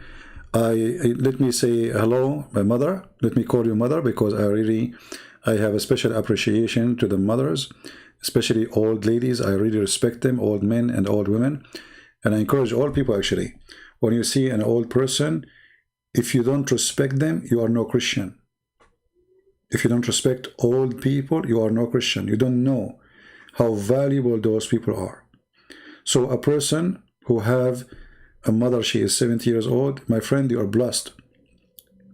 You know, I say that this woman, she will bring a blessing to your house. Having an old person in your house is a blessing. So take care of your mother and say hello to her from me. I'm your son, and I say hello. And if I am there, I will be happy to kiss your hand. Because, you know, we appreciate those old people because we are not here if those people were not there for us. So the same, they were there for you when you were a baby, be there for them when they are old. And a person who don't take care of his parents, he is not a human. He don't deserve to have parents. And you will be punished. You will regret. So say hello to her, my love and my respect. I want to say thank you guys. I lost my voice as you see. And I will see you tomorrow if I can, or the day after. You know, God is willing. Until then I say, may the Lord bless you all. Happy Easter. Enjoy life, but enjoy it accordingly to the teaching of Christ. Be holy like your Father. Be good. And we are the sinners. We confess our sin, not because we are proud of it, but because we are ashamed of our sin. And we try every day, we strive every day to be better people. This is what Christians are about. They are not holy, and we are not perfect, but we believe in the Holy One. And may the Holy Lord bring holiness to our life and make us better people. Be good, be holy like your Father, be loving, be giving, be forgiving, so you'll be forgiven too. Christ is Lord, Islam is false, and see you soon again. Take care.